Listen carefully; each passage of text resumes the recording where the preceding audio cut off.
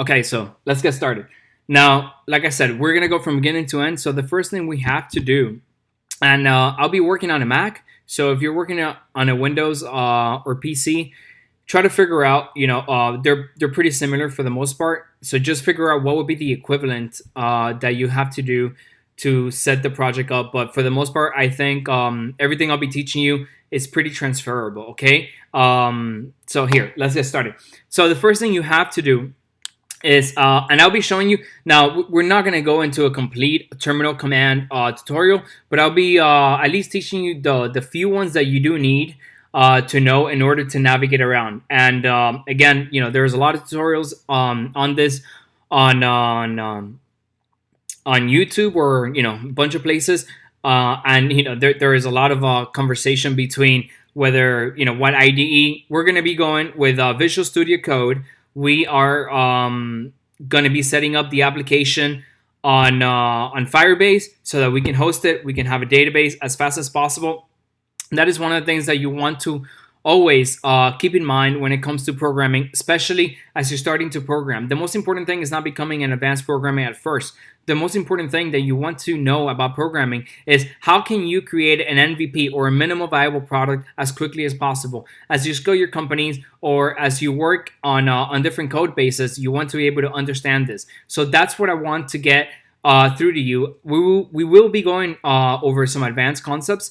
But the first thing and the most important thing on that every beginner programmer or even advanced programmers need to get through their head is that it is the speed at which we can get a first product in front of our users that will be benefiting from them. So that's why I want to give you all the tools you need that will speed up that process for you, and not have you learn complex things that other programming tutorials might be getting into. So let's get started. The first thing we're going to do is I'm going to go ahead, and I keep all my projects in a file called projects. So I'm going to go ahead and create a new directory here. This is, we're going to call it tutorials. And then we're going to go into that directory. Okay. And once you're there, we are going to, so here's some of the stuff I do just so you guys know my process. So here's a tutorial how to set up a React project with Parcel, and it makes it pretty easy for us. So why do I show you this? The reason I'm showing you this is because no matter what, and again, there is honestly there is tutorial after tutorial.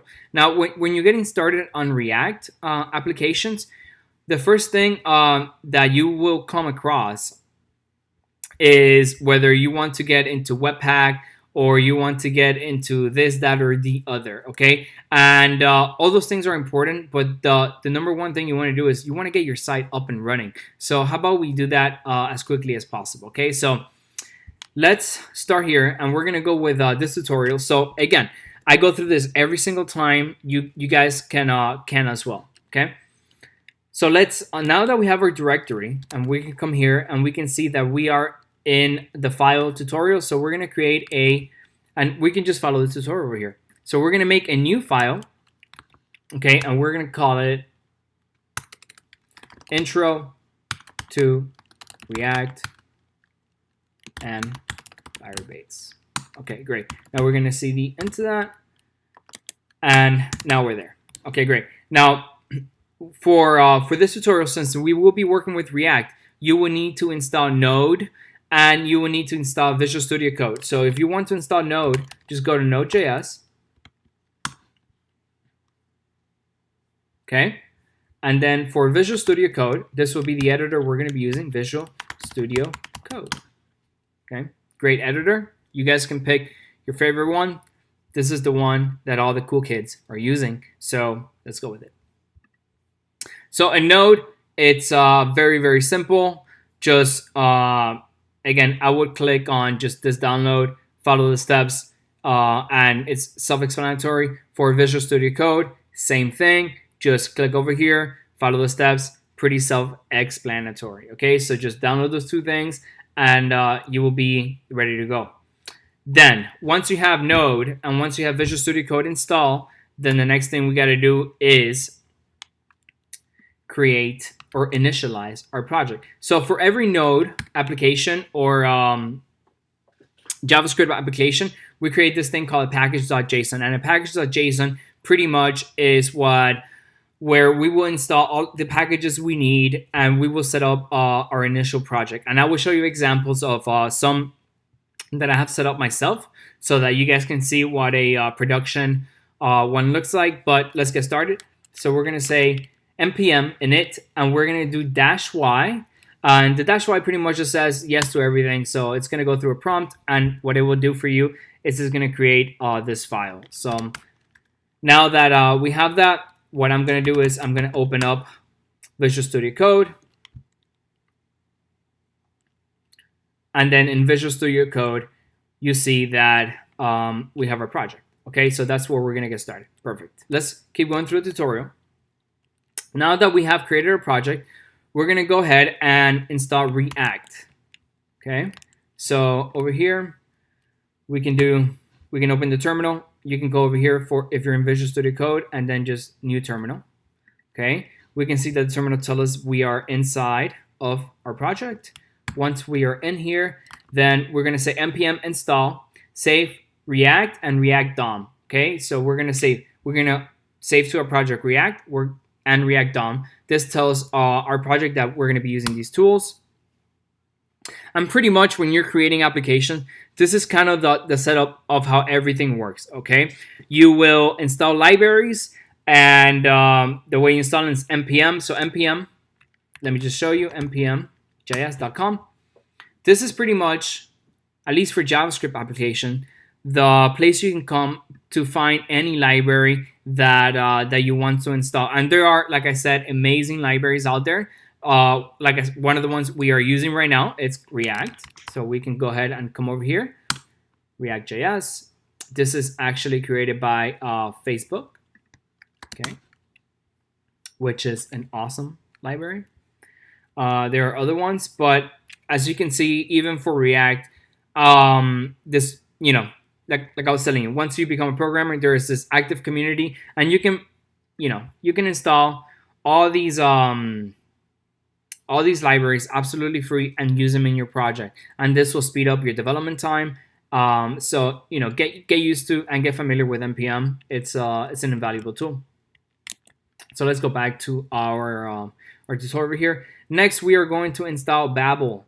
We're going to install Babel, and as well as Babel, we're going to install the Parcel bundler. So let me explain to you what all this is.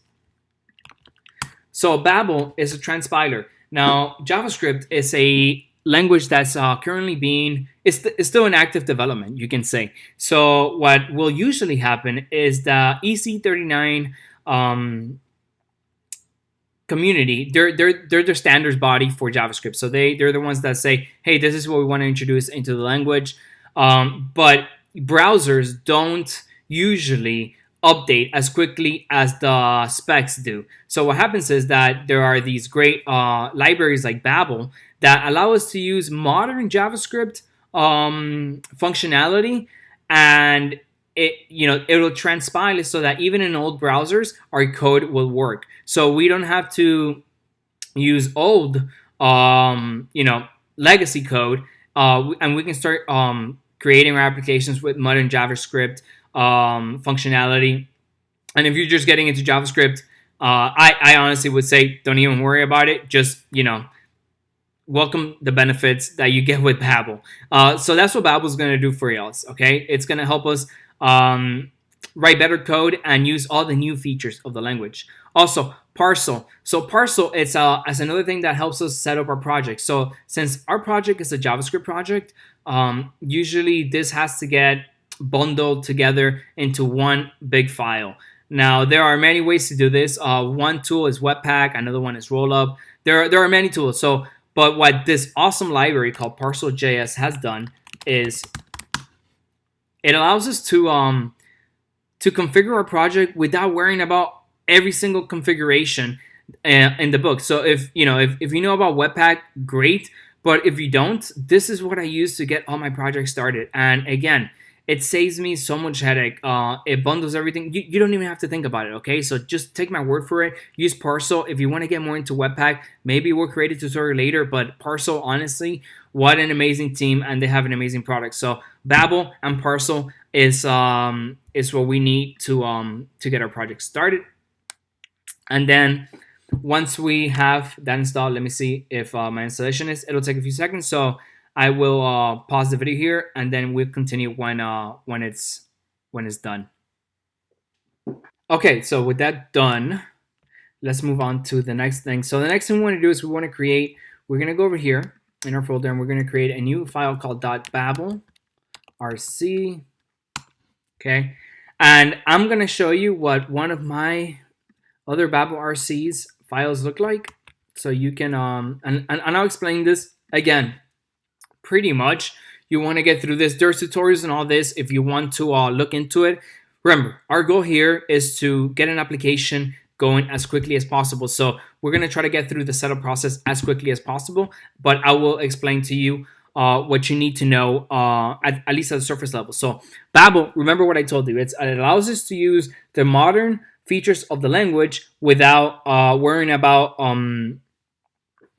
whether we are going to leave out any of the older browsers. Okay, so that's what it's about. So one of the things that we need to do with Babel RC is that we need to say, we need to create this folder and tell it, hey, we're using these kind of these features. Okay, so when you transpile our code, okay, when you create that file that we're eventually going to publish online, this is kind of what we're using. So don't freak out. Okay, and it allows it to then set all your features up for you.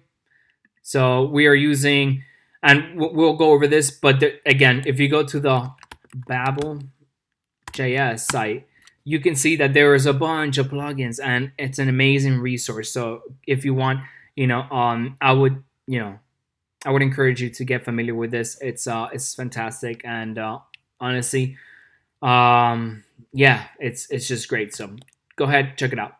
Okay, so let's keep moving through this. Okay, now that we have that, we will, let's see here. I don't know if we'll need the class properties, but let's just add it for good measure. And again, these are just features of new JavaScript. We won't use getIgnore because we won't be, at least during this tutorial, and later ones we might create one that's, where we're using GitHub and all that stuff, or Git. But for now, let's just keep it simple. Okay, and then the next thing we need to do is, I like to put my index files. So, project setup is very important. I would tell you, at first, as you're beginning, try to, just see what works for you. There are many ways to organize your files, and as your application grows, I would say this actually becomes very important, because you want to make sure that it's not, that is organized. Okay, that's the main benefit. So we're going to create, the first thing we're going to do is we're going to, and if you see me, we're going to create a file here called index.html. So this is going to be our main file. This is going to be, and you'll see with React applications, usually with most applications, you see all these huge, you see all these HTML files. With React application, we're actually just going to have one, which is fantastic. And then React is going to take care of the rest. So let's go ahead and do that. So what I will do here is I'm copying over some of the file I have used before, and as you create more and more projects, what you will find is that you will benefit from previous projects, because you can just get through this a lot quicker. So let me just explain over here.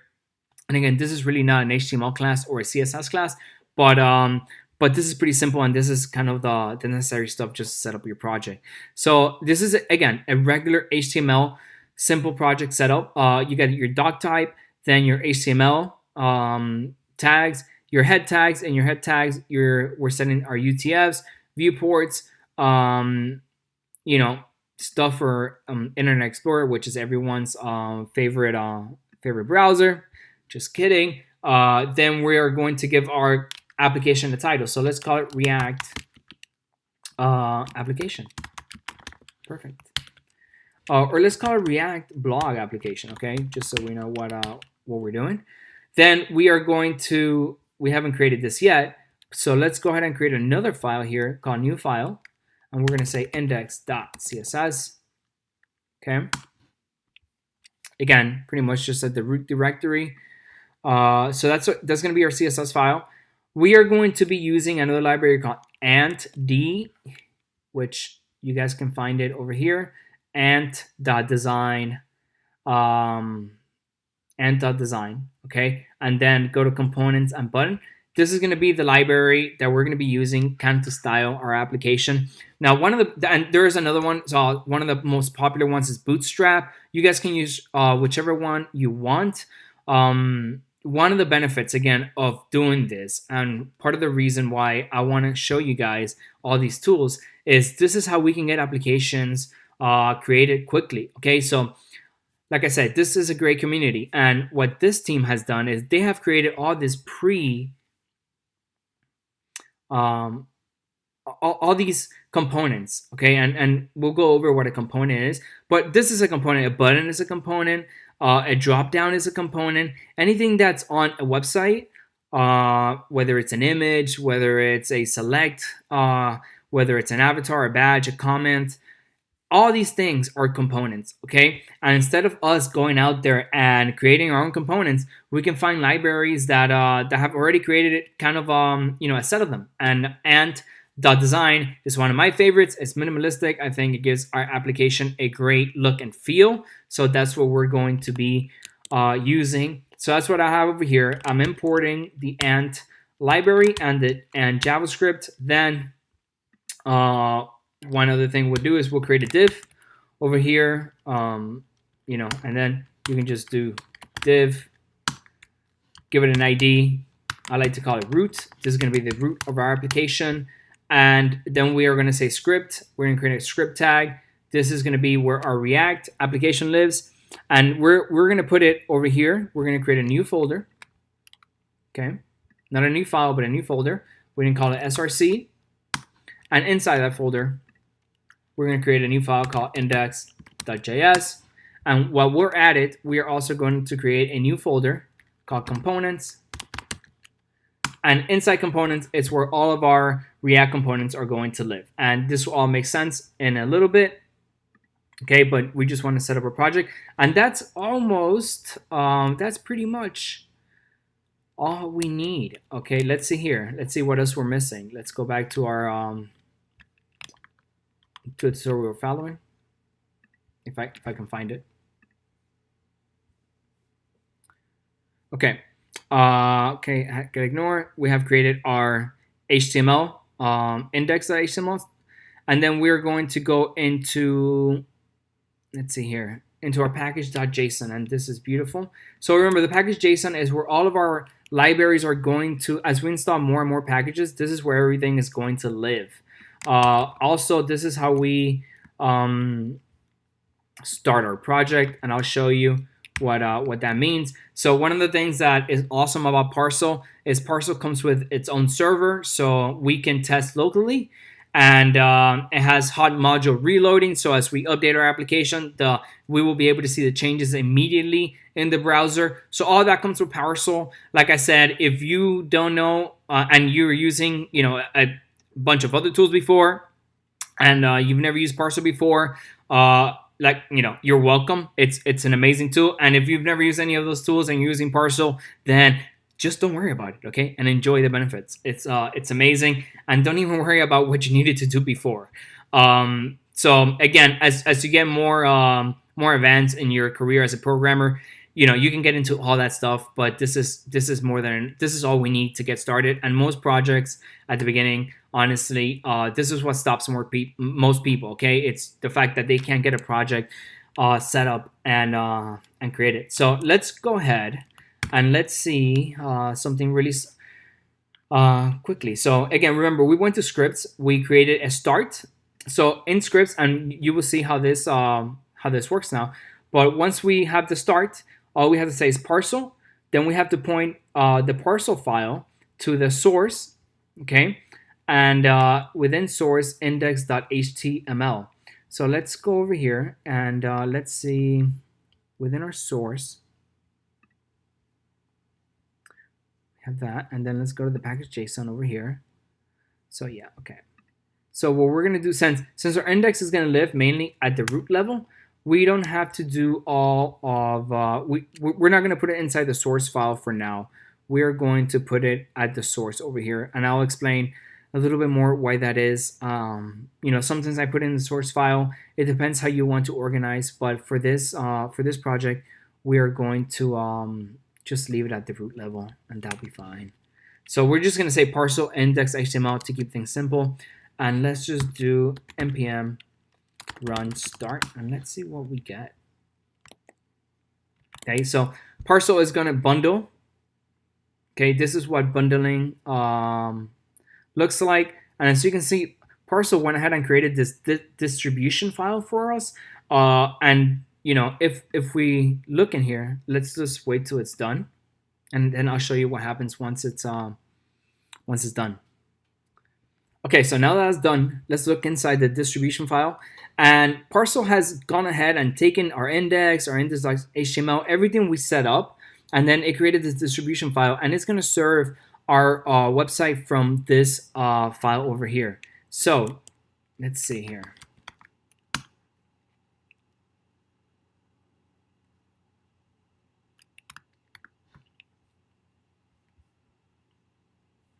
So if we go to localhost 1234, and right now we won't see anything. So let's fix that. Let's fix that, and here's a quick way to fix it. Hello. Let's go to our index file. Okay, index.html that we created. Hello, React application.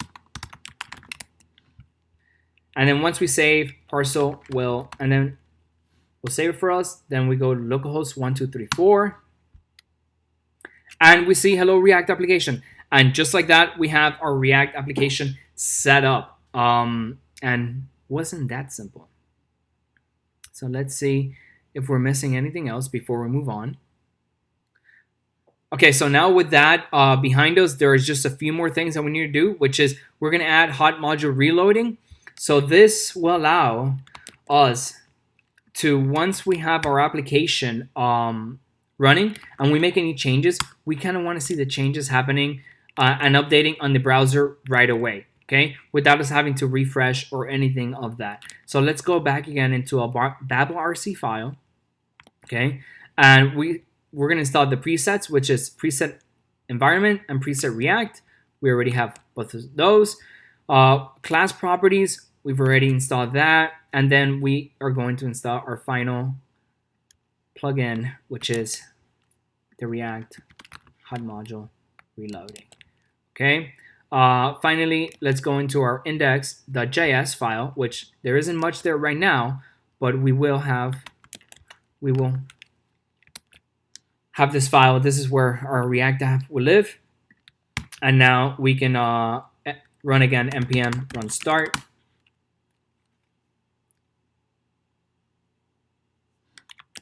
And if we go back to our server, we can see that again, we can see hello React application.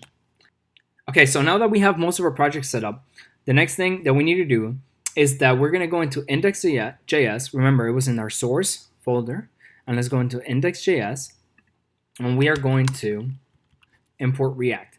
Now, what I'll be doing throughout the course is I'm going to be referencing other production projects so that you guys can see that what we're going to be doing over here is pretty close to a production project. And then that way you can see that, hey, with the skills that I'm learning over here, you should have the confidence to go ahead and apply for a job and know that what you have learned here is up to date and some of the most advanced React concepts that you'll be learning, okay? And so let's get started. So as you can see, we're over here in index.js. So the first things we need to do is two things.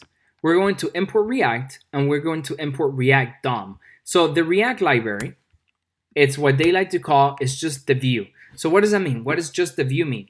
It means that when we are writing React and we're not writing HTML, it needs to take the JavaScript we have written and convert that into an HTML website. Okay, and the React DOM and the React site is what helps us do that. Okay, so these are the two things that every project at the beginning of all of our React files we need to import. Okay, then let's see here. After that, we're going to very simply create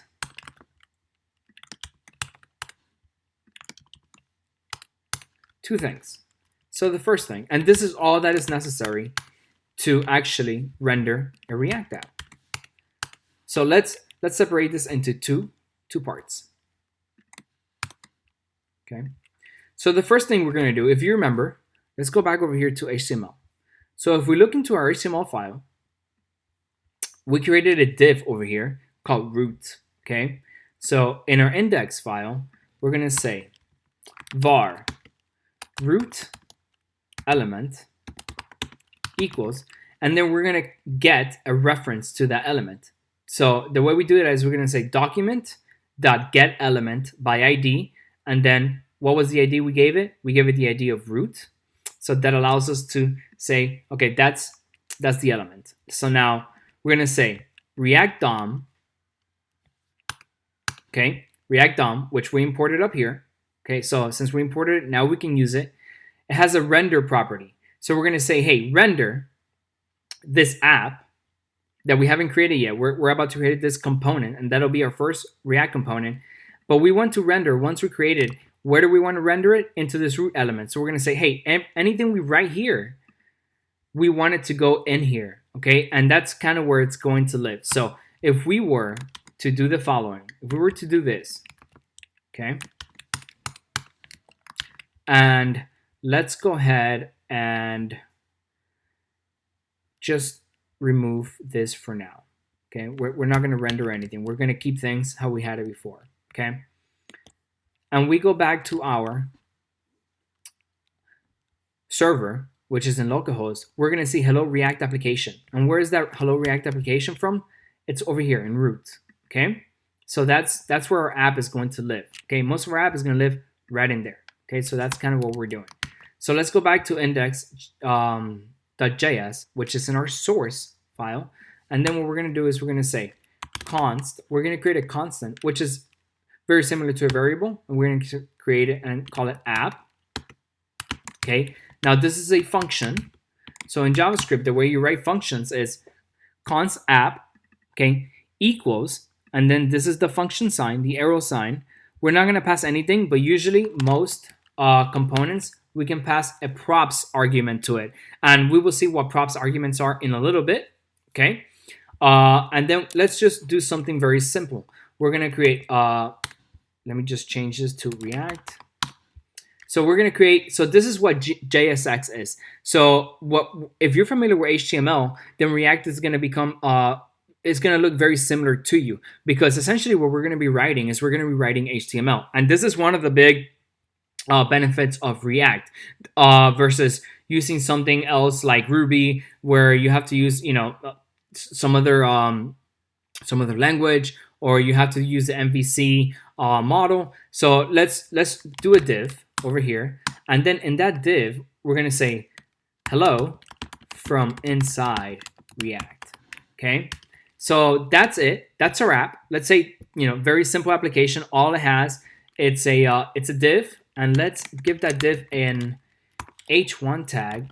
And inside that h1 tag, we're going to say hello from React app. So there we go. We have created our simple application. This application, all it does is it gives us a title. So what we are going to do is we're going to say, remember, the first thing is we said, where do we want our application, okay, to be embedded?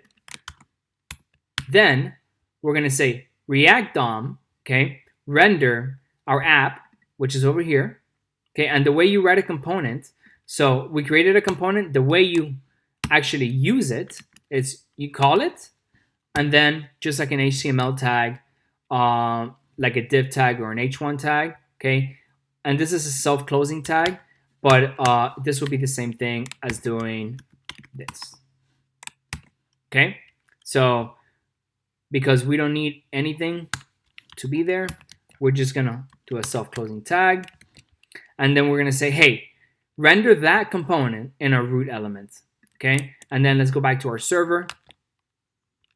Okay, and this is perfect. Let's see our debugging. So if you press Command Option I, it will open up your console. Okay, and this is part of programming. Okay, and this is actually a very important part of programming, which is learning how to debug. Okay, so let's see what it's telling us here. So it says error app. Nothing was returned from render. This usually means a return statement is missing, or to render nothing, return it all. So what did we do wrong here? So great, we created our app, but we missed something. Remember, every JavaScript application must have a return statement. So all we have to do over here is say return, open, close, and then we are going to move this over here. So now let's go back to our server. And what do we have here? Hello from inside React. So where is this being? Okay, so now we don't have this anymore. Okay, we're saying to our React application, hey, hello from inside React app. We created a div with an h1 in it, and then we're saying, hey, render that application inside our root element, and our root element is over here. Okay, so now our root element, instead of saying hello React application, what does it say? Hello from inside React. So what we are actually rendering, and like you can see, it's very similar to HTML. It's called JSX, but because we're using the React DOM, this is what allows us to write HTML looking syntax in a JavaScript application. Okay, so again, if you know HTML, this will be very familiar to you. And now we are rendering, and congratulations, you have actually set up the project and created your first React application. That is a huge feat, and we have done that in probably less than 10 minutes. So that's really what it takes, okay, to get started and create your first React application. So from now on, we're going to be creating our blog application. So I hope you're excited. I hope you can see that you can do this. This is an amazing skill, and this has been awesome so far. So let's keep on going. Okay, so you have learned how to create a React app and how to actually get a server going to render your React app. Now, the next thing we want to do is let's go over some of the main React concepts that we'll be using throughout the course. And then we will be using these concepts over and over again. So it's important that we go through the basics, so then we can get into some of the more advanced and start creating our blog application. So first things first. Let's say we want to say, let's change what we wrote in here. Instead of saying hello from React app, let's go ahead and say hello. And then we're going to say hello, Daniel. Okay. So again, we see that over here, that gets rendered out. So pretty awesome. But let's say we want this name over here to be dynamic. Okay. So the way we do that, it's simple. So React components, okay, and as we learned, this is a React component. React components take arguments, and we see that one of the main arguments they take is the argument of props. So props is properties passed in. So one of the ways we do that, and one of the benefits of that, is we can pass from parent to child, or from component to component. It's another way to put it. Anything that is dynamic, and we will see why this becomes important later as we're working with APIs. But for now, let's go ahead and do something simple so you can see the power of this. So we're going to say within our app component, when it renders, we're going to pass a prop called name. Okay, and we are actually going to say the name is, let's say it's Joe. Let's just go with that. And then we're going to say, okay, hello. Then we're going to say open and close parentheses, okay, open, close brackets. That's the way you interpolate. So interpolation, it's a way of saying, since it's not a string, what we actually want to do is we want to evaluate we want to run this code inside React and interpolate it as a string, okay? So we're going to say props dot, and then what was the argument we passed? We passed the argument name. So we know inside of props, we have this argument called name. And then let's see what we get. So now we see that we get hello, Joe. Okay, so this is a dynamic variable, okay, that we can pass in here. And we can pass in here, hello, Amy. And we see hello, Amy. So that's one of the ways that you can pass arguments or any information or data from React component to React component. Okay, we pass it through props, and this again, this becomes very important once you are organizing your projects. You will see how this is the way that we're actually going to be able to create complex applications, and in a way that they're dynamic and they can grow and scale without, without getting too complex, okay, and manageable. So let's take this out because we're not using that at the moment. And then let's go back to hello world. Let's just say that hello world. Actually, I like better hello universe. Okay, how about let's dream big here. So one of the another benefit of React that I want to show you now is the concept of reusable components. So let's go into our components file, which right now we don't have anything. Okay, very, very sad. So let's create a new file. Let's create this file and call it app.jsx. Okay, so we have this file called app.jsx. And what's the first thing we should do? Okay, let's see if anyone remembers. First thing we need to do is import React. Okay, simple. Import React. And then we're going to say import React from where? From React. Well, that's pretty self-explanatory. And there we go. Then we're going to say function app. So this is the convention in React. What you will see over and over again. There's many ways to do this, but what you will see is that the components are written with capital letter first, then that component, that function that where we're going to be writing our application code is also written with a capital letter, okay? And then what we're going to do, we're going to just set up the file before we start doing anything. We're going to say export default, and then we're going to say export default app. Great. And then we're going to come back over here, okay? And then we're going to go into the app. We're going to move this code over to app. And then we're going to delete it from here. Also, in app, of course, we can pass props.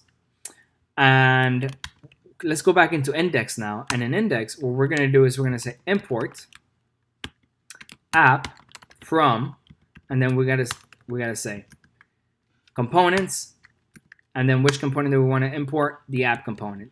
Okay. So now that we have app over here imported, we can again use it over here. Otherwise, let's just see what happens if we don't do that. If we don't do that, and we come back over here,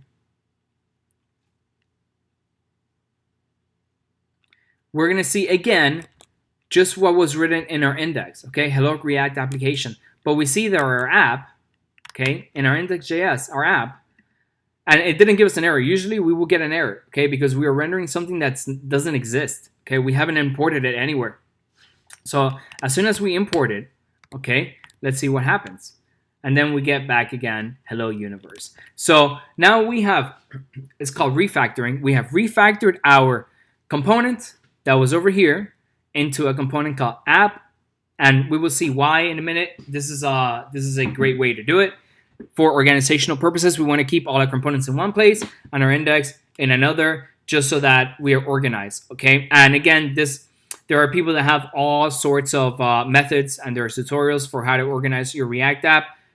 Remember, we're trying to create something that's, we're trying to create the skill that allows us to create applications quickly. I know exactly what's happening inside and out of a React application. Later on, we can all get into how to organize it, how to do this, how to do that. The most important things is how do you create a React application? What are the React things that are important? How do you deploy it? So how do you host it? How do you work with APIs and databases? And that is what we're going to be learning here in this class.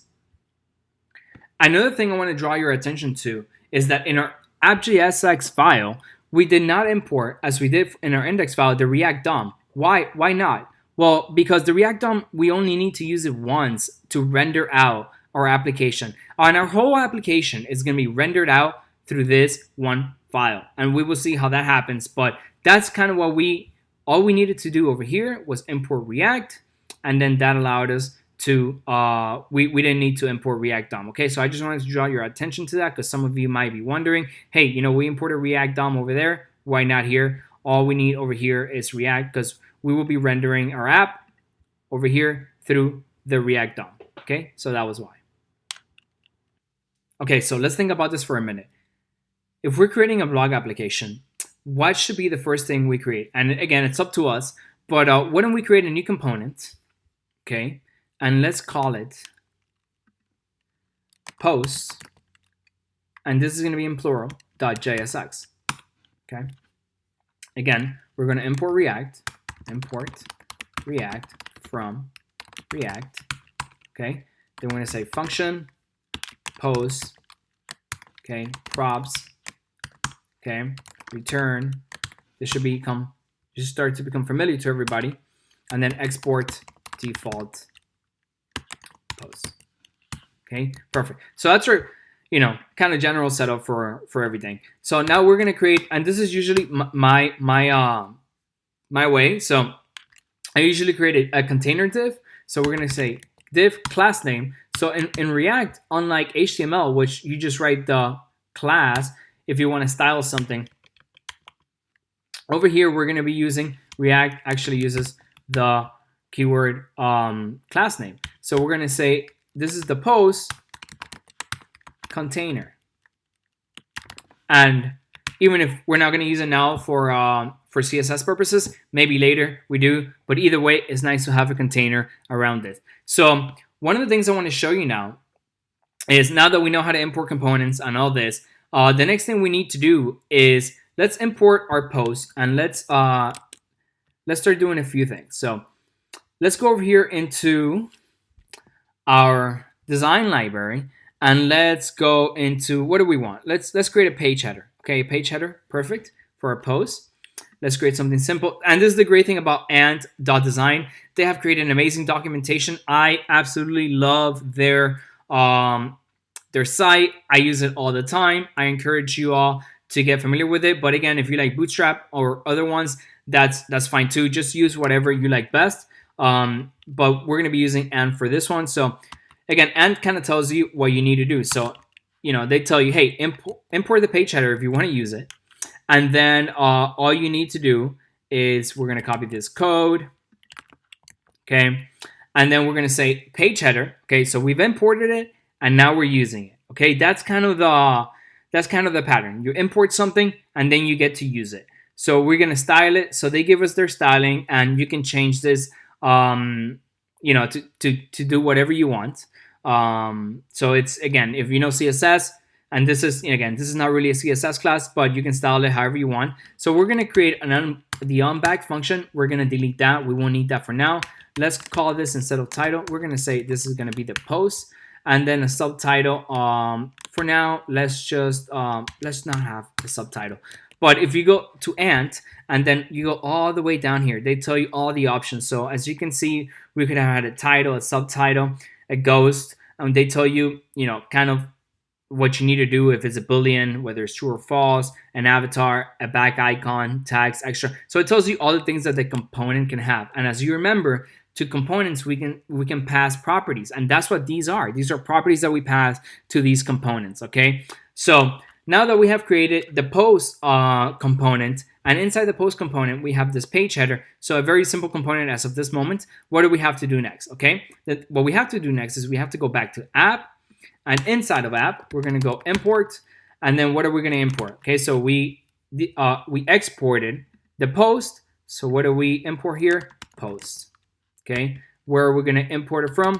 We're going to import it from, and then we're going to go post. Okay, perfect. And then now that we've imported, what's next? Well, the next thing is we are going to say, instead of hello universe, we are going to replace that with our post. And then let's see what we get in our server. So Parcel, again, Parcel, depending on your connection, it'll take a few seconds usually. So it's pretty quick. So let's just wait till Parcel is done. Okay, great. So we can see that we have now our header. Now, one of the things I like to do at this point is let's do some simple styling. And this is really, again, like I said, not really a CSS class. So most of the CSS will be provided for you. And I don't think anybody wants to see me styling something, nor am I the greatest styler. So let's just go ahead and let's do this. Let's do HTML body, and we are going to let's give it a width of 100%, height of 100%. Let's do also a padding of 20 pixels. Let's see how that works out for us. Okay. We're gonna refresh our server, and that looks pretty good to me. So now that we have our post component over here, we've imported it. We're using it. Let's also give this this div app container. Okay, and now we've created a post.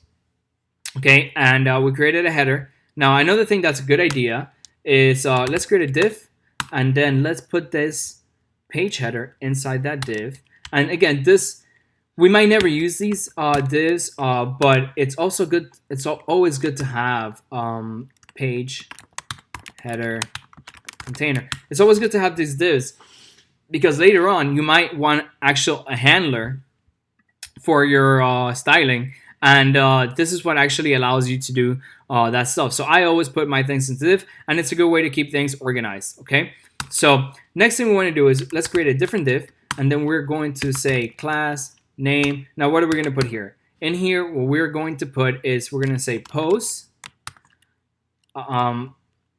Let's see, we already have post container up here. So what are these going to be? Let's think about this.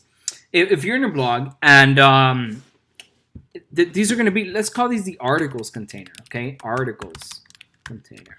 Okay, and well, you know, one of the big issues, or one of the big things in programming is naming and finding good names to put on things. So again, choose whatever is easier for you. But sometimes you'll see me go back and forth between names. It's yeah, it's silly, but it's important later on when you're looking back in your code and you're like, you know, what the hell did I write? Who wrote this?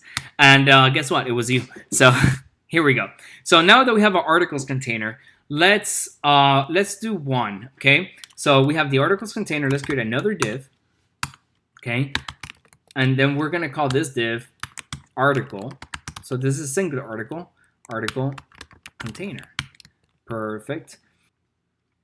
Okay, great. So let's go back to ant.design. And if we look over here in components, we can see that they have data display. And that's kind of where we want to like look for right now. We can go through each of these, but I think what we're looking for right now, it's a card. Okay, and let's find something. So over here, they show you all the type of examples. Again, I love this website. And it shows you different types of cards, how to style them, what they can look like. You know, so there's cards that you can put pictures on, a little title with a little, you know, subtitle or a link, different ways to style the cards, different ways to have cards loading. So before the information loads, this is what it can look like. And then this is what it can look like after the information loads. Let's look for something similar to this. So this could be the, if we're making a blog, this could be the blog title, right? And then this could be maybe a snippet of what's inside of the blog article. Okay, so let's go ahead. And again, they are so awesome that they even give you the code, so you don't have to think too much, which again, it's always nice. So let's go to post. Okay, we're gonna say, hey, we want to use card from the ant design library, and then we are going to use, let's see here, they will give us this.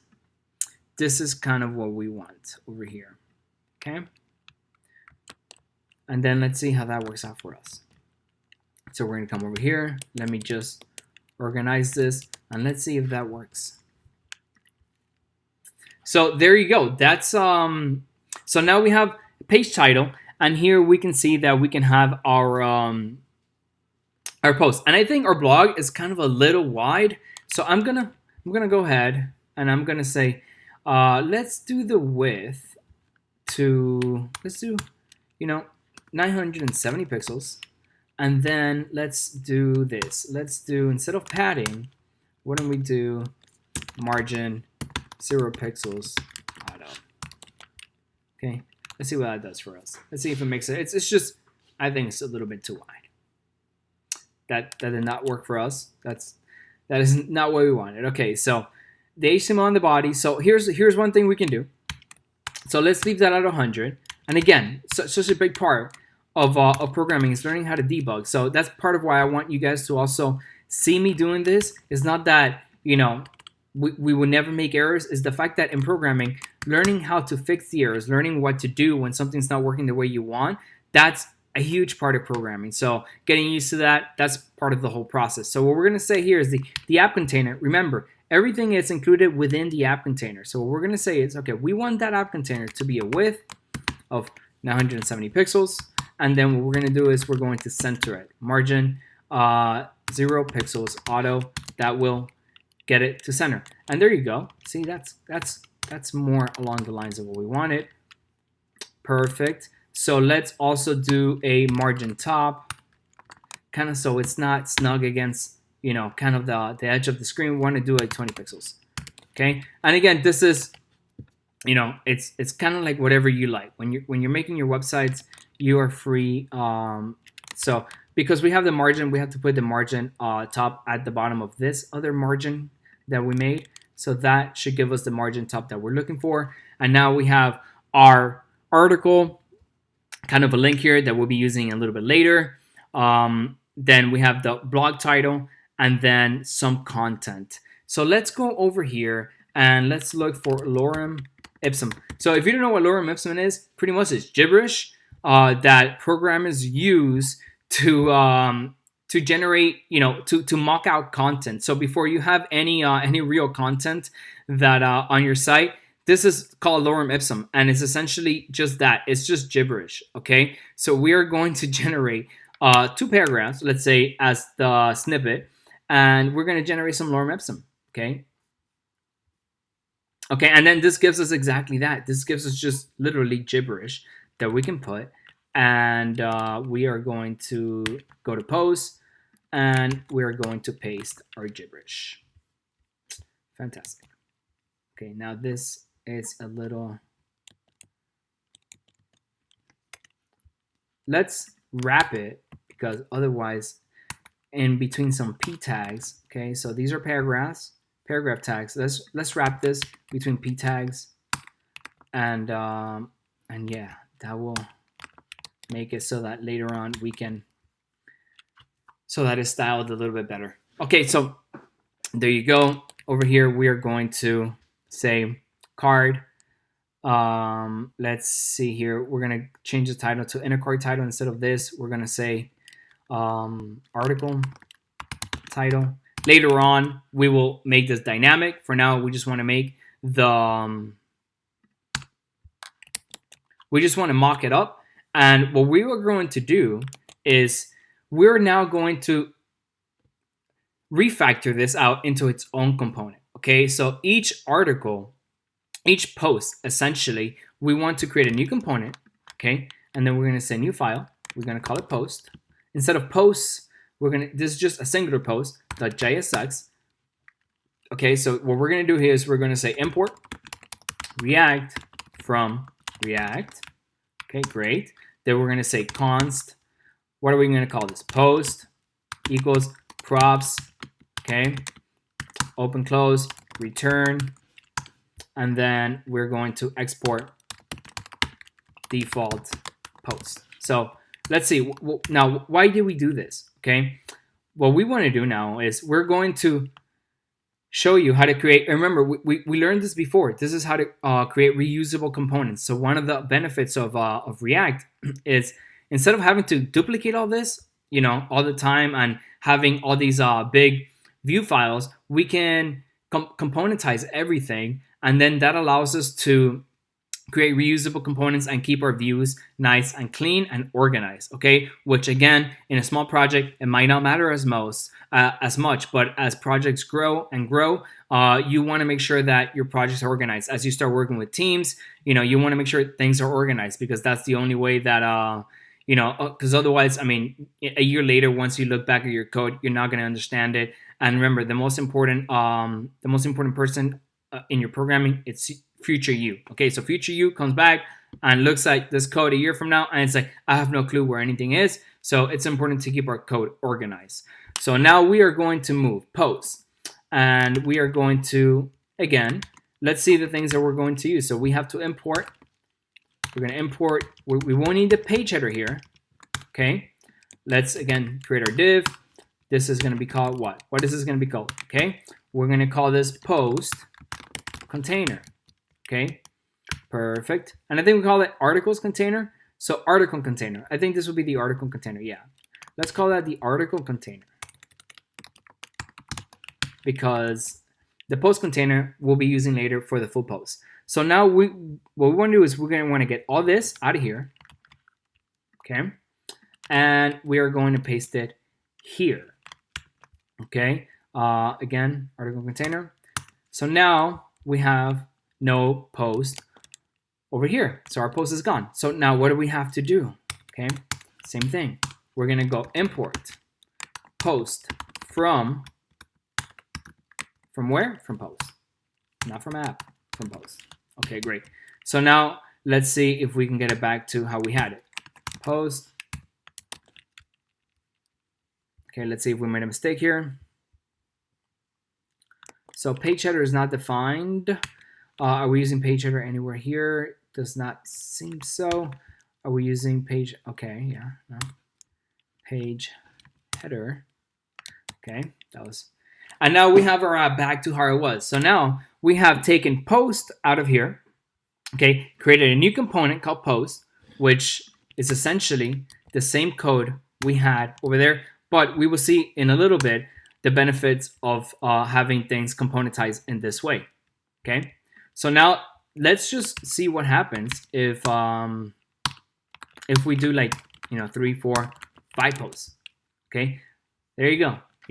So instead of us having to copy all this code over and over again, we just come over here and we just repeat this component. And look how nice our app looks. Okay, it's not overly massive. We have this component called post that we can reuse, and I will show you in a second how we can create dynamic content that goes into this component, and it doesn't all have to look the same. All right, so now that we have our posts, let's try to work with something different. Okay, let's start by creating a mock API, and I've gone ahead and created one. Okay, and you will find this in your class notes. So this is a file down here called mock API, and all of this is a JSON with a variable, and all it has is it's an array of objects with a title and content. Okay, same thing we had before. Okay, and then we exported it. So now what we're gonna do is we're gonna go into posts. Let's go into posts, and within posts we're gonna say import API from, and then we're going to say mock API.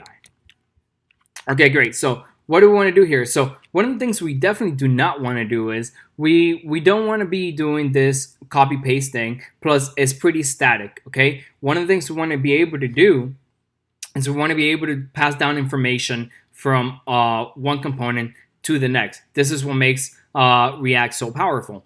Okay. So in our mock API, remember, let's take a look at how it looks. It says there's a title and then there's a content. Okay, great.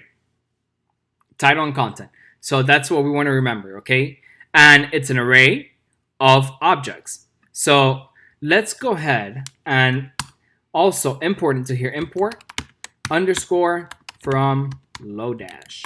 So Lodash, again, is another one of those libraries that you want to get familiar with. It has a lot of utility functions that we're going to be using to parse through our data. So parsing through our data pretty much means to, view our data, analyze our data, go through our data. There's all these things that we're going to be able to, we're going to be able to need to do in order to organize our data into the form that we want to display for our users. Okay, so Lodash, one of my favorite libraries. There's a few other ones that are like it. So pick your favorite. I think Lodash is great. It's pretty easy. So that's the one we are going to be using. And one of the first functions that we are going to use from Lodash is the map function. So the map function, we will see it. I think it'll be easier to show you than to explain. So remember, we've imported the API and we've imported Lodash. That's all we've done so far. And our site should still look the same. Okay, so let's go ahead and remove all these posts. So now we're back to one post. So let's leave that one post there, and then let's see what we can do with Lodash. So we're gonna go underscore dot map. So this is a function on the Lodash object. So on the Lodash object, there's this function called map, and what we're gonna pass to map is our API. So we're gonna pass an object to it. Remember, our API looks like an array, okay, of objects.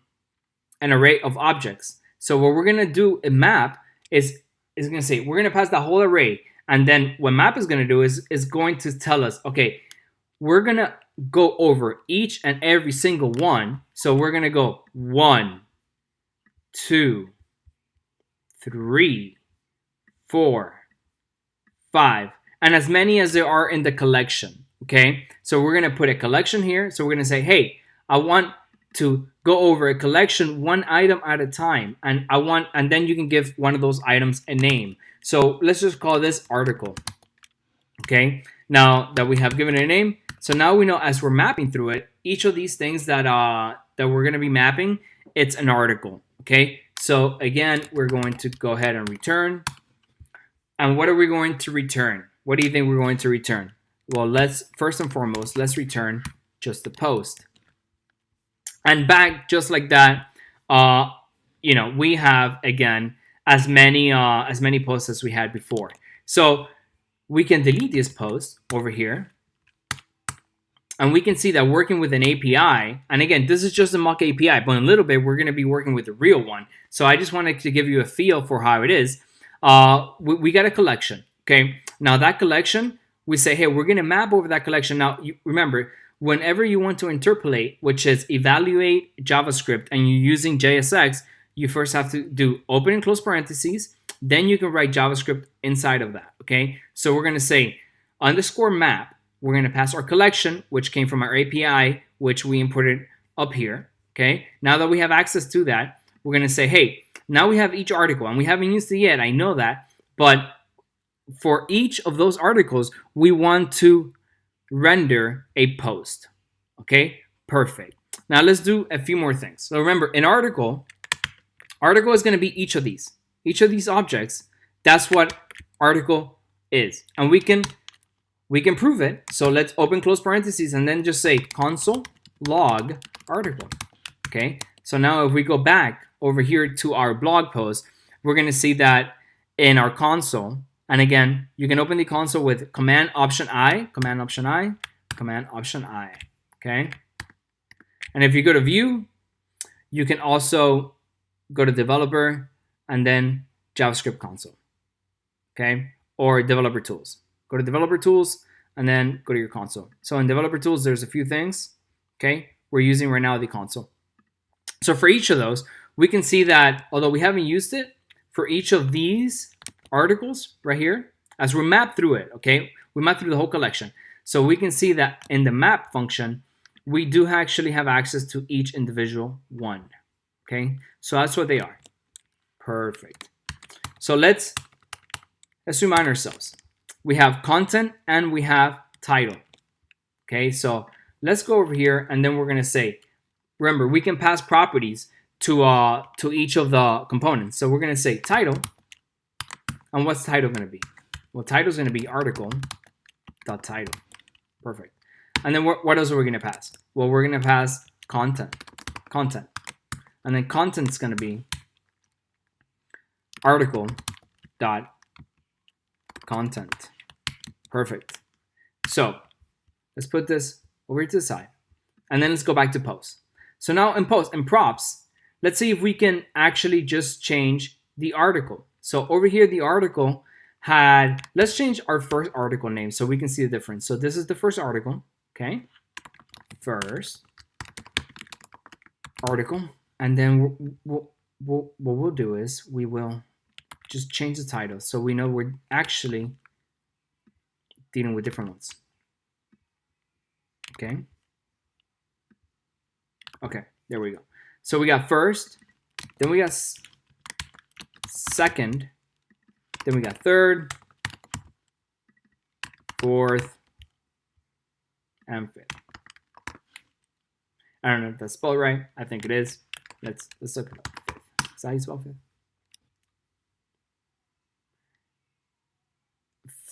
fifth? Fifth. Missing an F. Okay. My English teacher will be very mad at me for that. All right. So here we go. So we have the articles, and for the most part, in our mock API, they're kind of the same, but the titles are different. So we should be able to see the difference. Okay. So remember, in our post, we map through our API. Okay. Then that gives us an individual article at a time, and then what we want to return, okay, it's a post for each of that. Okay. And for each post, we're passing two properties. The properties are title and content. And remember, we get that from each individual object. Article. So article.title has the title, and the content is an article.content. So let's go to post, and instead of having this static title, let's go ahead and create props dot, remember, title. So over here, we can access that title that we passed into here through that property. So props.title, and we have first article, second article, third article, fourth article, fifth article. Okay, so that's how we can pass dynamic content. And over here, instead of having these static P's, what we're going to do is we're going to say P, we're going to create a P tag, and inside that P tag, we are going to put props.content. Okay, and that will give us our content. Now our content is a little bit smudged together. We will fix that later, but instead of having before we had two paragraphs, now it's kind of just bunched up. That's something we will fix later. When in string interpolation, it's really hard to do that, just the way our API is set up now. So that all has to do with how we set up our API. But it's, again, not a big deal. The most important thing that we want to see here is that we are actually rendering each of the articles, okay, and as well as the content, all dynamically, okay. So and then let's give this also a class name, and let's call it article content, and that's perfect. So now we have componentized our post. Okay, we have a post component that actually renders out all our posts. We can also, just so you know, we can, using some of those cool new JavaScript features, we can do this, and then it's an implicit return, meaning we don't have to write as much code. And yeah, we've used an API. Okay, and an API, it's simply that. Okay, it could be this simple. It's just a way of organizing information that is consumable for the user, and the user could be a programmer, or it could be any number of another application. It could be many things, but that's usually what we're talking about when we're talking about an API. So now we've learned how to create mock APIs. We have our application, which is just really rendering the post component, but the post component now is made up of these two components, which is a page header and a post. Okay, and we just imported the post once, but we used it 5 times. Okay, and the way we did that, and not just did we use it, we also pass properties. Okay, and if we go to post, now we're using those properties dynamically in 2 sections of our card over here, props.title and props.content, and that's actually what has given us our blog. And our blog, in a short amount of time, is actually looking really great. So the next thing we're going to do is actually go into an individual article, and also about routing. So how do we go from one article to the next? How do we view different routes? How do we create routes? And that's what's coming up next. Before we get into routing and actually creating our post, let's refactor a little bit. And it's always good to refactor as you're going. You will find new things that you're like, oh, I wanted to do this differently. And again, it's all about code reuse and code organization. So instead of calling this post, let's call this post snippet, because that's really more accurate to what it is. So we have to change it here. We have to change it here.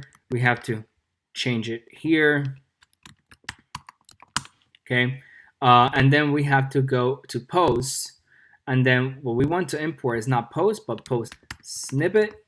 And also here. Okay. And then that should be good to go. We'll check right now. And let's see. Okay. Now here's an error. This is a great thing about the console. It says each child in a list should have a unique key prop. So where is this? We're getting this from post. So if we go to post, and as we're mapping, so one of the ways React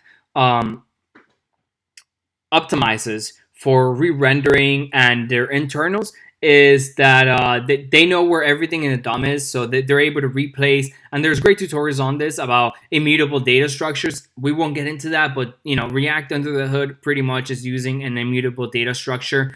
And part of the way we help React do that, so our applications go faster, is we give, whenever we're mapping over something, whenever there is a repetition of something, we have we give it a key, and the key could be anything we want. One of the easiest ways I find of giving things key, so, and it's just the prop. So I go ahead and I do that. So in the map function, it just so happens that besides giving us the article, okay, mapping through each article, it also gives us an index to know where we are. And an index in JavaScript, for those of you who don't know, starts at 0 and it continues on. So if we have a collection of 5 items, our index will start at 0 and it'll end at 4. 0, 1, 2, 3, 4 equals 5. So that's kind of how that works. So we're saying, hey, for each post as the key, it doesn't really mean anything other than for the React internals.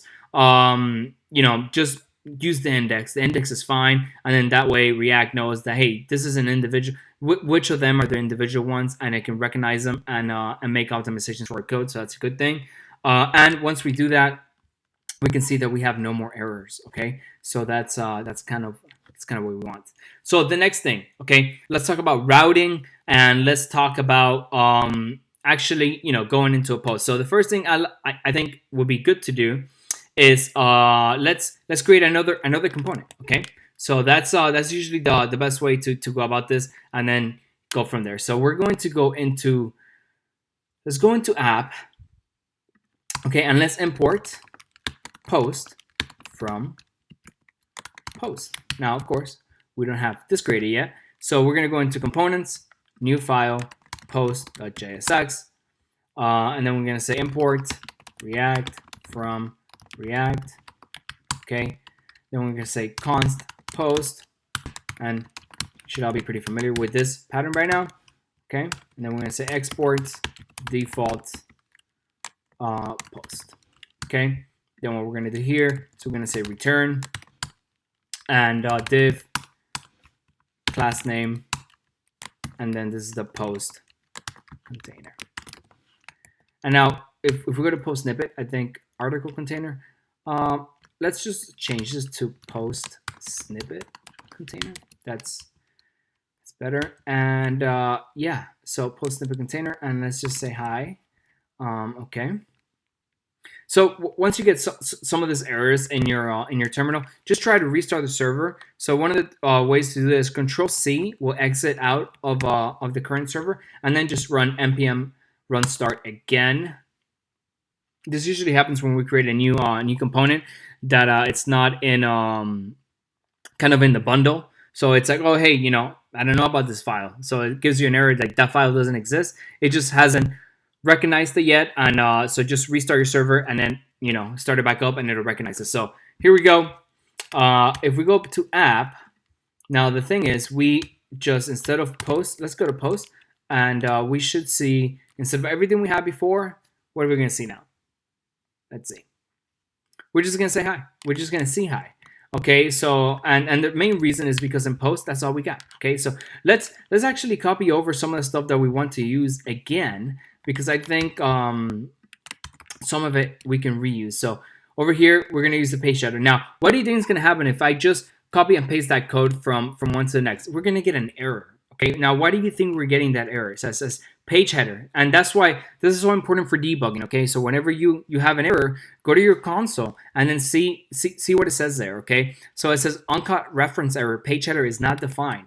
So what's happening is we're trying to use a component that we haven't imported yet. Okay, so if you remember what we did here in posts, we went and imported page header. So we have to do that again. So once we import it, we can use it, and there it is. So let's do something. Let's, instead of the title being post, let's call this title. Well, let's just leave it as post for now, and then we're gonna use something with the API. Okay, so let's just leave it for title for now. Okay, so now that we have that, now what's the next thing? So next thing, again, very similar to what we did over here with post snippet.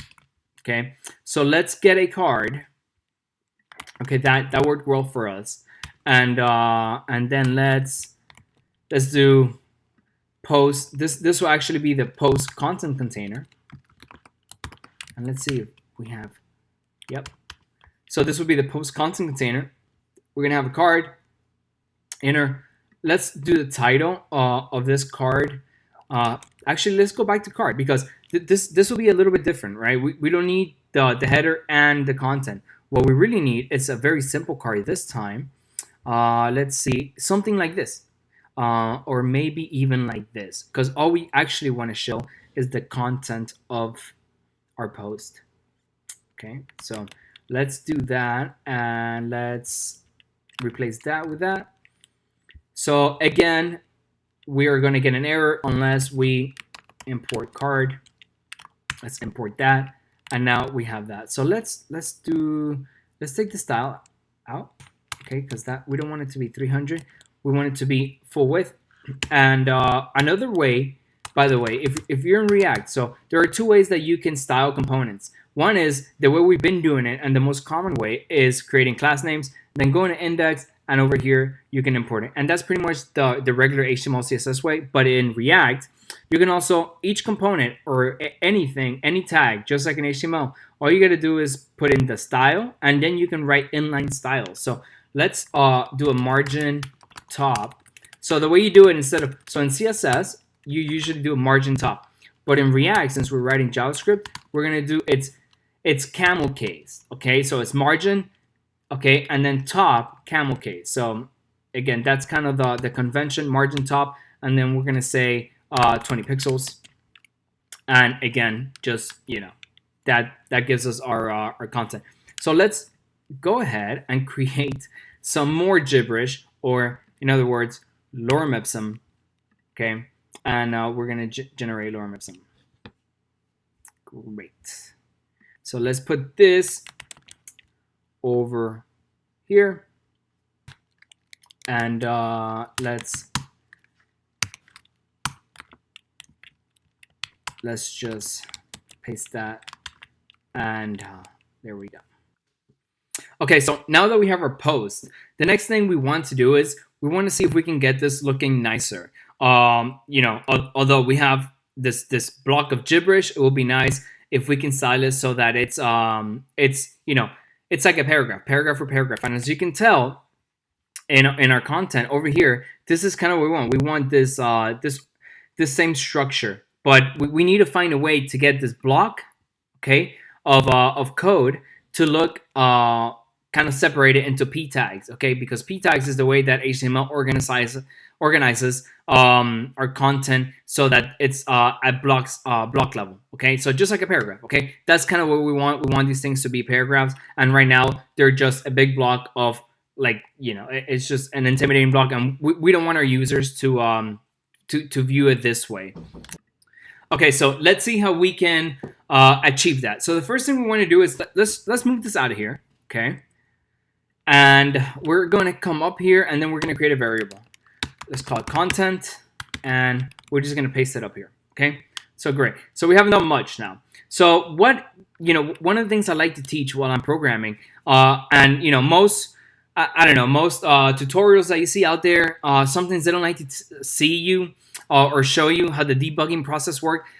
Honestly, the debugging process is one of the most important parts of programming. Learning how to solve problems as you're programming is going to become one of the most important skills that you'll have as a programmer. Whenever, you know, as you get into a career, you will find that to solve big problems or something, someone has usually solved them in the past.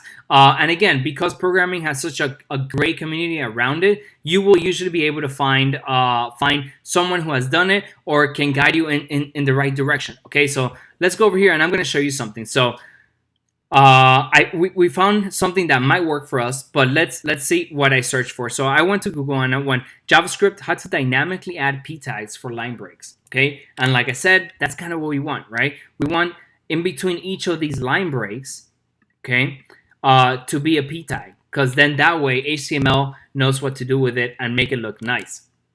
Now over here, we found someone who was having a similar issue. Okay, so let's see if they were able to help. They were able to solve their issue, and it sounds like they were. Someone in the forum went over here and said, "Hey, you know what? This worked for me. Try it out. It might work for you." So let's try it out. Okay, so we want to save it. Let's remove that semicolon over there, otherwise it's gonna give us an error. And instead of text, what do we call ours? We call it content. So let's put content, split. Okay, so what's going on over here? Let's go through this code and analyze it. So content, then we're gonna split it on the new line. So the split function is a function that JavaScript has for strings that all it does is, hey, for each new of these lines, I wanted to split it and create a collection. So now we're gonna have an array, and an array is just, 1, 2, 3, 4. Okay, so we're gonna have that structure, that data structure, but instead of 1, 2, 3, 4, they're each gonna have a whole line. Okay, and then we're gonna have 1, 2, 3, 4, 5 lines in that array. Okay, so that's what the split on new line over here, that's what it's doing. And this is a regular expression for a new line. Again, regular expression is of course all unto itself. We won't get into it here, but just so you know what's going on there.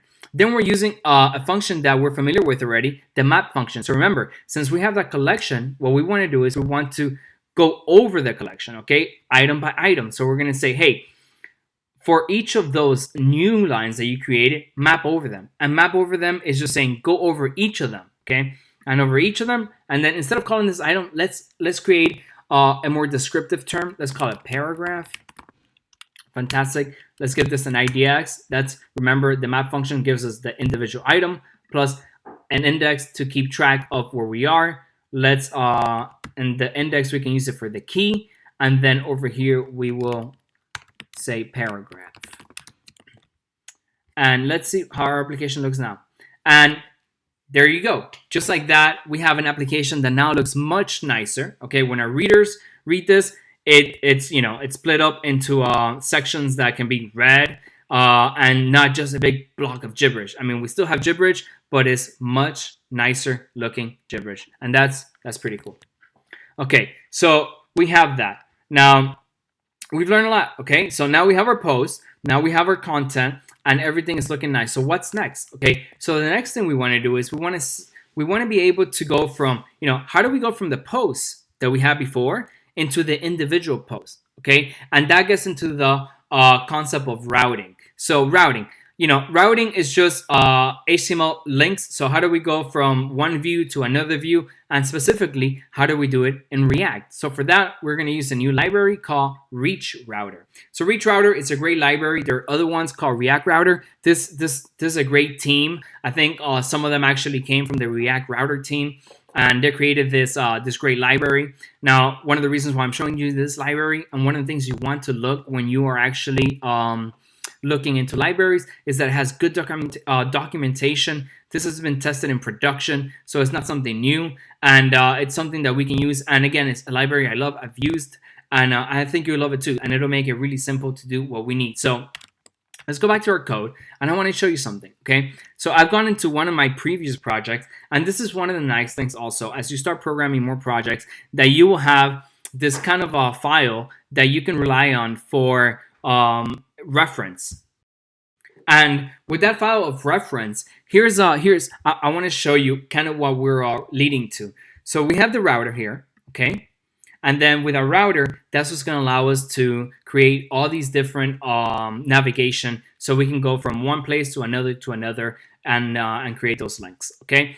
And over here, very simple. All we're going to do is we're going to import router from Reach Router. And again, if you ever have any questions, go to the documentation. It's pretty self-explanatory. So whatever questions are not answered here, or you need to review some of it, the documentation for all these libraries, just like Lodash, as you can tell, great documentation.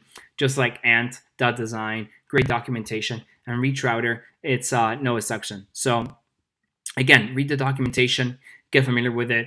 It's one of the ways that it'll speed up your programming as well. So let's get into it. Let's get into routing, and let's see kind of what we have to do. So we've gone over here. So let's go to app, and in app we're gonna go import router from where? From Reach Router. Okay, great. Actually, let's not put it in app. Should we put it in app? Let's see here. So these are some of the things that you have to yeah, so let's put it in app. I was just thinking maybe we should put it in the index, but in the app, that's where most of our application is going to live, and then we're going to render it to the index.js. So we want to keep that index.js pretty slim, okay, like it is now. Okay, so if we go to source, remember, index is pretty slim, but our app, that's kind of where the meat and potatoes of our application is at. So let's do something. Let's wrap it around. Okay, let's do the router. Okay, and again, this you can get it off from documentation. I've done this before, so that's kind of what we're leading into. And let's go over here. Okay, and then let's leave this open. And the reason I want to do this is because I want to show you that we are creating something very similar to a production app. Okay, this is not kind of a play app. This is the same skills that you will use in your job as a programmer, and that's one of the reasons why I'm so excited to teach you this, because you can actually take this from this course and into a job. And again, if you do get a job, please leave a comment. I love to hear it. That's kind of why I'm teaching this. I love this, and I think it's a great skill to hone. So let's within our router, the first thing we have to do is we have to pick what's the default route. And the default route, all we have to do is add a slash to it. So let's go into app, and let's make instead of the post, let's do the post, and then let's call it default. Okay, that's another way for it. And now if we go back to our application, we are back to all of our posts. But then let's make and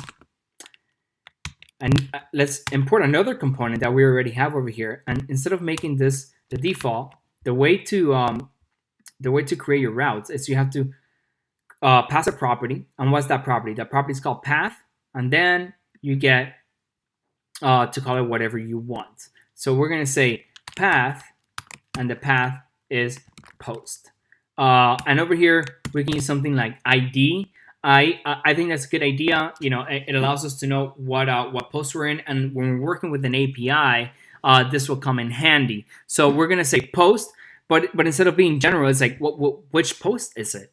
Because like we see here, we have many posts. So we want each of these posts to have an ID, okay? And we'll be adding all that, okay? But that's the first thing we want to do. So we have the post, then we have the post, and then when we have post, this colon, what it does is it allows us to access this later on. We'll see this later on, but essentially this is kind of like a variable, okay? And so this is very dynamic, okay? It's not that the path is going to be post colon ID. It's going to be post, and then this will get replaced in the actual URL with the actual ID, okay? And we'll see that in just a second. So fantastic. So now we've added our routes. So now let's go to posts, okay? Because in posts, that's where we're actually rendering, and that's our default, okay? That's our default route, but that's where we're also rendering all the other post snippets, okay? So within post snippet, we have, remember, the way we wrote this, okay? We have the page header, and then we have the post snippet. So let's go into the post snippet component. So we are going to, not into post, but let's go into post snippet. Okay, because the post snippet is, remember, the individualized component. So in here, what do we have? We have this extra. And again, if we go to the Ant design documentation for card, okay, let's go over here and read extra. Content to render in the top right corner of the card. And if we go to our app, that is what we're seeing. Let me just do this. That is what we're saying over here, right? So that's the extra, okay? That's what's rendering, and it says more. So instead of saying more, let's go read article. Let's call it that. So now it says read article. Let's say read full article, okay? Read the full article. So now we have a link. So now that we're here, what we do need to do is from reach router, they also have this component called link. Okay, so a link is exactly what it sounds like. It's like an 8xref. So we're going to, and if we look over here, let's go into the reach router documentation, and then let's see what links need. So a link is very similar to a routes. So first we create the router, and then what we do in the router is we have to tell it a path, and that path is later going to be used in the links.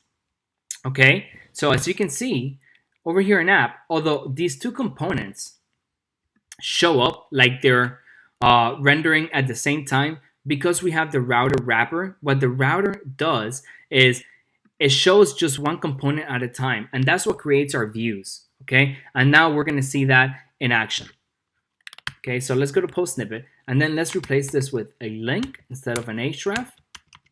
Okay, and remember we got that from reach router. And then if we go over here, what do the links need? They need a to property. So where do we want the link to go? And then let's go ahead and say, well, we want this link to go to post. And if you remember, we actually give this post an ID. So it's going to match it to whatever the ID that we gave it. So we're going to go ahead and let's do it this way. Okay, post, and then remember interpolation. So one of the things that we can do in JavaScript is the backticks over here. So in properties, you can open and close bracket, and remember, it'll interpolate. So it will evaluate whatever is inside of here. And then in JavaScript, one of the new features, we can create this backticks. Okay, if you go to your number 1 on your keyboard, to the left of it, you should see those backticks. So once you do those backticks, we can write a regular string and then $ open bracket, close bracket, and then whatever's in there, it will also get interpolated. So what do we want to do there? We want to have, because every article is going to have a unique ID, that's what we want to put there. Because if you remember in our app, okay, what we want to do is post, and then we have to include the ID also. Okay, so if we go over to post, okay, and we're mapping over that. Now, to each of the posts, we have, let's go to the post snippet actually, or the actual post. So the post, this is where all our posts are, okay? And one of the things we want to pass besides the title and the content is the ID. So we're going to say ID, and for now, we're just going to use the same index as key, okay? Key is not something we can use. That's something that React uses internally. So we will have to create a new prop called ID, and now we can access it in post snippet. So in post snippet, now how can we access this? We're gonna go props.idx. Okay, the ID. ID is what we named it, right? So ID, and then that should give us our link. So let's try that out. Let's see what happens. Post, and then there you go. That takes us to our post. And that's it. That's all it takes, right? So now we're in our main application. Okay, we have created a link, and we have created our first route. So now when we go over here, we can see that it's post. So how do we know we're actually in the right article and we're not just taken to the same page? Well, let's do something. When we actually pass the post snippet, and we are in the post, so remember the post snippet and the post, because of that ID, okay, let's go to our mock API, and then let's do something as well. So let's give the mock API, let's add a new property, and then let's call it ID, and then we're going to make this one 0. Okay, and then the next one is going to be 1, 2, 3, and 4. Perfect. So now that we're there, let's go into our post snippet, and now we're saying, hey, post ID, read through article, but now we're in post. Okay, so now that we're in post, we're like, okay, we have this ID that we can access, and let's see how we can access it. Okay, so we're gonna come up here and we're gonna say console log props. So let's see once we're in post, what are the props that we have access to? And one of the props you can immediately see, it's ID1. Okay, so we have access to ID1. Perfect. So okay, that's all good. So here's another way, especially when you're working with APIs and you're not just sending information from one component to the next. This is another way to access information. So now that we have an ID and we have the mock API, let's actually, okay, let's import API from, what do we want to import it with? From mock API. Perfect. So, and one of the things I want to introduce you to now is the React state management section. So state management. What is state management? We can send information from one component to the next. But another thing that's great about React is that each component can handle its own state. Okay, and that's fantastic. So let me show you what that means. And pretty much its own state means that it can handle its own information, its own updating of information, and it can handle its own fetching of information. Okay, so let's see how we can do that. And instead of having this big block over here, okay, let's see how we can access that from the API. So in React, we're gonna need a few other functions. So let's bring in use state and use effect. Perfect. And then what we're going to do is we want to say const, and let's do something over here. Let's do const, and what we're going to say is title. Okay, so this will be the post title, and then we're going to say set title. And then all we have to do is we say use state, and for now let's just say it's blank. Okay, and then for title, well, we're gonna say, hey, you know what? Let's have that be dynamic, and what it's gonna say is whatever title is over here, that's what we want to populate with. Okay, and let's see if that works. So right now there's nothing, but we can change that to test. Let's test, and there you go. So that's now being dynamically generated. But the question is, how do we populate this? Okay, how do we populate our title? How do we populate our content? How do we populate all that? And let's make another one, okay, called content. And then we're also going to set content. Okay, and then for content also, let's leave it blank. And then what we want to use is, instead of going through this, we're going to say, hey, split the content, but we're not going to use that static content.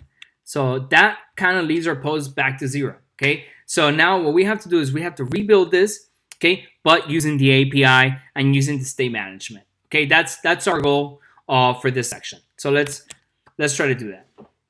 So the first thing we want to do is, there is this function in React called use effect. So use effect is a function part of the React lifecycle. So React, before it renders any component, it goes through a lifecycle of functions that it goes 1, 2, 3, 4, and then the last function it does is the render function, which is this one. So let's use the use effect function, which actually gets run before your actual component gets rendered. Okay, and now let's see what we can do with this. Let's go. Now remember, if you remember over here, let's go console.log and let's go props. Okay, so if we go console.log props, remember we have access to the ID, and the ID over here, it's 1. Okay, so we're actually in post 1.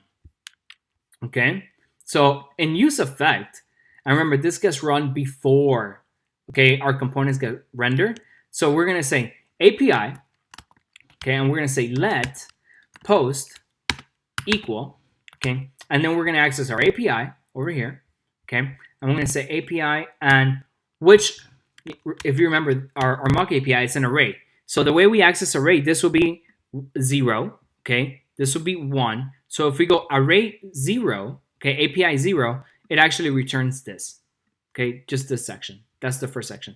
If we go array or API 1, then we'll get back this section, okay, and we'll be able to see that by their title, okay. So just take note of that, okay. So let's go back to post. So now that we are in post, we're going to say API, and we're going to say props.id. So props.id will be a number, okay? So in this case, it's 1, okay? So props.id, and then we're going to say access of the API, number 1. So we're going to say access this one, okay? That's what we want access to. And then let's see if that's, let's see what we're getting back. Console log, let's do post, and then let's console log what our post is. Okay, and if we see over here, we have post, okay, and like I said, we put that little label there so we know where we are. So over here, the first part that we see, the first console, is this one here. Okay, so that's the props. Okay, that's what we got in our properties passed down to this component. But then in our post, which is coming from this use effect function, what we have is access to our actual component. Okay, so we have actual, through the API, we access component number 1 in this case, and we're getting that 1 from here. Remember, post ID1, the title, and the content. Perfect. So now that we have that, what should we do? Because still, if we look at our post still is blank. So, well, you know, how can we fill that? So the way to do that is we're going to do two things. We're going to say, hey, we have to set the title. Okay, we're going to set the title. And what are we going to set the title to? Okay, we're going to set the title to post. And then what do we have access to in this object? Title. So post.title is what that title is going to be. Okay, and just like that, we see that got populated with the title. Okay, second thing is we're going to say post.content, and then we're going to see that got populated with the content as well. So content, well, not title, set, whoops, gotta write things correctly, set content. And because we already had this function that we had created before when we were actually inputting things statically, now we can delete this. And our component, okay, let's look at everything that we've done here. Okay, let's go back. Okay, so now we have created a router, okay, and we have a way to navigate our website. Okay, so I'm gonna remove the console here so we can have a full view of where we are so far of our little blog app. So in our blog app, we have snippets of articles, and you know, one thing we can do to these snippets is actually that same function. How about we do that? How about we go back to post, okay, and instead of or post snippet, I should say, instead of props.content, what do you think we should do here? We should probably do the same thing we did for the post, right? So let's grab this function and then let's repeat it. And another thing that would be a good idea to do, so instead of content, we're actually accessing it through the props.content over here. And then now we see that our posts are also really nice styled. Okay, so everything looks much better now. So one of the things, since we're using this same function twice, one good thing that we should do is we should refactor this at some point so that we're not repeating code, right? So we're using it in post snippet and we're using it in post. Okay, so whenever you see that, that's usually a code smell, or that's usually a sign that you should probably refactor that into its own function. That way you're not reusing it. But for now, it's fine. Small function. I don't think we'll have any issues, but it's just something to keep our minds on. Okay, so we have created a navigation. Okay, this is the default route. So if we go back to our app, we have our default route, which is posts. Okay, and within posts, if we go to over here, okay, we have post snippet, and then post snippet is our card. That's actually what's rendering each individual post. So we're going to post, and within post, we're mapping over each of the API, right? Each of our posts, And then within each of our posts, we have this link, okay? And this link, what it's allowing us to do is we're passing the actual path to the blog post, and we're passing the ID that we're getting from props that got sent down from over here from post. Okay, so we're passing props down. We're saying read the full article. Now again, all these things that I'm doing now, just for styling reason, you can organize your code however you want. I think this looks nice. So there you go. So we have our link, and then the next thing we're doing is we're using the function that we learned about, so that we can style those posts. Instead of looking like a big block of text, now they are nicely styled. So 2 paragraphs, and then the next thing is we are going to, and as you can see here, we clicked on first article, right? And then we are in first article.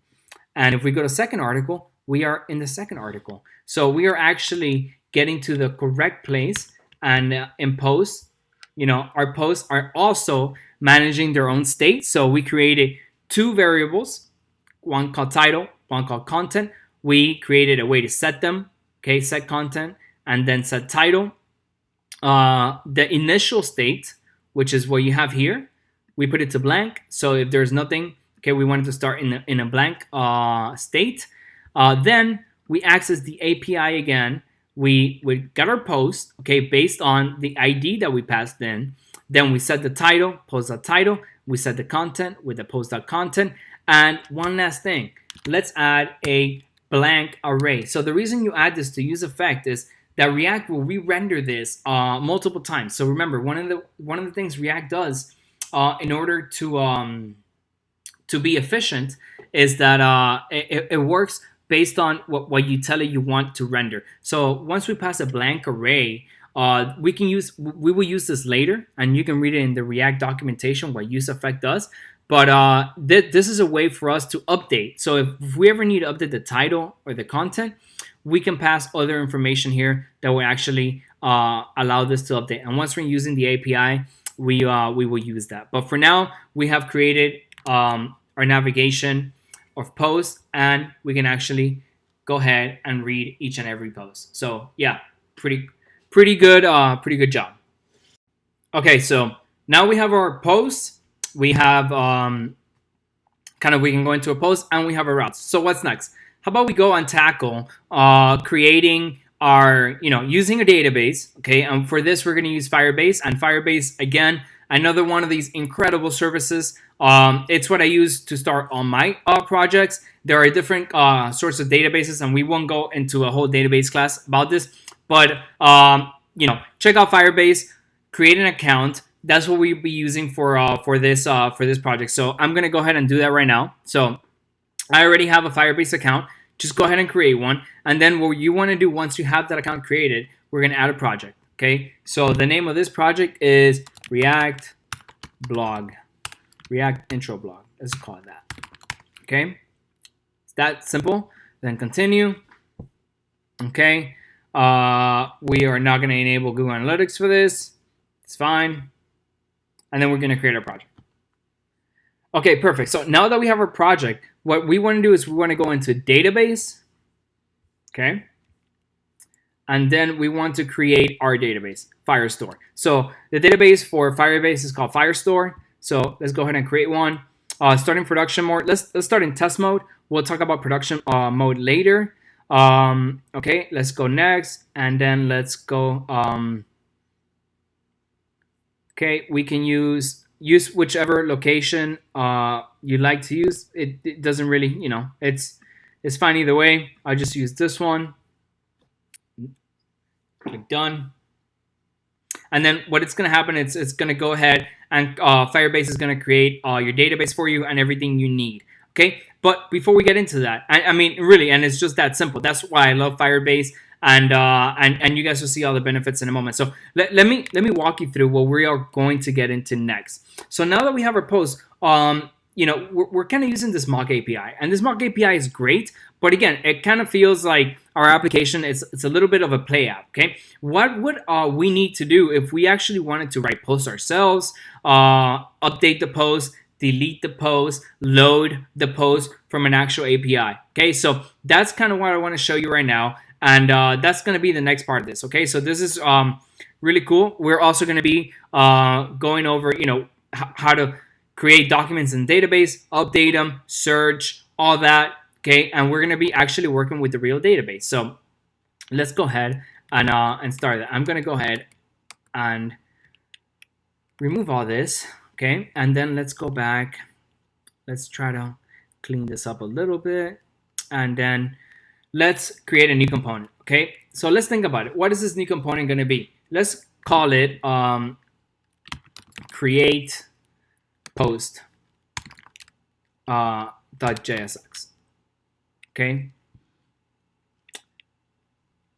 yeah, let's call it create post .jsx. Let's go with that. If we need to change it, we'll just do that later. So let's go ahead, import React, like we've done many times now, from React. Okay, then we're going to say const create post. Actually, okay, props, and then export default create post. Perfect. Then we're going to go ahead, return.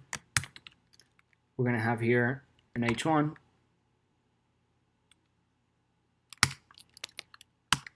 And then we're going to say create post. Great. Now that we have this, let's go to our app and just import this. Import create post from create post. Okay, and this is usually the way I test new routes. So we're going to change this to create post, and the default route.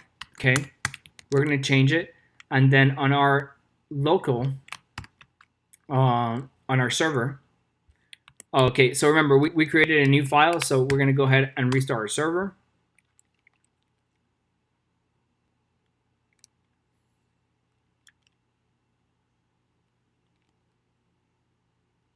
Okay, let's restart this. And let's see what the error we're getting is. Okay, so it's saying that the post must have a path. Let's just give it a path for now. Let's call this post. It's fine.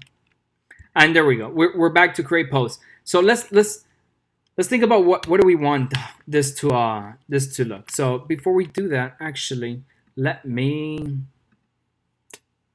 grab something that, okay. And again, this is also a code smell. We'll refactor this later.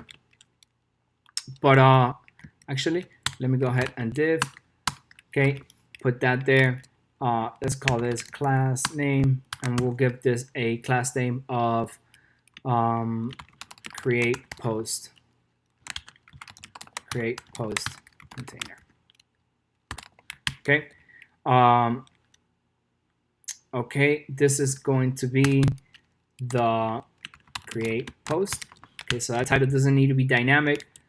And let's see here. Oh, okay, remember we have to import it if we want to use it. So let's just go here, and we'll be using this page header.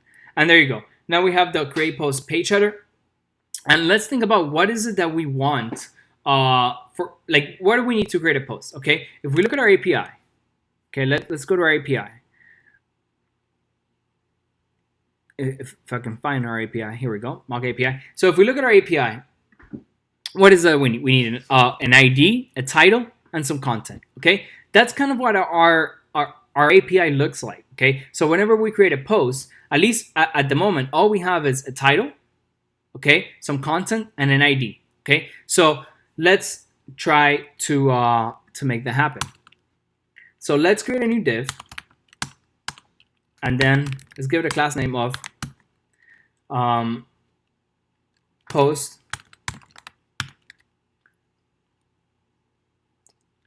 let's call this, like I said, naming is such a big thing in programming. Post post inputs container. Okay, So what we want to have here, okay, is the following. We want to say div. We'll make another div, and we say class name. We're going to call this the post input container, okay, and then we're going to create a div and another div, and then I'll explain this in a minute. Okay, so now we have these two divs. So what we want to do is we want to create a form, okay, and this form, let's go back to Ant. Let's see if Ant has anything for us. So if we go back to data entry and we put input, and again, React is really, really awesome when it comes to creating forms. The first thing we do is let's create a basic one that says just title. Okay, so from Ant, we want to import the input container. Okay, and then over here we're going to say let's call this title. So post title, and then what we are going to do over here is we're going to use that input. So if we go over here to Ant, they'll kind of just give us the code.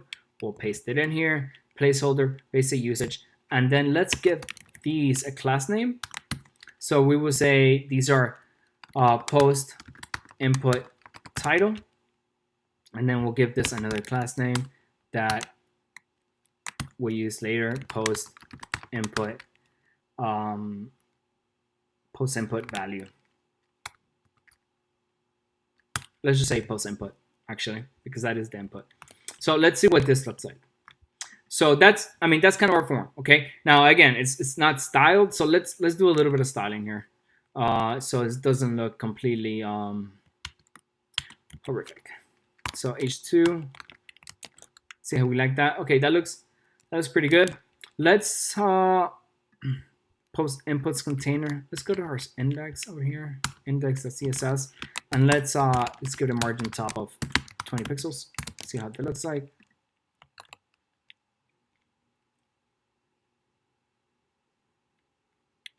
Perfect.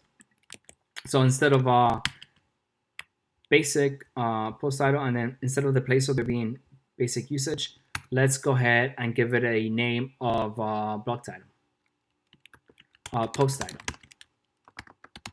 just to give our users an idea of what to put in here. Okay, so now we can write. Perfect. And then what's the other thing we need? The other thing we need is an text area, right? Because that's where our content is going to go. But again, very similar to this.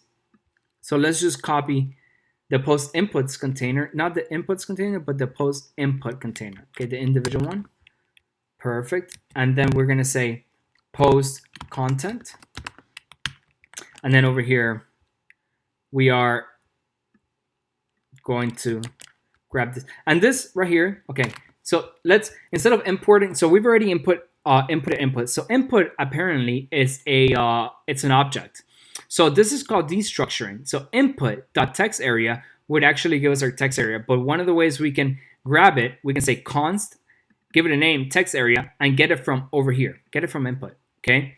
So now we can use our text area. Okay. And then we are going to put it over here. And let's give it a 6. Maybe a 10. And again, this is completely up to you. You can, do it how you want. Let's post the input container. Let's see over here. Let's go to if the input container. Okay. Let's do the input. And let's see. Let's do a margin bottom. Okay. 20 pixels. Okay, that looks pretty good. Okay, and that's pretty much it. So once we have this, okay, and then of course one more thing. So what's the last thing we need? We need an actual button. Okay, div. Let's call this class name, and then the class name will be post input button.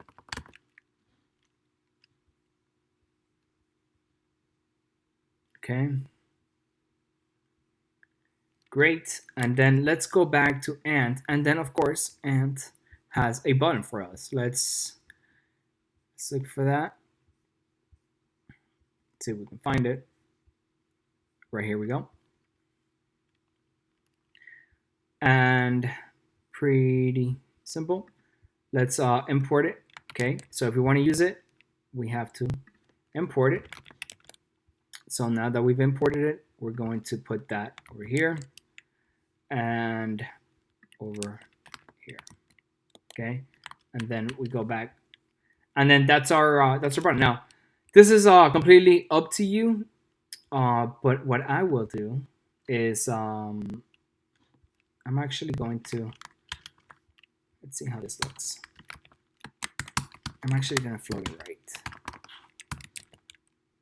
Okay, does that do anything? Yeah, I kind of like how that looks better. And again, that's totally up to you.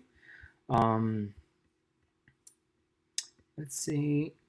We also have sizes. So here we go. If we want, I want to make it a little bit larger. So size, and then we'll give it a large. So let's pass that property into our button, and we're going to say size. We're going to call it large. Okay, and let's change what it says. So instead of primary, we're going to change it to post, create post. Perfect. So there we go. Okay, so now we kind of have our create post form. Pretty simple, straightforward. Okay, but that's all we need. So now the thing is this: how do we actually get it from this into our database? Okay, our database right now is empty. So let's do that. Okay, but first things first. So if you remember, React is state. Okay, so if you remember, React, it's all about dealing with state. So we need a way that when we're ready to save it to the database, we need a way to grab that information. And the way we grab that information, especially for inputs, it's each input has a on change, on click, a certain type of event. Okay, so let's see what that means. And again, this will make more sense when once I show you. So let's go ahead and create a const, and very similar to before, let's create a const called title, and then set title. Okay, and then let's use state. Let's leave that blank, and then let's do the same thing for content. So this is going to look very similar to what we did before. Okay, perfect. So let's start with the title. So input, we have the placeholder, and then let's say on change. So whenever the input changes, whenever we are typing into the input, what we want to do is we want to say on, we're going to create a new function, okay? And this function, what we want to call it is on title change. Okay, we can call it anything we want. Okay, so let's create that function called on title change. Okay, which we are going to get an event. And let me just show you console.log.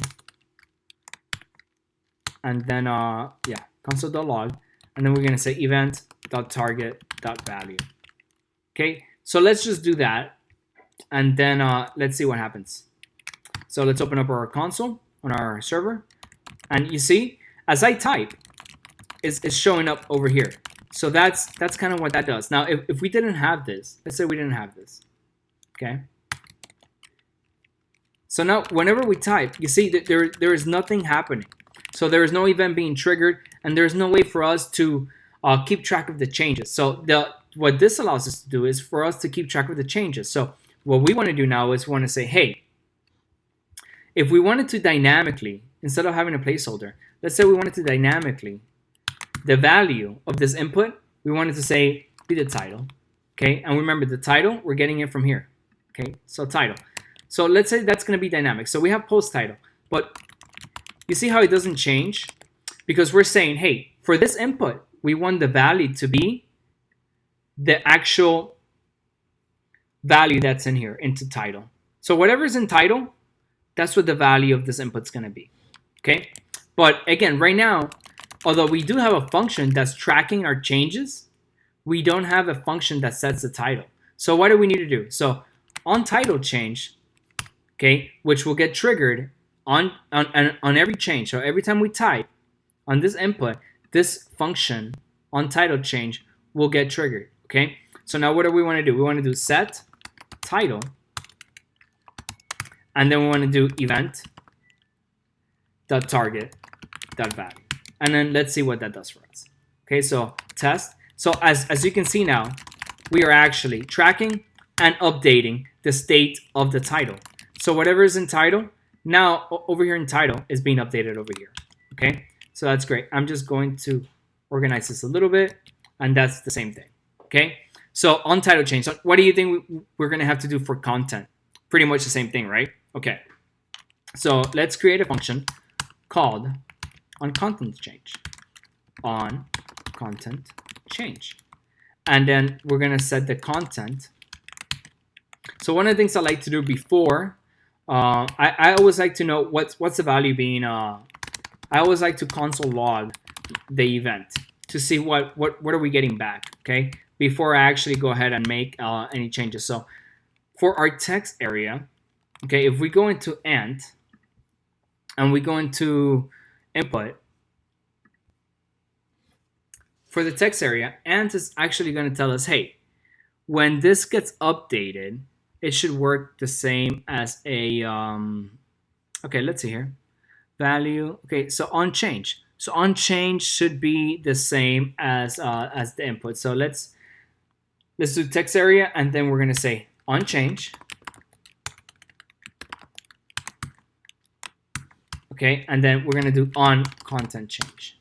Okay, so on change, let's see if we're tracking the actual changes, event, and then that should be .target.value. And let's see if that's true. Okay, so there we go. And as you can tell on our console, it's being tracked the same way. Okay, so let's open up the Lorem Ipsum website. So we want to actually paste a good amount of gibberish. Okay, so now that we have our onChange event, we also want to say the value of our text area. What do we want it to be? We want it to be content. Okay, remember, we have content text here. So that's what we're going to set as well over here. So we're going to say set content, and we want to set it to event.target.value. Perfect. So let's generate that Lorem Ipsum. And then let's paste that in there. And then we're going to do, and there we go. So now we've posted it, we've tracked the changes, and we know we've tracked it because it's being console logged out. And for title, same thing. So now we have created, okay, these two functions that, and a form that whenever we change something on this input or in this text area, they get saved to these two variables. And we're going to see why this is important now as we try to save it to the database. So before we try to save it to the database, let's create one more function called const on create post. Let's call it that, on create post. Okay. And what do you think is going to happen on create post? So let's just console out, and then let's console out and say create post. Okay, just so we know we're inside of this function. Okay, and what do you think this is going to go? It's going to go right here on the button. So the button has a different event that we want to trigger, and it's called onClick. Okay, so when this is clicked, we're going to say on create post. So when this is clicked, we want this function to get triggered. Okay, and let's see if that's true. So we're gonna just say create post. So as you can see, every time we click this, that gets triggered. Perfect. So let's see something else. Let's console log at this point. Once we're inside of that function, let's console log the title, and then let's also console log the content.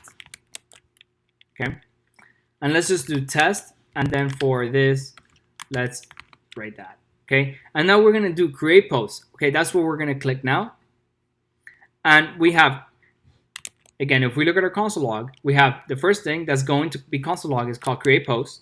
The next thing is our title, and let's see if that matches. Test, great. And then the next thing that's console log is content, and let's see if that matches. Yes, it does. Okay, so we have all the information now that we need in order to save to the database.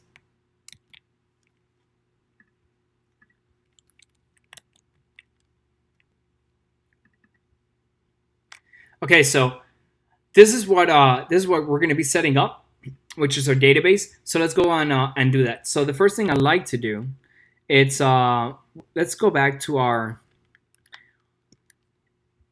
directory, and in the root directory we're gonna create a file called firebase.js. Perfect. Okay, and over here this is where we're gonna create, and we're gonna put all our Firebase data, our setup data. Okay, so just like we did for React, Firebase has a little bit of a setup. So let's just go through that. It's pretty simple. What we want to do, okay, is we want to click over here after you create your project. Okay, we want to click over here, and then you're gonna go to project settings. Okay, it's going to take you to this page. Then we're going to click here on the web, and we're going to create an app nickname. Let's create the nickname called React Intro Blog. Okay, and then we're going to register the app.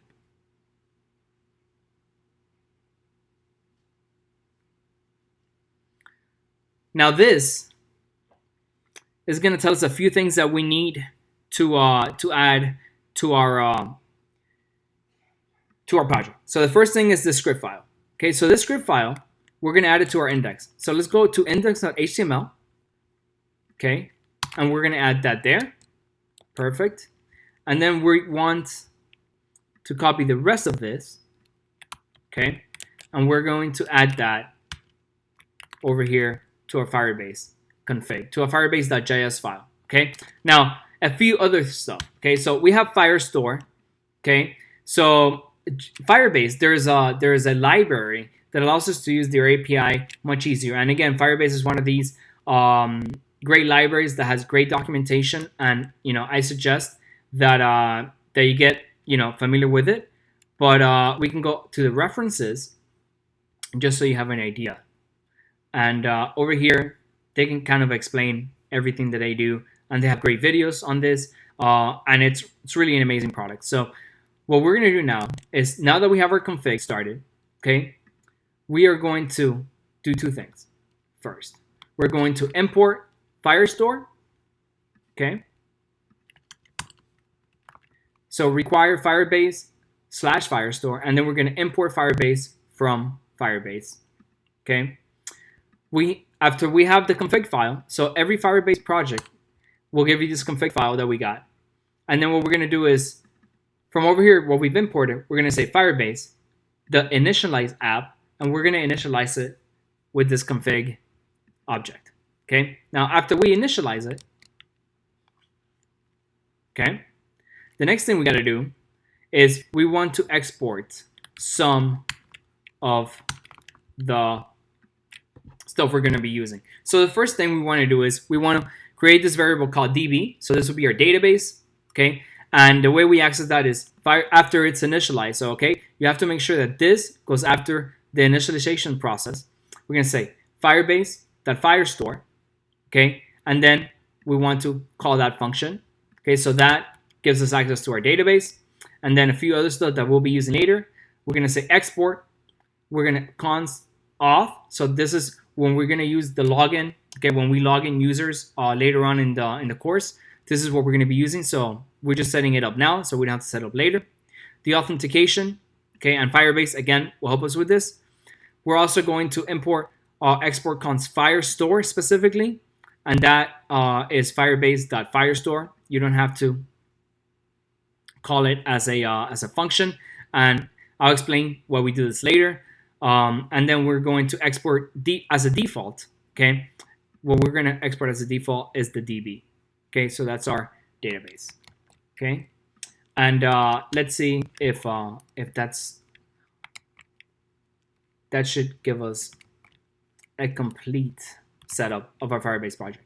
So now let's see how we import this. Import db from where? Remember, we saved it in a file. So the file is Firebase. Okay. And that's going to give us access to our database.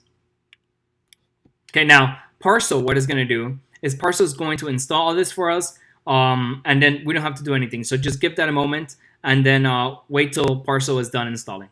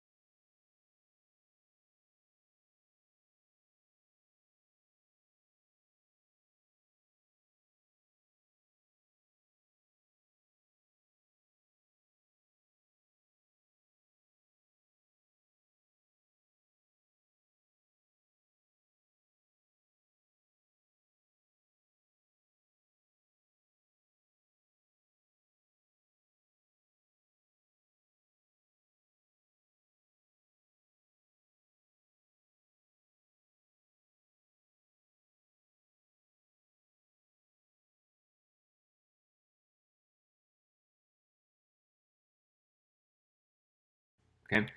Also, now that we have most of the setup to start posting or saving our posts, the next thing we should do is actually go ahead and do that. So remember what we had over here, okay? When this button is clicked, then this function that we created over here gets triggered. Once this function gets triggered, then we have access to the title, the content, and if you remember our mock API, okay, what we needed was a title, a content, and for now, we won't worry about the ID because the Firebase database would actually create this for us. So we don't need to worry about that for now. So let's go ahead and start posting and see how that goes. Okay, so let's go over here, and then here's what we're gonna do. We're gonna create the first thing you gotta do when you want to create a Firebase storage, and again, this is outside of the scope of this class, but this is more along the lines of data and how you want to structure your data. So depending on your application, you're going to want to study how is it that you want to structure your data. And one of the best ways to do this is thinking about how you're going to query your data. So querying your data is pretty much as how are you going to ask questions of the database later on. So if we look over here at our posts, okay, what do we know? We know that eventually what we're going to need is a collection, okay, that looks exactly like our mock API. Okay, so it's gonna have to look something along these lines. So once you start mocking out and you actually understand what your data is going to look like, then that allows you and that helps you understand how is it that you want to structure your data. And depending on that, we'll go through some examples in the course. But that's kind of what you want to think about beforehand before you start actually saving in your database. Now, another thing that I'm a big proponent is it's just start doing. And as you need to change your structure or as your app evolves, then worry about it as you go. One of the worst things you can do is overthink it. Just start creating your application, and if you don't have everything figured out at once, that's completely fine. Okay, but for now, we have a pretty basic API. This will work for what we're doing. So let's just go with it. Let's see what it'll do for us, and if we need to change the database, the data modeling, then we'll do that when we get to it. Okay, we'll cross that bridge when we get to it, but for now, let's go ahead and do it how it is. So let's create a reference. So what is a reference? Let's create the post reference, and let's make that a variable, and pretty much this is how it goes. So when you create, we have access, remember, to the database through this variable that we set up as part of our Firebase setup. Okay, and this is why we export as the default, the DB, which is just pretty much Firebase initialized. Okay, and then what we're doing is we're calling the Firestore function, because the Firestore, that's what our actual database is within Firebase. Okay, and it's just one of the services they provide. Again, they have storage, hosting, and we'll be using some of those other ones, but for now, let's just worry about the database. So again, we're over here. So let's create a reference. And the reference pretty much is where within the database do you want to save your information, okay? And Firebase, like I said, has great documentation. So if you go to Firebase, okay, saving data, or let's put Firestore, saving data, okay? Then as you can tell, they have great videos. And I would suggest that you watch those videos. They're an amazing team. This is a product created by Google, so it's production tested. You're not gonna have any issues. They have it pretty much for all languages you can imagine. So again, just a great project, great documentation. You won't have any issues. You won't run into any issues even when you have questions. There's a lot of support around this product. So again, just a great product overall. Okay, so let's create that reference. So we're gonna go the DB. Now that once we have the DB, it's the way you create the way you save data to Firebase. It's based on these two concepts. One is called collections, and one is called documents. So if we go back to our mock API, we have a collection here, which is everything within these two brackets within our array. Okay, so within our array, that is a collection. but that is a collection of documents, and the documents are each individual ones. Okay, so if we were to save this in our database, let's think about what would we call this. So I would say db.collection, and just to make sure, okay, you always want to reference back to the documentation whenever you're not sure of something. So it is collection instead of collection. So make sure you write it's in singular form, not plural. So collection, we're going to call it post. Okay. And we can do one of two things at this point. So let's say you actually have an ID that you are sure that this post wants, that you want for this post. Okay. It could be, let's say you're saving users, and you want to save each user, and the ID is going to be what you want to save the document as, because you want to use the last name and the first name, and you know that no one's going to have you know that's going to be pretty unique. Okay, or you can create a random ID out of something else. But in this case, we don't necessarily have any reason to create a random ID. All that we do know is that we want an ID created for our post, and Firestore can do this for us. So all we have to do is we can call the add function, and there's a few functions. If we go over here to the documentation, we can do the add function. Now, if we had an ID, so in this case, their ID is called LA, okay?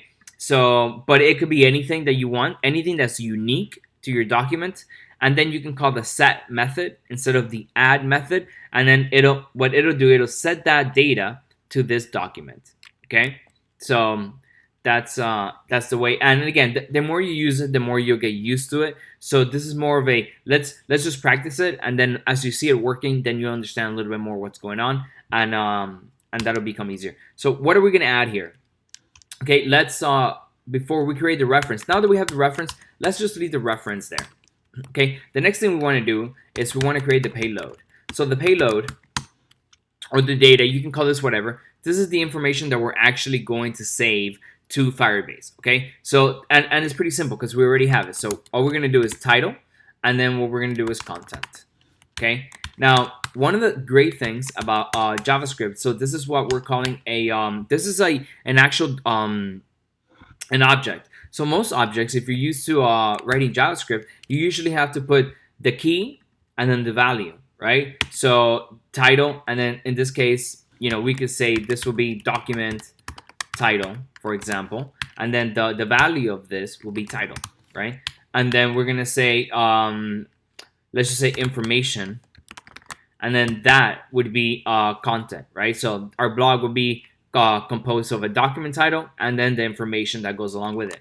In this case, though, in one of the new features of JavaScript, if your key and your value actually, so let's say we want a key called title, and then we have a variable called title that actually holds the value. So the key and the value are actually the same in this case, and the same thing for content. Then you don't have to write the key and the value. You can just write title, content, and then what will happen is, and then I'll just show you. Let's just console log this so we can see it. Okay, and then let's go back to our application. And when I click, let's go test, and then let's copy some lorem ipsum here. And then once we create post, you see that we have now an object. Okay, and the object has two keys. One is called content, and one is called title.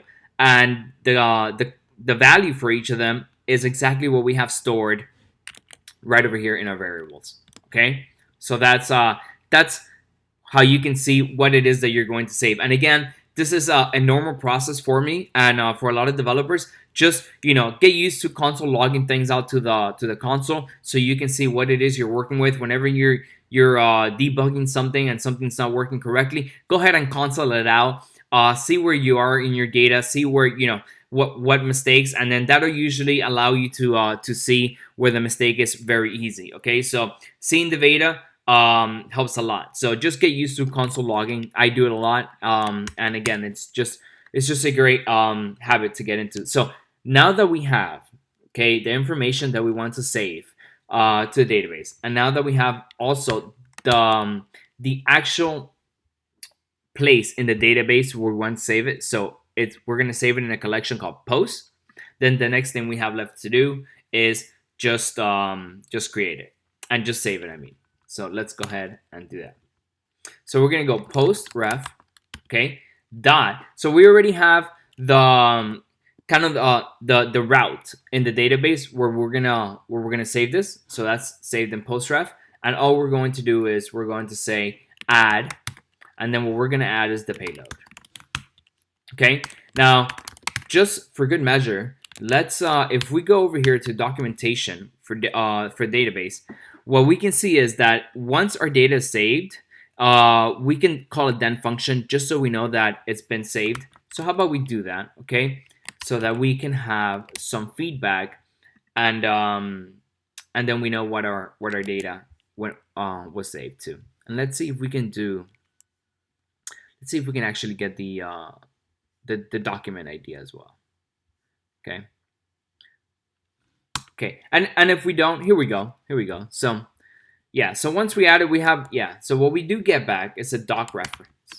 Okay, so this is pretty much the document we save. And what I wanted to show you was the doc. What do we have here? The doc.id. So, and this is important because this is what's going to allow us, so you can see here in our API, we needed to save an ID because we're using the ID, if you remember, for when we pulled the blog post. That's what we're actually going to use to reference which blog post to actually show the user. Okay, so I wanted to show you that Firestore actually creates this for us automatically if we're using the add method. So again, so that's why we don't need to actually worry about creating one in this case. So now that we have this, let's see if it actually works. Okay, so let's go ahead to our application.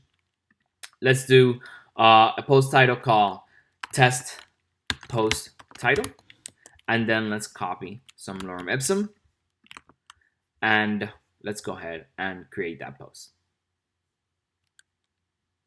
Okay, so we created a post. I am actually not seeing the console log, so let's see if we actually, oh, actually, here we go. So it just took a little bit. So it says document successfully written, and now we have our ID as well. Okay, now if we go to our database, let's refresh this. Now once we refresh it, over here in our database, we can see that we have a new collection called posts. Okay, within that collection, there's a document, and that document holds our content that we saved, okay, as well as the test post title, the title. Okay, and we can deal with again styling the content as we want. As we can see here, it kind of saved it all as a big lump of string. So we're gonna have to, we're gonna have to work with this kind of how we did previously. So we've already done a little bit of this before. Now we're gonna have to so we'll do it again. Just something to note, okay? So, but again, the important thing is we have a post, we have a new document with an ID, and we actually have our content and our title saved. So that's perfect. So now we're saving to database, and everything is working correctly as we thought. So what's the next thing to do? Actually, let's fix the content so we don't have to do that later. And one of the easy ways to do that, let's just go before we save this. Let's see what is it that we're getting over here. So let's console log content, and let's see if we're getting it as a big lump, or we actually have to do something beforehand. Okay, so over here it's actually separated by new lines, kind of how we want it. So let's try to save it that way to the database. And how do we do that? If you remember, if we go to post, was it in post? Yeah, so here we go. So let's just save it exactly how it is that we want to query it back from the database. And that's the best way to think about it, okay? So what we're going to do is we're going to say, before we save content, okay, we're actually going to modify it. So we're going to say content split. We're going to split it on the new line, map, paragraph, ID. So we don't want to include the ID for this part, okay? And let's see, do we want to, yeah, so we want to save it with the p tags. And And actually, yeah, let's just leave it with the ID. Let's just leave the whole thing so that we can just get it back from the database exactly and how we want to display it for the user. So with this done, so now if we console log again, console log content, then we should see how it's actually going to be saved to database. So let's go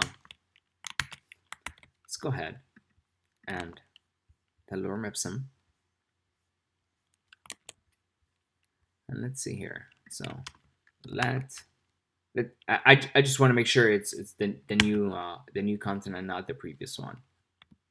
Okay, so I'm back. So I did a little test off camera because from what I understood, database preserves how exactly we save the text, and as you guys and as everyone was seeing, we were saving the text with the new line. So it actually does preserve it. I know when we look over here at what the content looks like, it doesn't seem like it does, but we'll see in a few that that actually does once we actually retrieve it. So let's just go ahead and trust that Firestore does this, and if we need to actually update it or modify it in any way, then we'll go ahead and do that. So now that we actually have created our first post, okay, let's go ahead and try to actually pull that from the database. So how would we do that? Let's go back to posts, okay, in plural. So if you remember, this is where we have all of our posts. Okay, so this is what we call in React the parent component. Okay, so this is the component that's going to pass down the information to all the children, and all the children of posts would be the post. So let's do something. Okay, and now we're gonna use a real API instead of our mock API. Okay, so we're gonna use a new function called useEffect. Okay, over here. And then what we're going to do, we're also going to import DB from Firebase because we actually want to query some of that data. So, and then we're going to create two variables, one called post, okay, and then set post, okay.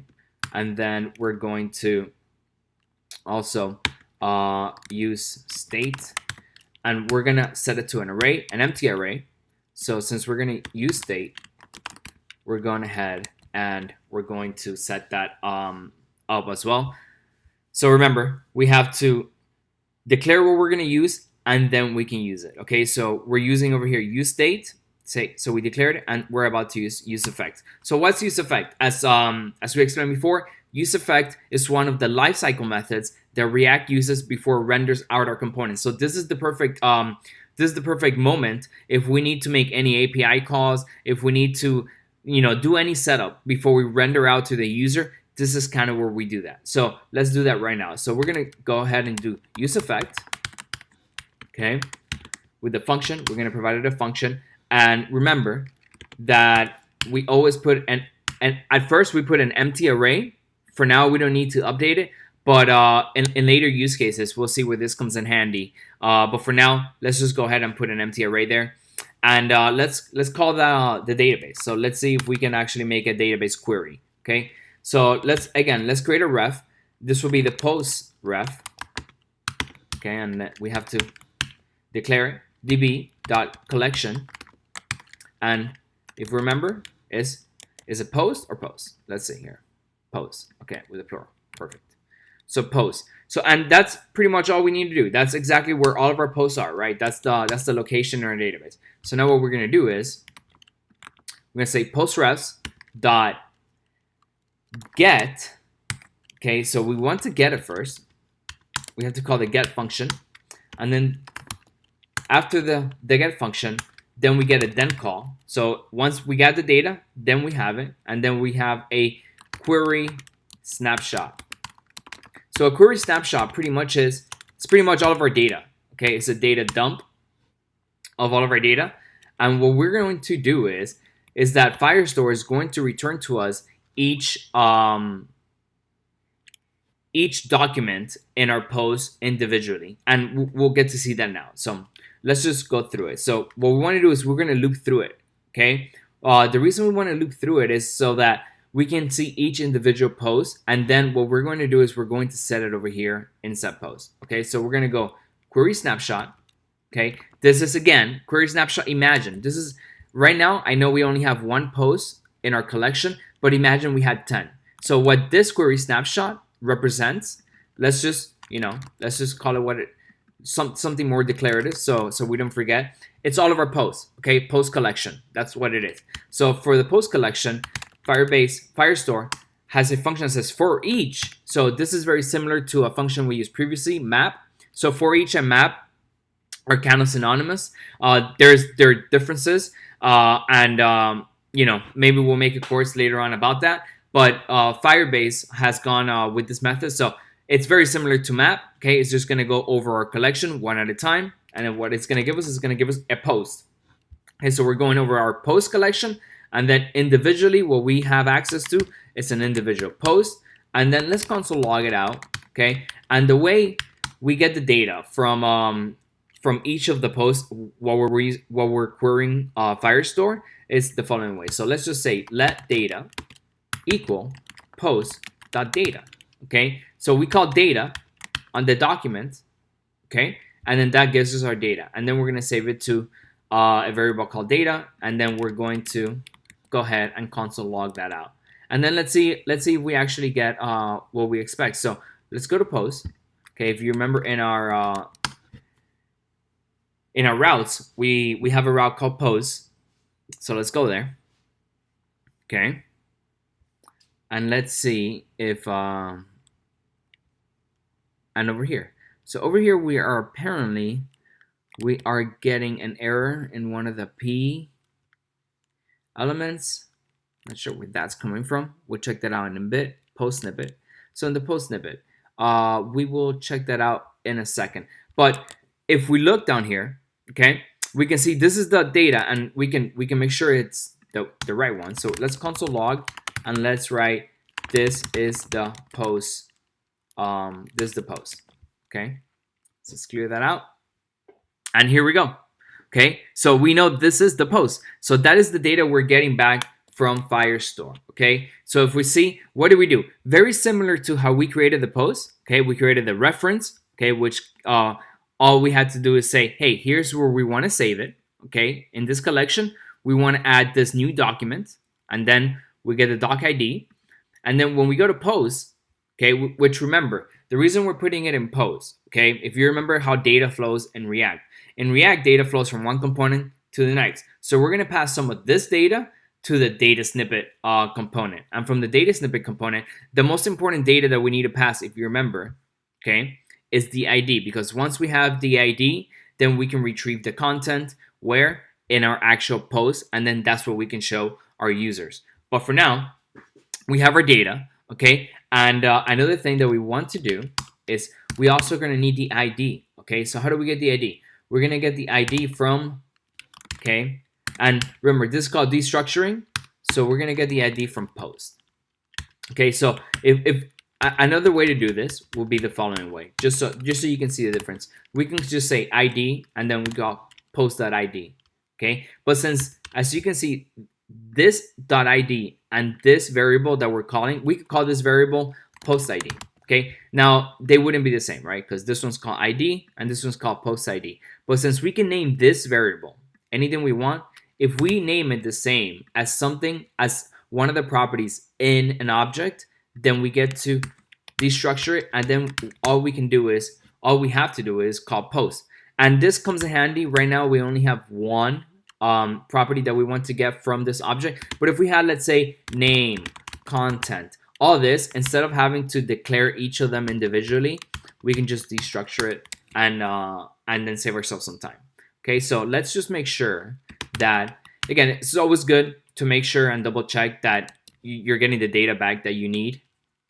So let's refresh over here, and then let's see if what we're getting is the right information. Okay, so we have content, And over here we have the ID of the post, which is the most important thing we needed. So what we're gonna do is, okay, we are going to say the data object, which we have over here, we are going to modify it just a bit. Okay, so we're gonna say let payload equals ID, okay, which we have here, and we're also going to say everything else. So this is also part of a new JavaScript feature. So we can just say data. So because data, if we look in here, data has two keys, content and title. If we do dot dot dot the spread operator, this is called the spread operator. What it'll do, it'll spread these two keys, or how many ever they have, into one into the whole object. Okay, so now we should see, and again we can test this, that now if we console log payload, instead of having two keys, we should have actually three keys, and the keys are content, ID, and title. Okay, so now we've added, all we've done really is add ID to the data we had already gotten from Firebase. Okay, and that's perfect. So now the next thing to do, well, what would be the next thing to do? Okay, so let's clear all these console logs. So the next thing to do is actually to set it, okay, in our collection. So how can we set that? Let's go ahead and do set post, okay, and if we had any posts, which at this moment we don't, we can actually provide a function to the set post method. Okay, so any of these posts and set posts that we're using with useState, we can provide an actual method. So what we want to do is very something similar to what we did over here. So imagine that we had already 3 posts. Okay, imagine we had 5 posts and we wanted to add a 6th post. So this is called concatenation. Concatenation is simply adding something to the collection. That's all it is. Okay, we're just gonna add something to the collection. So again, we're gonna get the collection of posts, okay, and we're gonna say, hey, you know what? Whatever was in posts, leave it there. Okay, so if you had three posts, that's great, leave it there. All we want to do now is add a new one, and that new one's gonna be called payload. Okay, and then if we just let's console log over here, okay, let's console log what our post variable has after we get it from Firebase, and let's see, we're getting an error here. It says payload is not defined. Let's see here, what did we do wrong? Paid, well, you gotta spell it right. Okay, so payload. Okay, let's refresh it, and if we look over here, our payload actually has one our post. Okay, so it has the content, the ID, and the title. So now that we're getting the data, okay, so we got the data back. Okay, we modified it, so we added the ID, and then we set it to this variable called post. So now in our post variable, okay, we have something very similar to our mock API.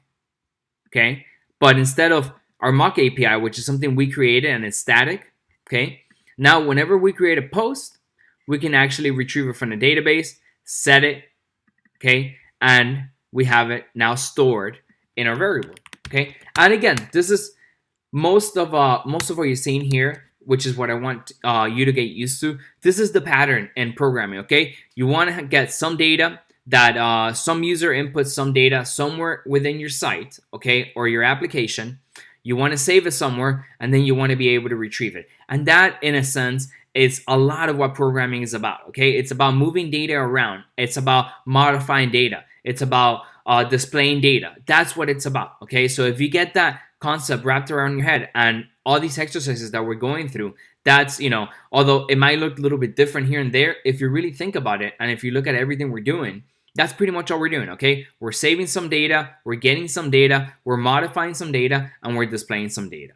Okay, so get those concepts, wrap your head around those concepts, and you'll have a great understanding of what programming is all about, and it'll become really simple. Okay, it'll become really easy and something that that you can manage. So as you can tell, this is not something that that, you know, it's rocket science. This is something that that you can do, And again, I think it's a great skill. So okay, let's move on. And now instead of post snippet, instead of actually mapping over our mock API, which we created ourselves, let's try to map over.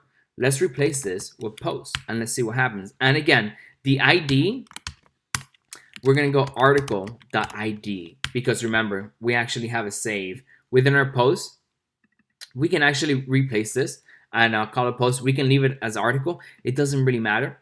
Okay, this is an arbitrary variable that we get to pick ourselves. But what we cannot pick ourselves is, okay, this post that we have here that we're mapping over, it's again this post. Okay, so let's save that. And now let's see what we get on our view. So instead of having 10 posts, which is what we had over here because our API had about 5 posts, now we only do have 1 post, which is fine, right? Because that's exactly what we have in our database. But if we see over here, because of the way we saved our data in our database, okay, it's the same as the way we had it in our mock API. We have the test post title, okay, which is what we saved it as. Okay, if we go to title over here, test post title, and we have our lorem ipsum that we saved ourselves. Okay, so perfect. Now, again, now over here we're showing the full all the paragraphs, so kind of the full post. And the way we had it, that this was a snippet, right? The whole idea was that we didn't want to show the full post over here, and we just wanted to show kind of a snippet to give the reader an idea of what the post was about. But only once they actually click on read full article did we want to show the full article. So let's see how we can solve that. So let's go to Lodash, and Lodash has a trim function, and let's read what trim does. Removes leading and trailing white space or specified characters from string. So let's see if trim is actually what we're looking for. Let's see here what other functions Lodash has. Okay, so I actually looked around, and it turns out that JavaScript has its own function, so we don't even need to use Lodash for this. And the function is called substring. Now, one way again that you can find this out is just look up. Okay, learn when you're programming. Whenever you're solving something that you don't know, just do a search, and most likely there has been someone who has dealt with the same issue that you're dealing with or has solved exactly what you're trying to solve. Okay, so I searched for Lodash, only display part of a string. Turns out another great documentation science, Mozilla.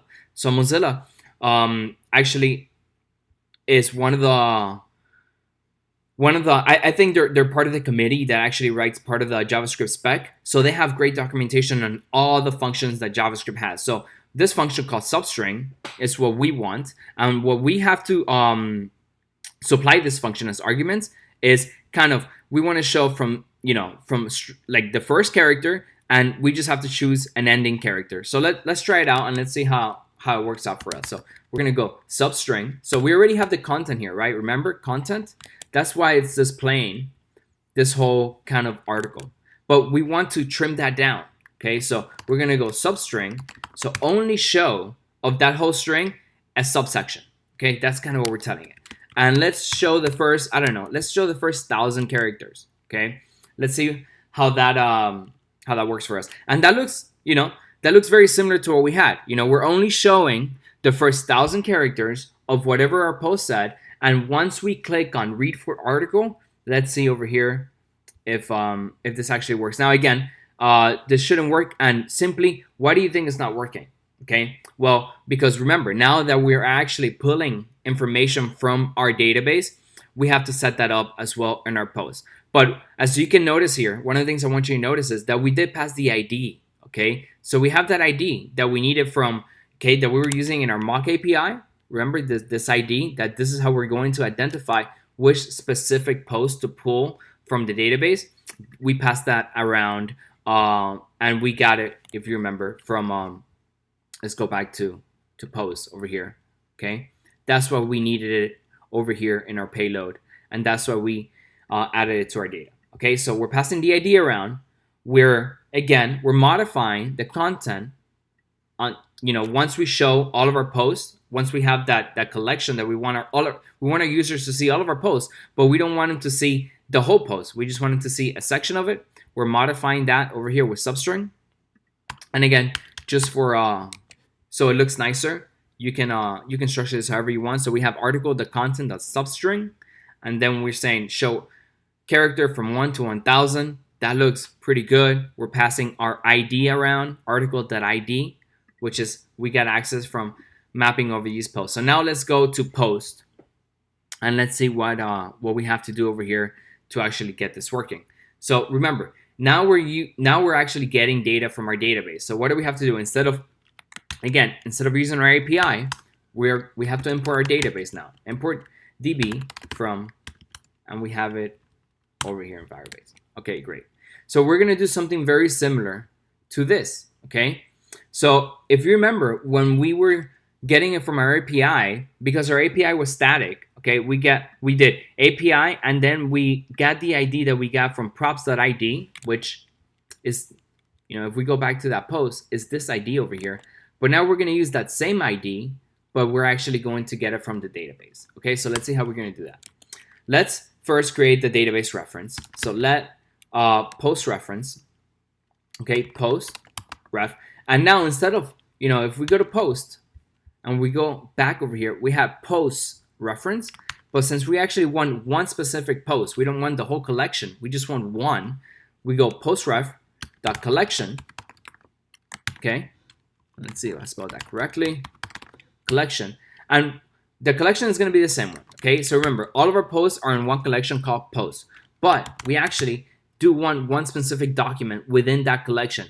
And which document do you think we want? Okay, we want this document, props.id. Okay, that's the document that we want to pull out. Okay, and I'm going to organize this a little bit. Okay, so now that we have our, that's where our post is. Okay, and I forgot to put db. So db.collection.doc. Okay, and for those of you at home that caught that, good job. So again, so now we have, hey, this is the reference to our post. Okay, whereas if we go back to post, we were saying, hey, this is the reference to our post collection, to all of our posts. But now we're not saying that. Now what we're saying, hey, this is the reference to one specific post. Okay, this is just the post we want. Okay, perfect. So now before we set the title and the content, let's just make sure we do the following. So we actually have to get it. So now that we have the reference, we actually have to get it. So we go post ref dot, same thing, get, okay, dot then, but this time, since we're actually just getting one document, remember, we're not going to get back a collection. So all we get back is a doc. Okay, it's very similar when we were in post. Okay, and we were doing this for each method.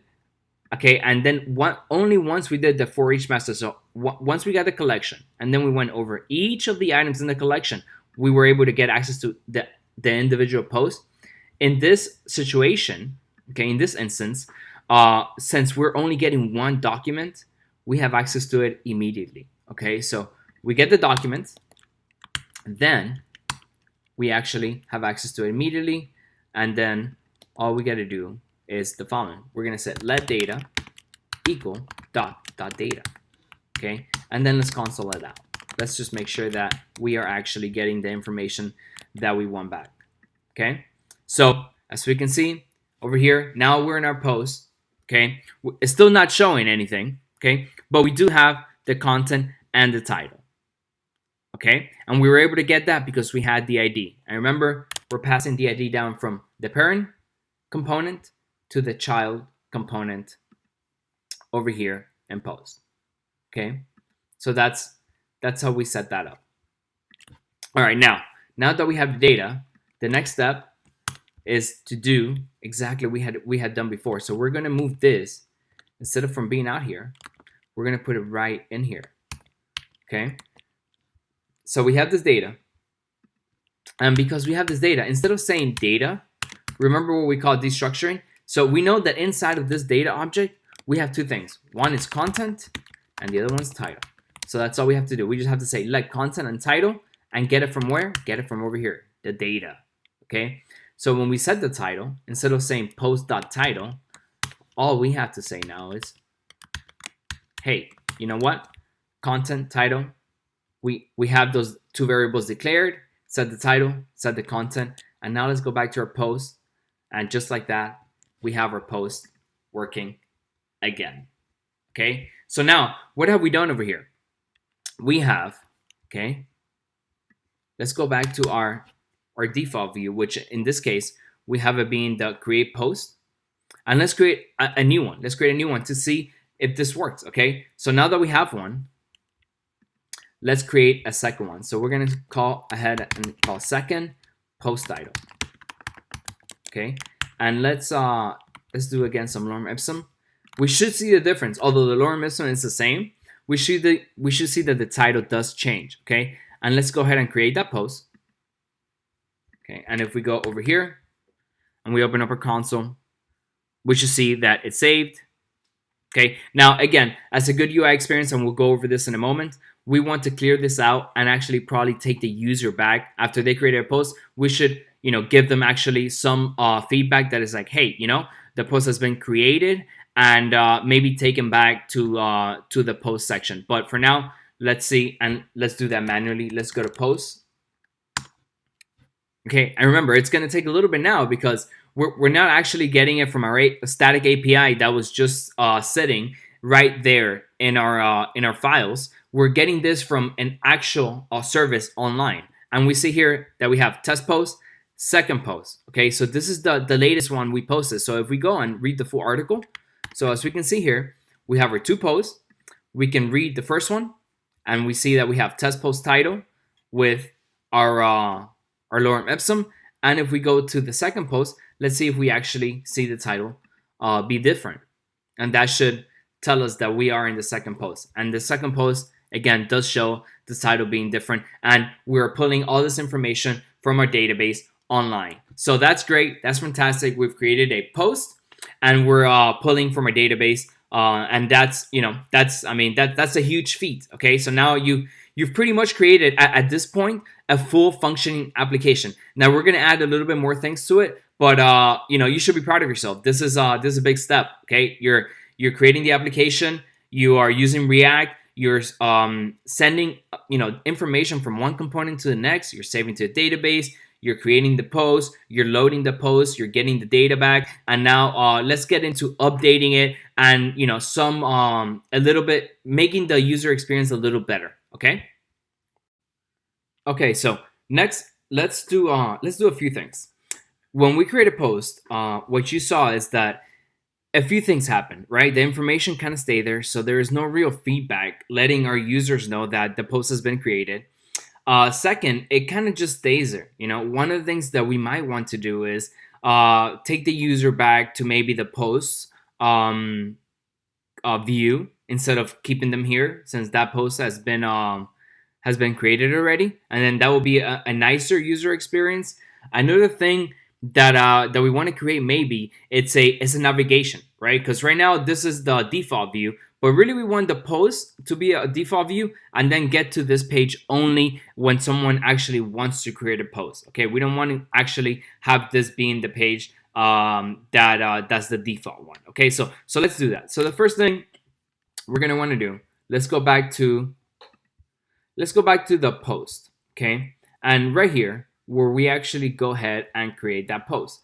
So after the post is created, then let's do a few things.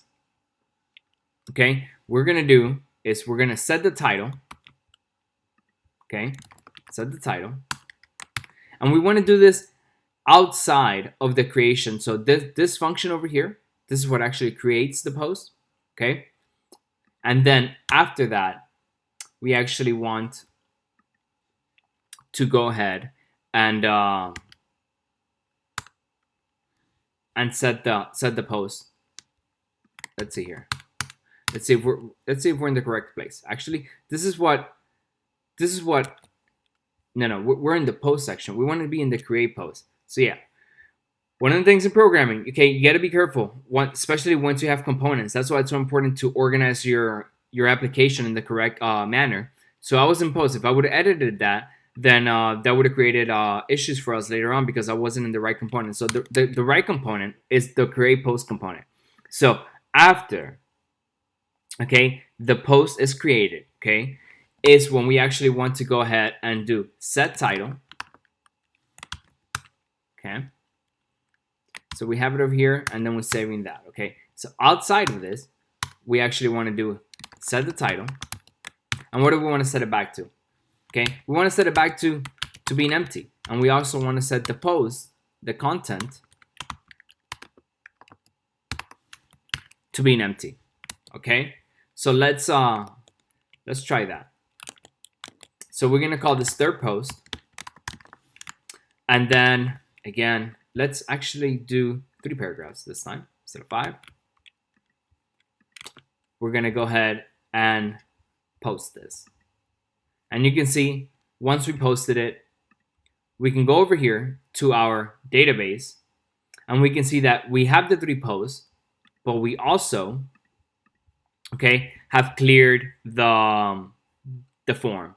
So this actually gives our users a much better experience, letting them know, hey, your post has been created. And there's other, there's other feedback we can give them. We can create a modal, but this is just, this is a simple way of letting them know that that their post has been created. And again, it's very nice to not just leave it on the screen, to actually clear the form once you're done. So the next thing we want to do is we want to take them back to the post section. So let's go ahead and over here in reach router, okay, we're going to use the navigate component.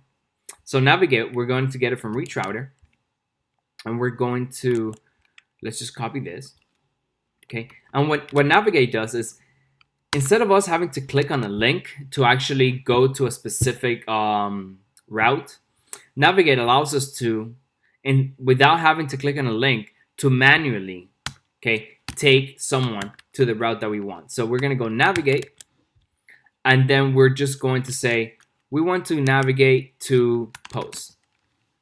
Okay, that's where we want to navigate after we're done creating our post. And let's just make sure we did that correctly.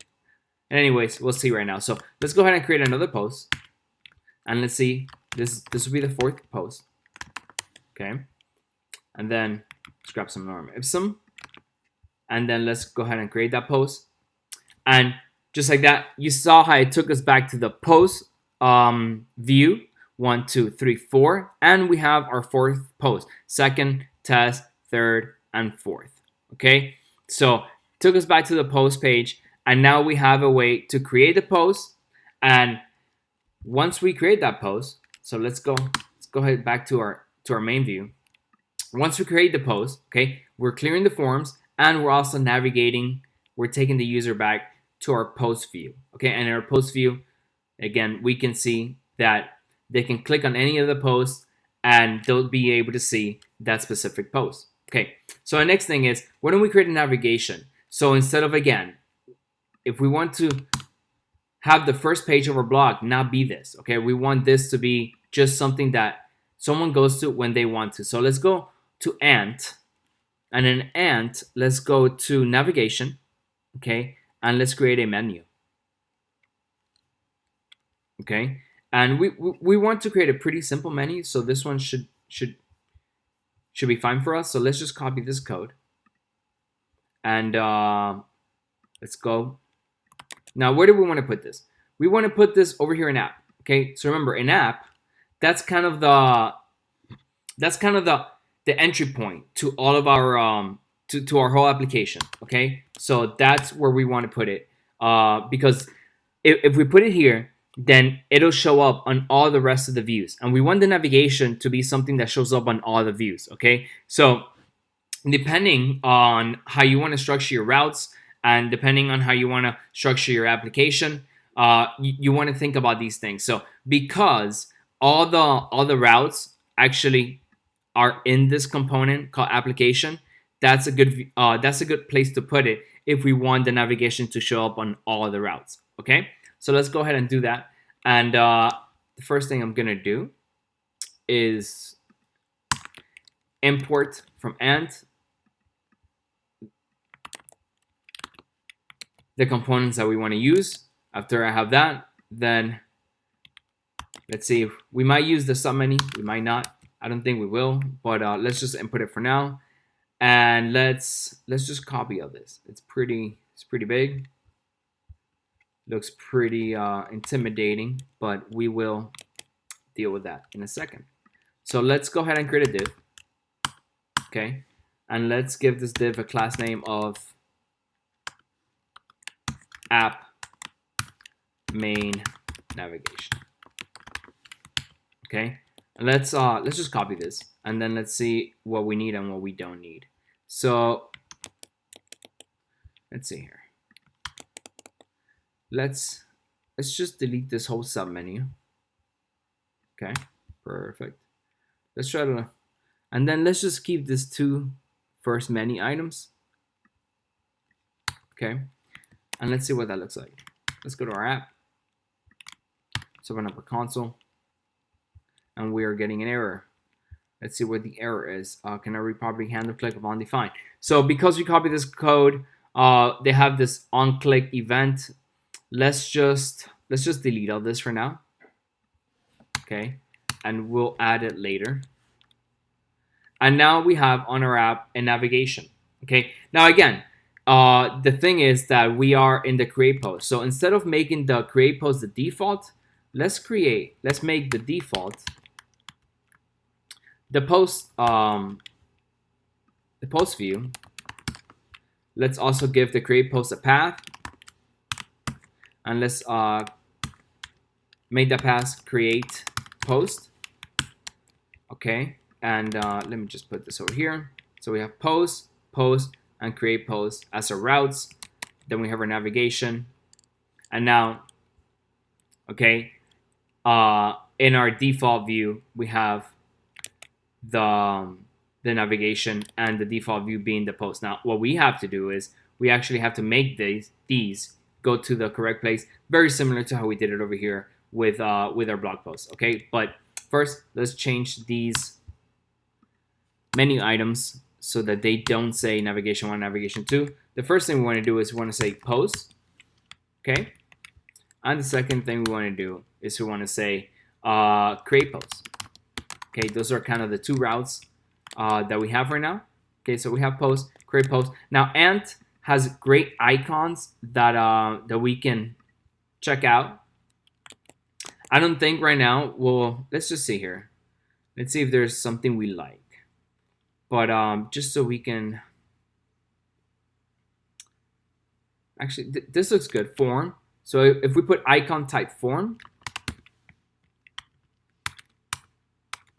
that's just here. An icon was one of the components we imported. Now again, we're not using the submenu, but if we had a drop down, that might be something we use. And then for the create post, let's go ahead and do the highlight icon. That looks like a nice one. Highlight. Okay.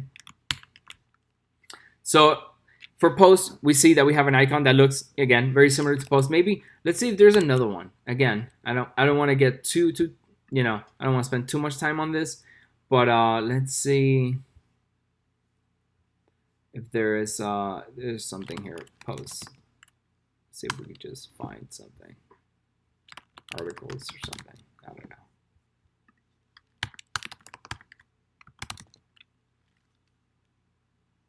Yeah, and again, you can search through all these. They have, I mean, you can tell they have a ton. So honestly, you can pick whichever ones you like best. I think the ones we have now, they look fine, but they have just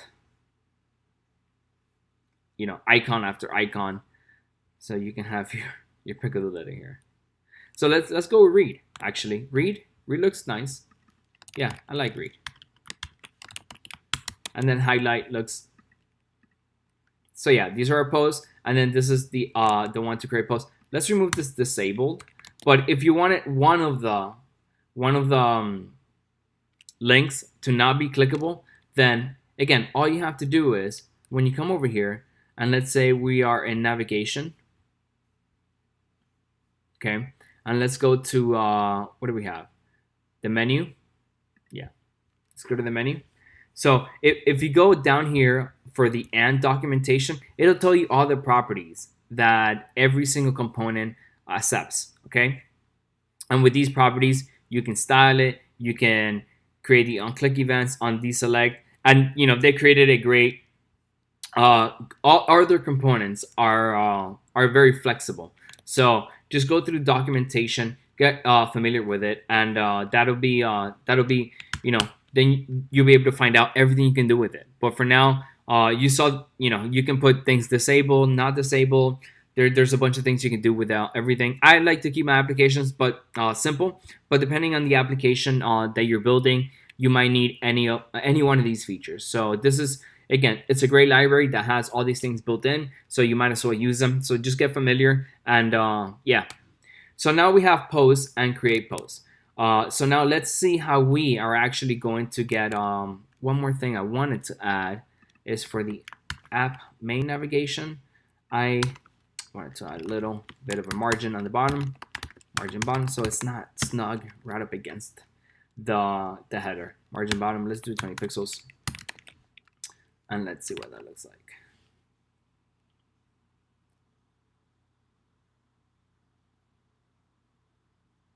So there you go, right? So now there's a nice separation between our post and our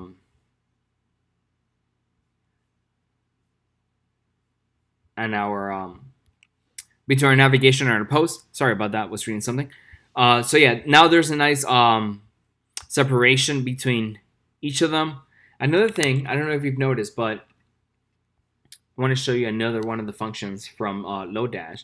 If we go to our code snippets or our post snippets over here, okay, and we look at, not the post snippet, so let's look at post, okay, and post, if we look at the title, because of the way we've, when we create the post, some of our titles are not capitalized. If we go to Lodash, okay, one of the great functions they have here is called capitalize. And this is just a great way, maybe not capitalized. Let's use uppercase, okay? Yeah. Or two upper. I think it's two upper, the one that we're looking for. Or is it uppercase? Let's see here.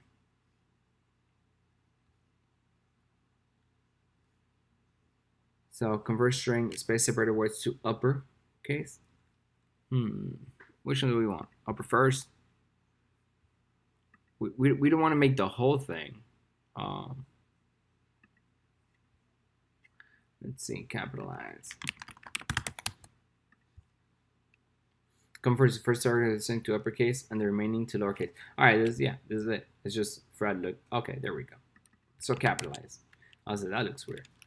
So let's use it. Let's see if we have Lodash. So we have Lodash here. Now again, one of the things we can do here, when one of the great things about one of the many great things about Visual Studio Code is when you're not using something, it tells you, hey, you know what? You can see that everything kind of is highlighted and this is a little dim.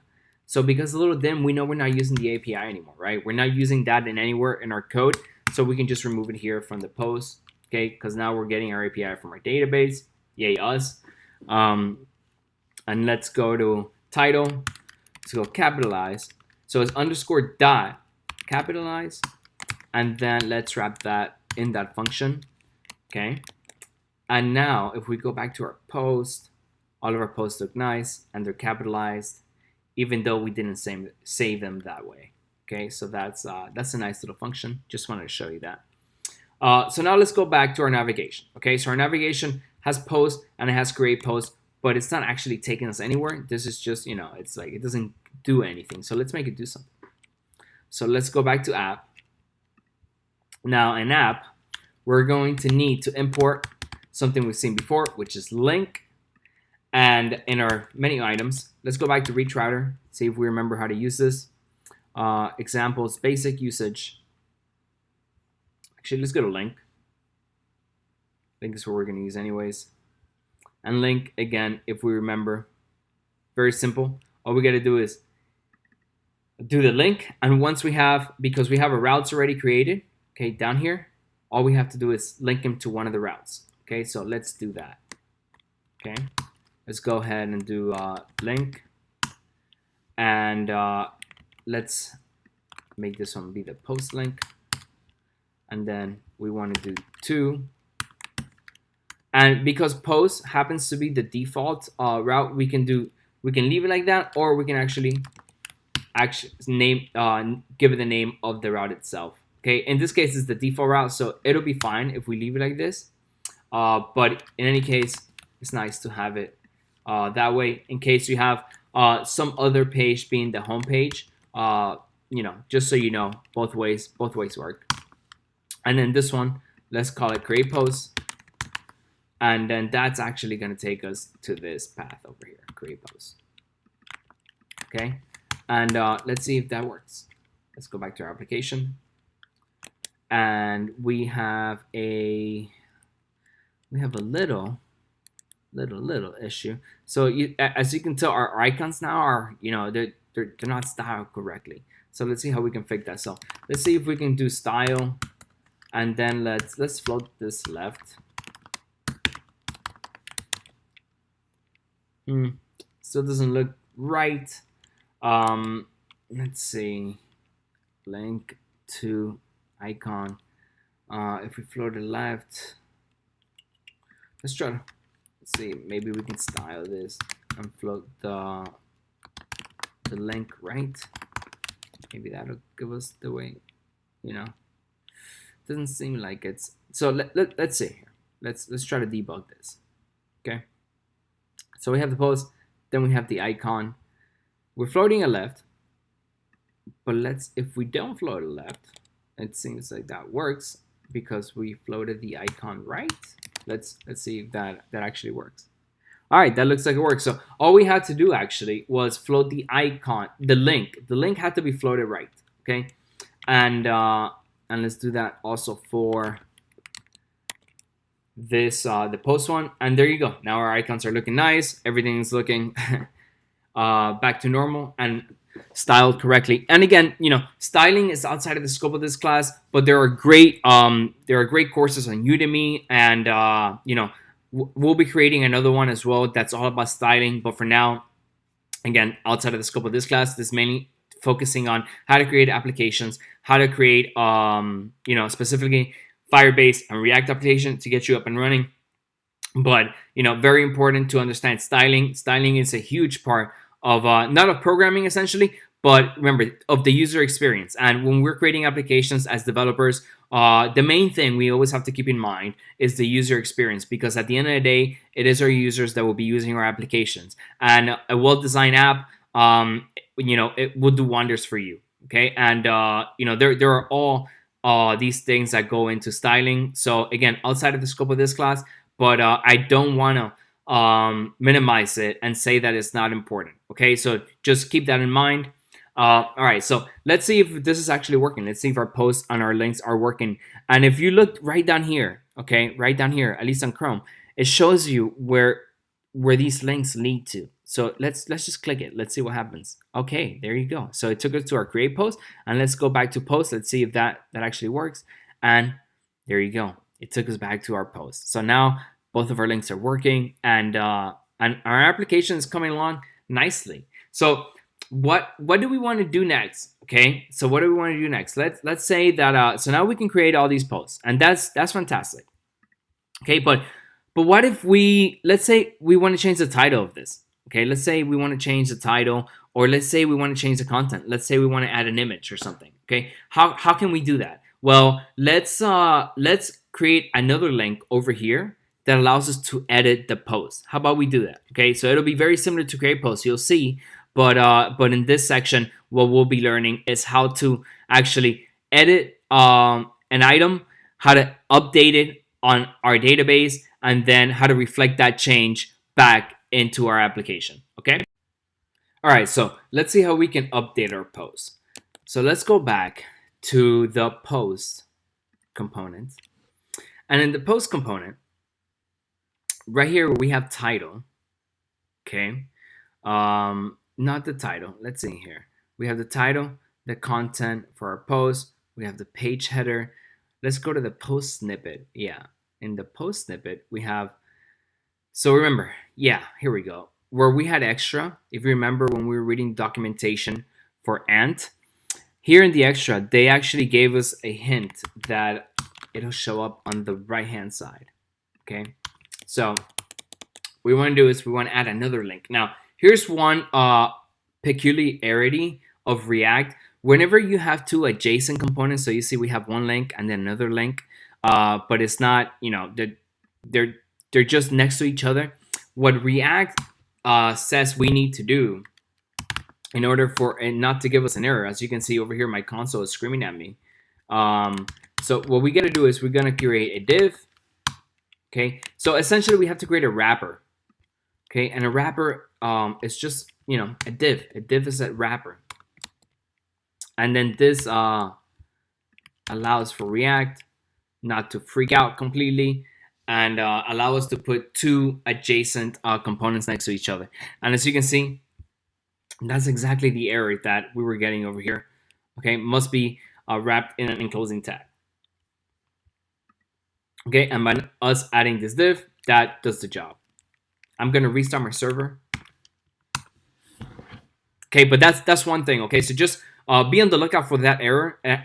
To most new React developers, it happens, and they're like, what's going on? There's really nothing wrong with their code, so it's a really hard bug to spot. But that's something you should keep in mind. Whenever you have two adjacent components this way, make sure there's always a wrapping link. And if you look, across our code, there is always, that's one of the reasons why I always create this first container. Also in our application, right? You also see that container. So I always have that container and then I wrap everything inside that container. Okay, otherwise React is gonna freak out on you. And if you don't know what's going on, it's a hard bug to spot and to debug, and it'll take you hours. Ask me how I know. Okay, so yeah, now you won't have to go through that. So let's just give this a class name. It's always good to give it a class name in case you need a handler for it later. So let's just call this the post snippet links. Okay, it's called post snippet links. And it doesn't look great yet, and let's actually change their names. One will be the read the full article link, and then the other one would be the update article. Okay, we can put update or edit, whichever one you like best is fine. Let's go with update for now.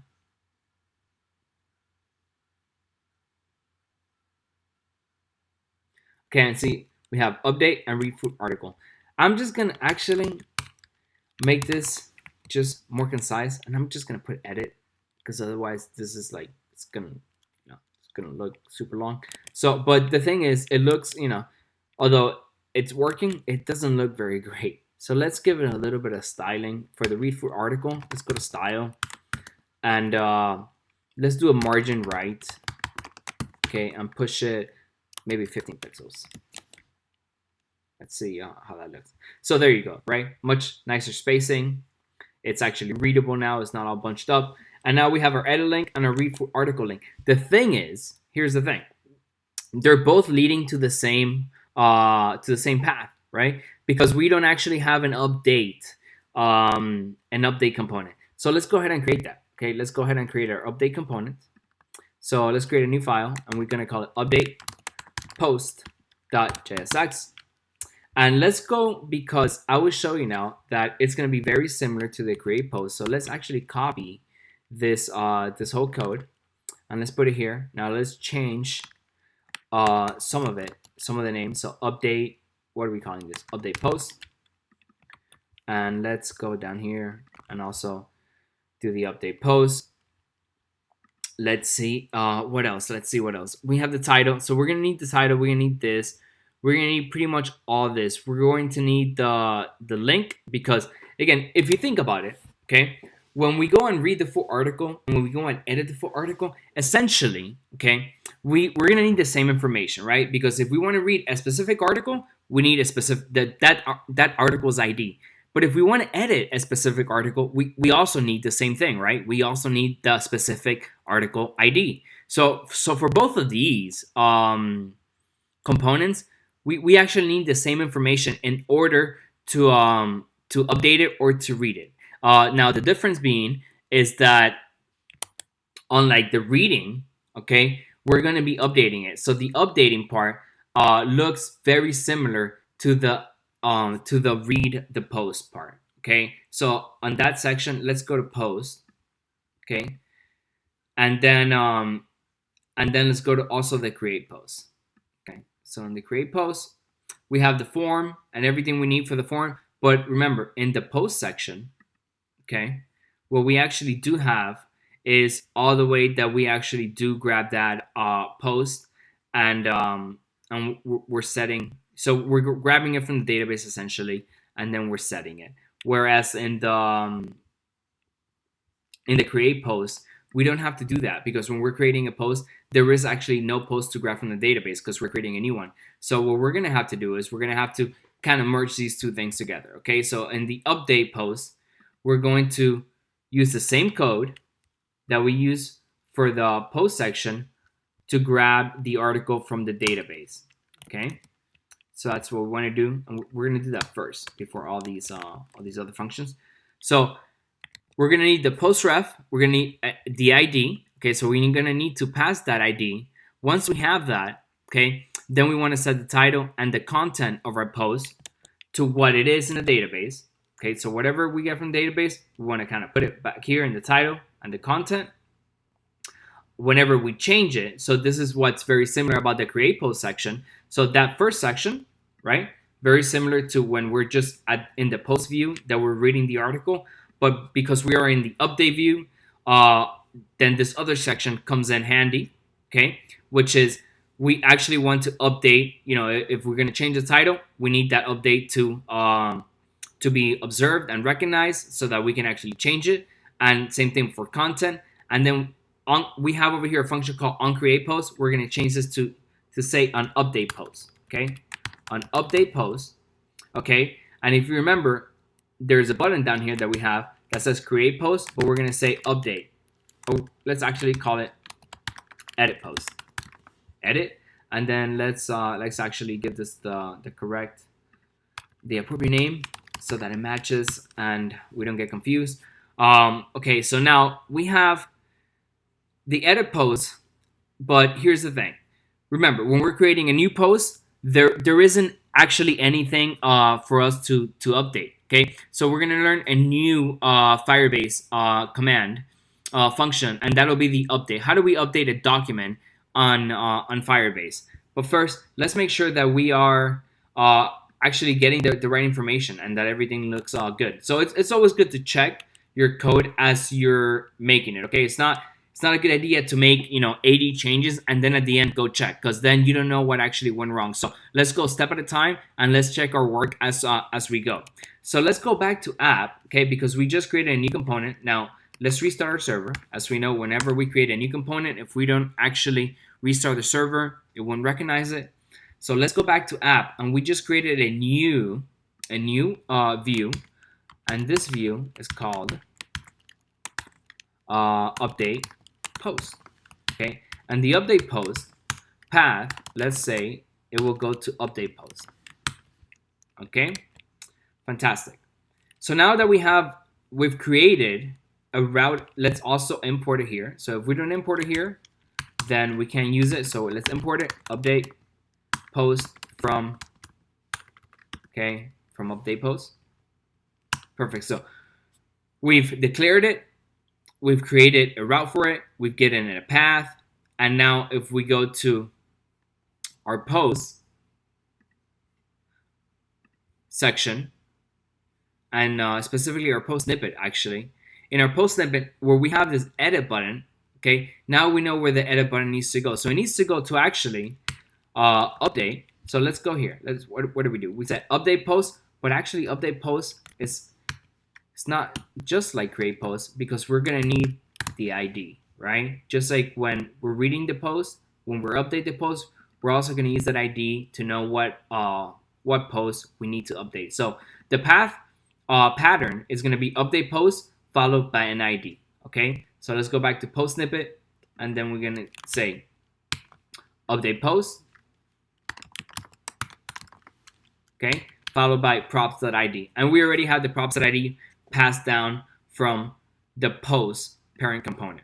Okay, and remember the way data flows, So in the post component, we're rendering the post snippet, okay, and we're passing the ID there. Now in post snippet, we have access to that ID through the props, okay, argument that we pass into the component. So now when we are creating this edit link, we can say link to update post, which we created a new route here, update post, okay, with the update post pattern followed by the ID, which again, that's what we have here. And now let's save it and let's see if that actually takes us to the right place. So second post title, okay, that's the one we're gonna click on, and let's click on edit and let's see if we don't get an error. And yeah, here we go. So again, looks almost great. The thing is that we don't just want to render it. Okay, we want to do it very similar to the create post. And if you remember in create post, what we had were input fields. Okay, so we want to do the same thing for update post. But you know, as we can see over here for update post, let's see if these are actually input fields. They don't look like input fields.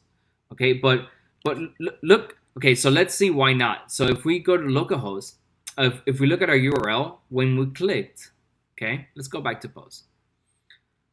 So as you can see, when we click on post, okay, it's not taking us to update post, okay, it's taking us to just post. So it's taking us just as we were reading the post. But we need, when we click on post snippet and we click on edit, we need this link to take us to update post. So let's just refresh. Sometimes it's just a simple fix. Let's refresh our page. And let's see if those changes take effect. So if we go over here, now if we look at the URL down here, okay, let's look down here. Bottom left, we see that now the changes have taken effect. So all it was, we needed to refresh the page. The server hadn't updated. So now let's go ahead and click edit. Okay, looks like we're getting an error. Let's read what our error is. And this is, again, this is why it's important to check your work as you know, one step at a time. Otherwise, you know, you might not catch everything that's happening. So let's go here and see where our error is. So this is the actual error. Uncaught reference error. Use effect is not defined. So in update post, we are using this function called use effect. Okay. But over here in React, we actually haven't imported, so we haven't declared it. So let's go ahead and just declare that. Use effect. And let's see if that solves the issue. Looks like we still have an error.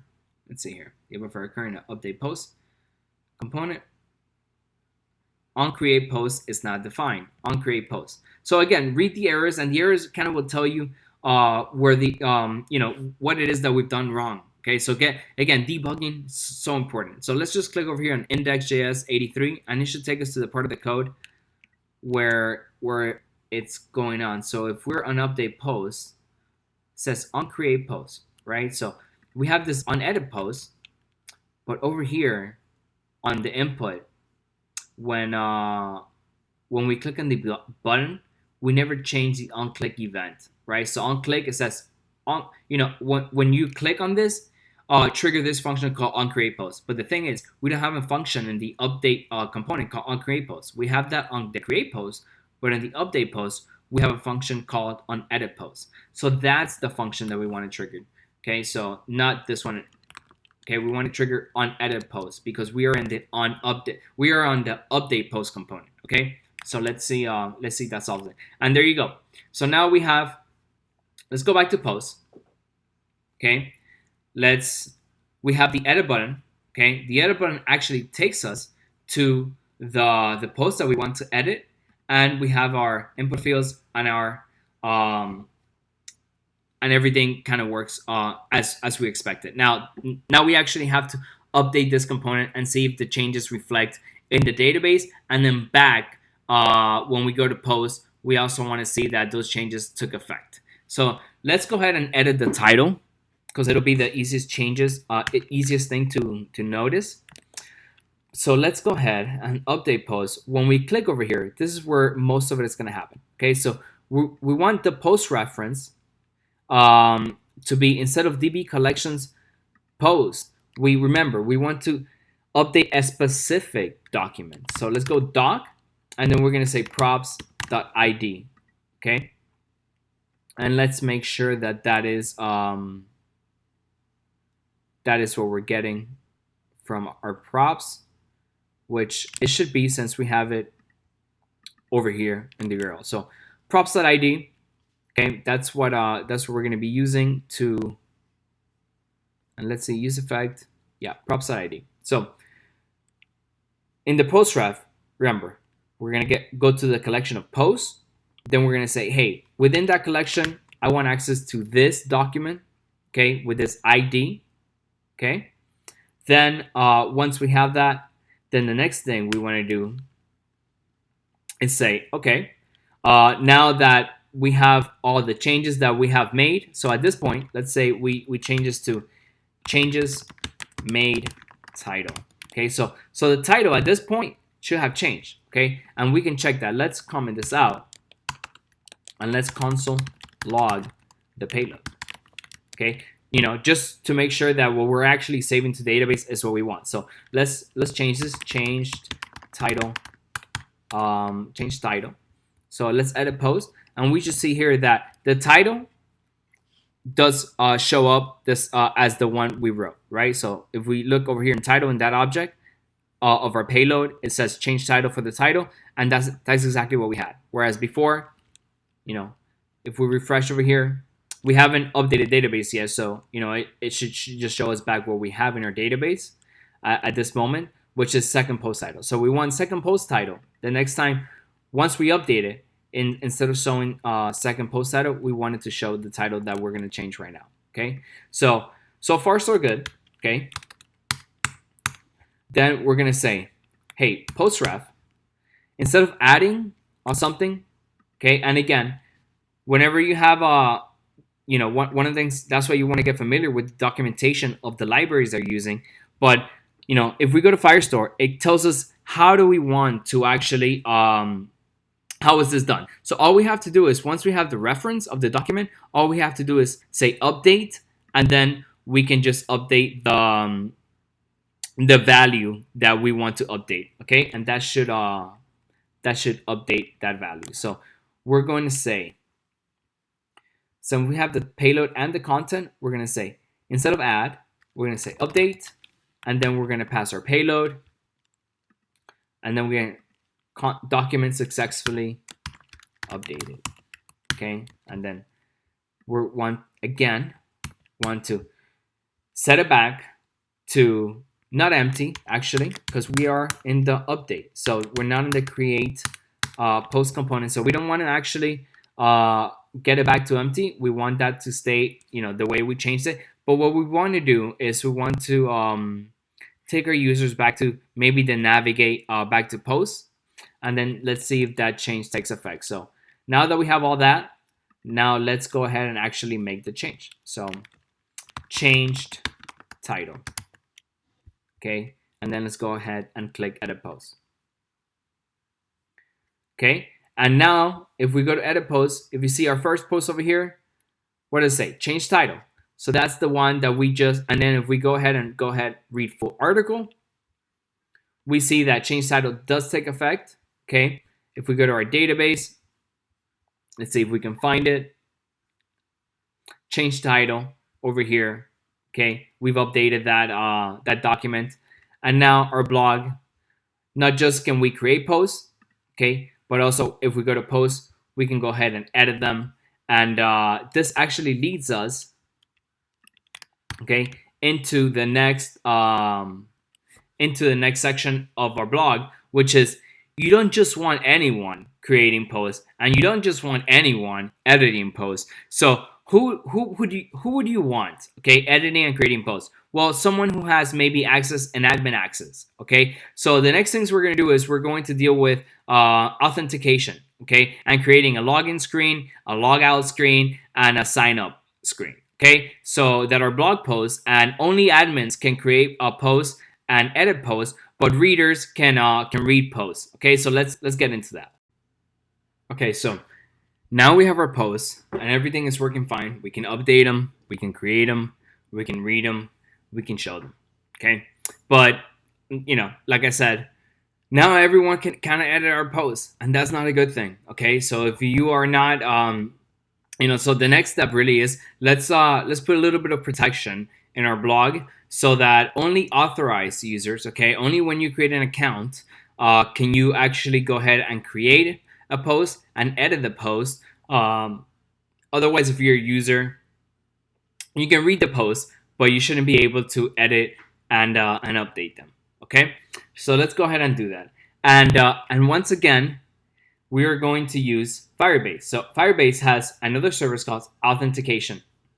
So again, one of the reasons why I wanted to show you, uh, Firebase is because they have all these services that make it really easy for us to create apps quickly. Okay, and in development, at least when you're developing and you're creating new products, the first one of the most important thing that trips everybody up is that it takes forever just to create the application, and that's why with React and Firebase and everything we're learning in this course, you should be able to go from beginning to end, from not having an app to knowing how to create it, to knowing how to work with the database, to host it, to authenticate the app, all this, okay? So the next thing, yeah, let's get into authentication, and then that way we're gonna be able to protect our app, okay? Create login, signups, and after we have that, then only those that are logged in or signed up will be able to go ahead and create posts and edit posts. Okay, so the first thing we need to do is we're going to go to authentication.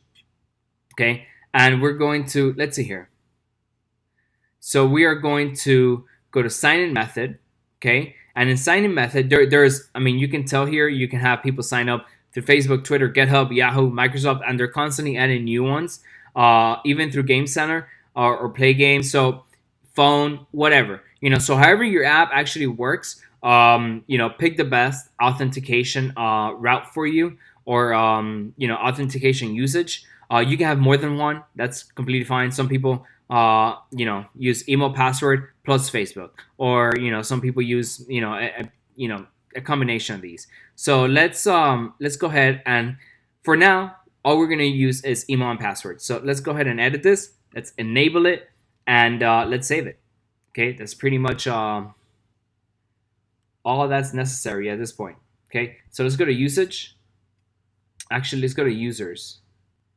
Okay, and see, right now we don't have we don't really have anything. So let's go ahead and let's go to React, and then let's clean this up a bit.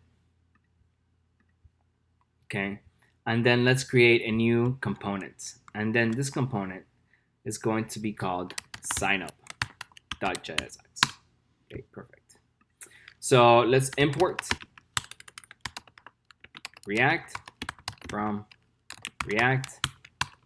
Let's go const signup. Okay, props, and let's export default signup. Perfect.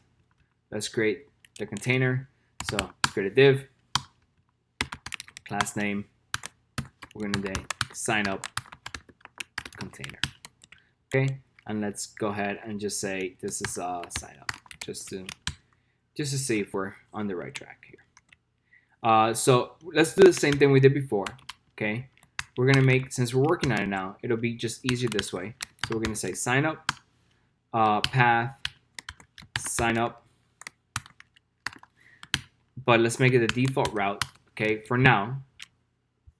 Okay, and let's make sure we declare it. Import sign up from,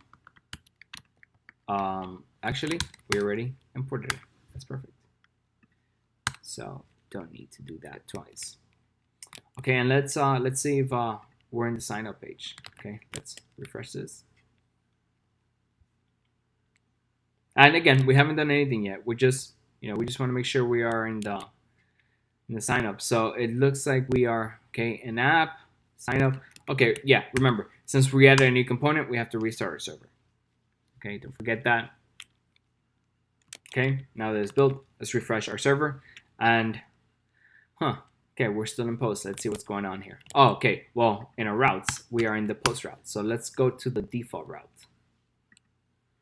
Okay, let's see what error we have here. So it looks like, so nothing was returned from the render. Let's go to sign up. And I think the issue is we don't have a return statement.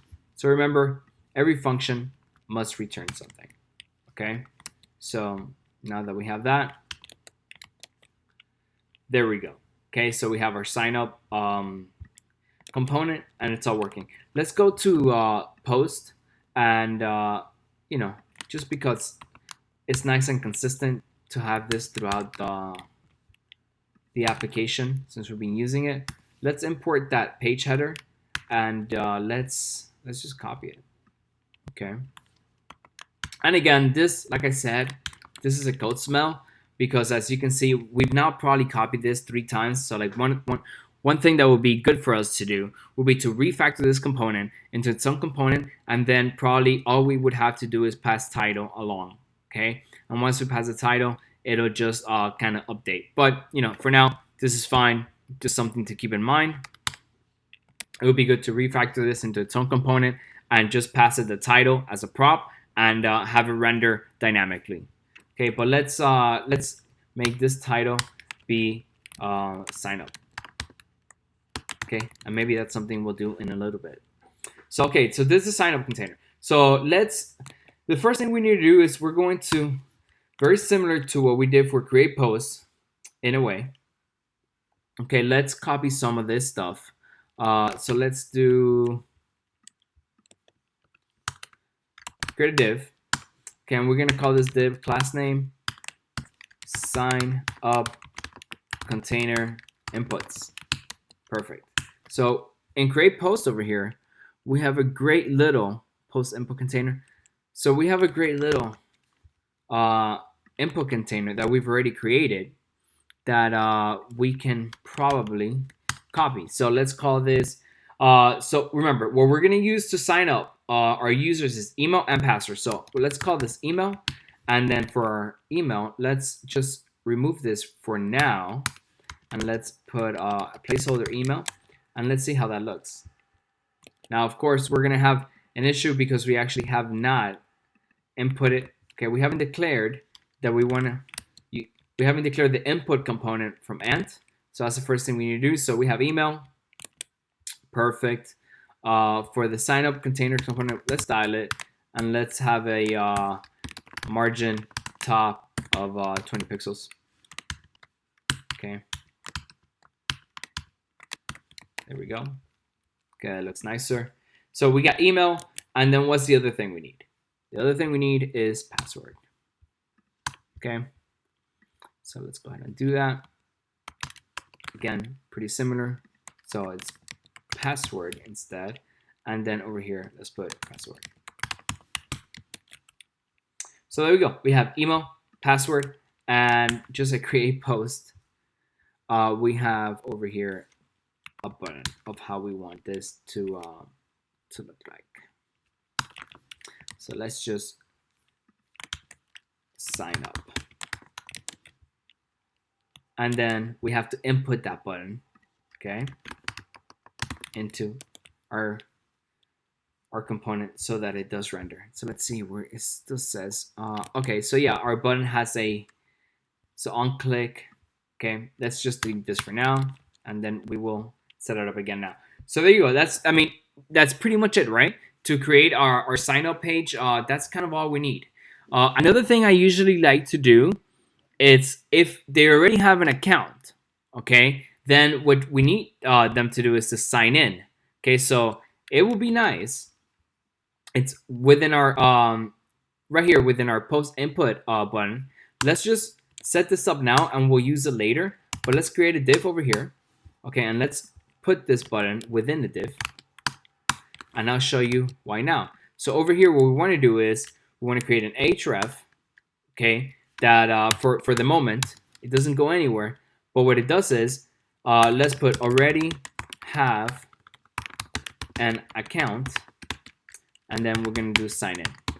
Okay, so we'll do that later, but now what we want to do is we want to style this div, and then we're gonna float this to the left.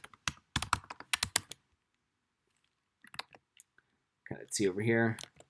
and then post input button. So let's change this. Let's see if we have any. Let's go to our index and let's see. Yeah, so that's floated right. Okay, so instead of doing that, what we want to do is the button, and then let's go to the sign up. So we want this, actually this class name. Let's just put it for the button. That's fine. So we want this to be floated right still, but what we want is this div to be floated left, and then this div over here, let's make it the width of 100%. And let's see if that, so there we go, right? So on the left, we already have an account, sign in. If you don't, then just create an account and sign up over here. Okay, so that's a great way. Let's go ahead and even though we're not going to use it yet, let's go ahead and create the sign in account, which is the sign in component, which will look very similar to this, even though it'll act a little bit different. Okay, so let's go ahead and do that. So same thing. So let's go to components, not new folder. Let's go to new file, and then we'll call it sign in.jsx. Okay, and let's just copy, okay, most of the sign up. Okay, and then let's see what would change, what we need to change in a little bit, but just call this sign in. This will be sign in. Again, to sign in, you'll need the same information that you'll need to create an account, except this time, instead of actually creating the account, you'll be, signing in. And then over here, sign in. Let's see, already have an account already. Yeah, so we don't need, if you're signed in, what we're gonna say is don't have an account, sign up. Okay, and we'll sign up. Okay, and now we want to go back to app, and we want to say, hey, this will be the sign in button. Okay, and the path will be sign in. This won't be the default path. So that's that should be, yeah, that should be good. And let's see here, what are we getting an error for? Okay, so yeah, let's import that. Let's declare that component up here, sign in, and then that's sign in. Reference center sign up is not defined. Okay, that should probably be in our sign in component. Let's see, sign up. Let's see where we have that. So that says on referencer sign up is not defined. Sign up. Okay, it's right here. So remember, we have to export sign in, not sign up, once we're in the sign in component. And that's sign in, but if we go to sign, let's see what we save the route as. Sign in. So if we go to sign in, then we should see that the sign in view. Okay, which again does look very similar, but some glaring differences are the signing button over here, and then don't have an account, sign up, right? Whereas if we go to our sign up component, okay, the header says sign up. Yes, the input form looks pretty much the same, but it says already have an account, sign in, and then it actually says the button is to sign up. So there we go. We have the sign in view and we have the sign up component. Now all we have to do is actually create the user. Okay, so let's go first to sign up, and then let's go to Firebase. Okay, and then let's check out how to Firebase auth. So let's go to auth, authentication, sign up. So let's read the documentation. Okay, let's read it really quick. We're gonna use sign in with email and password. So let's go to that. We don't actually want to read. Let's see here. 1090. Okay, so there we go. Okay. So let's act in the sign up page. Let's go ahead and clean this up. In the sign up page, what are we gonna need? So we're gonna need two variables. So let's go ahead and import use state. Okay. And then let's create these two variables. One is called const. One will be the email. And then we're going to set email. Okay. And then we're going to say use state. At first, it's going to start with empty string. And then the other one's going to be password. And then we're going to say set password.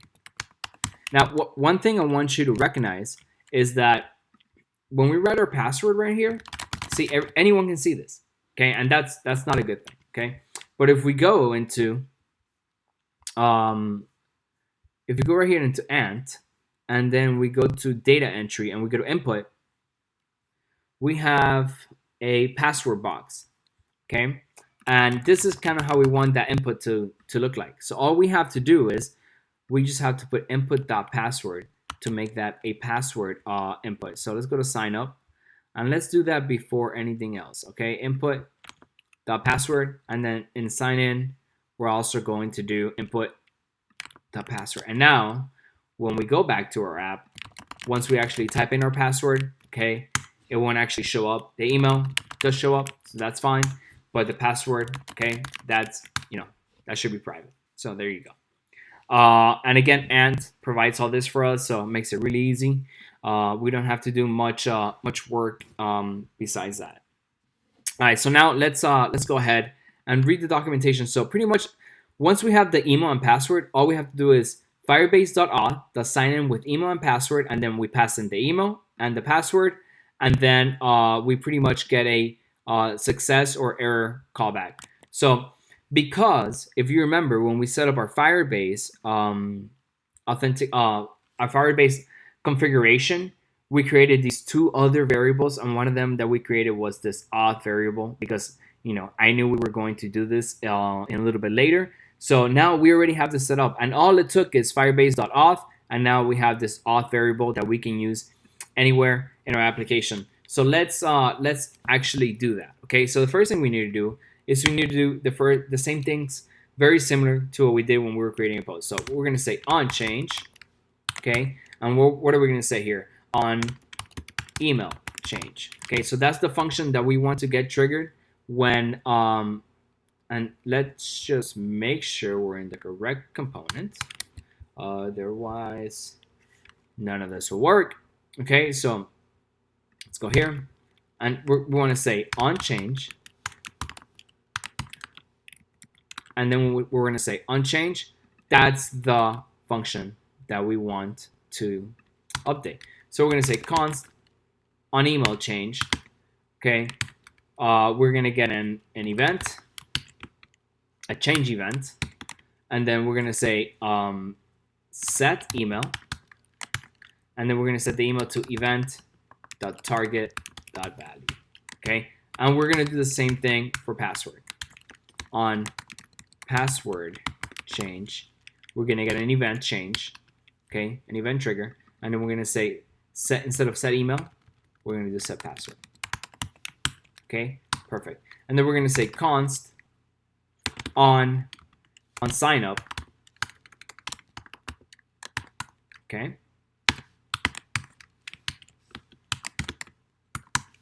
and for now, let's just say console log sign up, and then we're going to say, let's see if we can console log our email and our password, just so that we know that we're getting the right information. Now this one actually show up in our production application, but as we're developing, just so we know we are we're doing it correctly. So let's just do test gmail.com, and then let's do testing as a password. Sign up. Oh, okay, so on our button, we actually have to wire that up. So we're gonna say on click. Okay, on click, we want to trigger the on sign up event. Okay, perfect. What did I say here? On handy problem, on click. Yep. Did I put that correctly? On click. So we go. So now when we go test gmail.com, and then we're going to go testing, okay, it doesn't show up, but once we have the password, we see that we have sign up being test@gmail.com, and it's actually showing us that we haven't wired this up either. So let's wire it up, the on change for the password on change on password change. So let's try that again. Test@gmail.com and then test, and then sign up. And now we have testing or test@gmail.com, which is what we wrote. And although it doesn't show up here, we know what we wrote was testing, so that is correct. So we have the two pieces of information that we need now, okay, in order to actually go ahead and authenticate our user and create a user in our for our blog. So what we got to do is we got to import that auth variable from Firebase. So because it's not the default, remember when something's on the default, if we go back to Firebase, okay, our configuration, the default variable that we exported was called DB. So that one, if we were to import DB, all we have to do is import DB from Firebase and we'll be fine. But the thing is that this is not the actual, all these other things that we imported, these two other ones, they're not defaults, right? So when something's not default, the only difference that we have to do is we have to wrap it in brackets, and then we can say, hey, get that from auth, okay? From the Firebase exports that you guys exported when we created that file, I want to grab the auth variable, okay? So, and again, we could have named it anything, but whatever you name it here, okay, since we named it auth, make sure you use that same name, okay? So that's all. Okay, so now we're going to say, if we go back to the documentation, what is the comment? Let's just copy the documentation so we don't make any mistakes. So the documentation says firebase.auth, sign in. So this is a sign in actually. So what we want to do is sign up. So let's agree. We can get that. It's very similar, but we want to do sign up. Okay, so Firebase, I'll sign up with email and password. Let's go over here, password authentication. So here we go. So let's remove this. We'll use that later for the sign in, but for the, now remember, since we already have this firebase.auth, let's just use the auth, okay, variable that we brought in. And then the function that we need to use is auth.createUser with email and password. Pass in the email, which we have here. Pass in the password, which we have here. And we've already stored it in variables. Then, if anything happens, so for whatever reason they weren't able to sign up, let's just console log that out. Console log error in sign up. Okay. Let's see if there's an actual callback, so that when we actually sign them in or create the sign up, okay, we'll do this over there in the app section, and I'll show you once an actual user sign up, what is it that we want to do and how do we display different things based on whether users signed up or not. So let's just make sure that we can sign them up first. So auth the create user with email and password, and because we already know we have this set up correctly, let's just go ahead and test this out. Okay, so let's go ahead, and if we go to Firebase, okay, authentication users, we can see that we don't have any users as of right now. So there's no one that has signed up for our application. There are no admins. Okay, so let's go ahead and change that. We're gonna go test@gmail.com, and then we're gonna go testing. Okay, and then we're gonna sign up. Perfect. Now let's refresh Firebase, and let's see if we have any new users. Okay, and there we go. So now when we go to users in our authentication in Firebase, we actually see that we have that test user, okay, that we created, when it was created, when they last signed in, and their user ID. Okay, so this is all we needed to do. Okay, so now we have our first user signed up. Okay, so now what's the next thing we need to do? Okay, so let's do one more thing actually, which we've done before, but once they do sign up, we want to say, hey, set the email back to blank. Okay, so let's just clear the fields so that it doesn't stay with that information there. Set password as well back to blank. Okay, so there you go. And let's try to do something. Let's try to sign up another user with the same email. And let's see if so as you can see, it says error in sign up.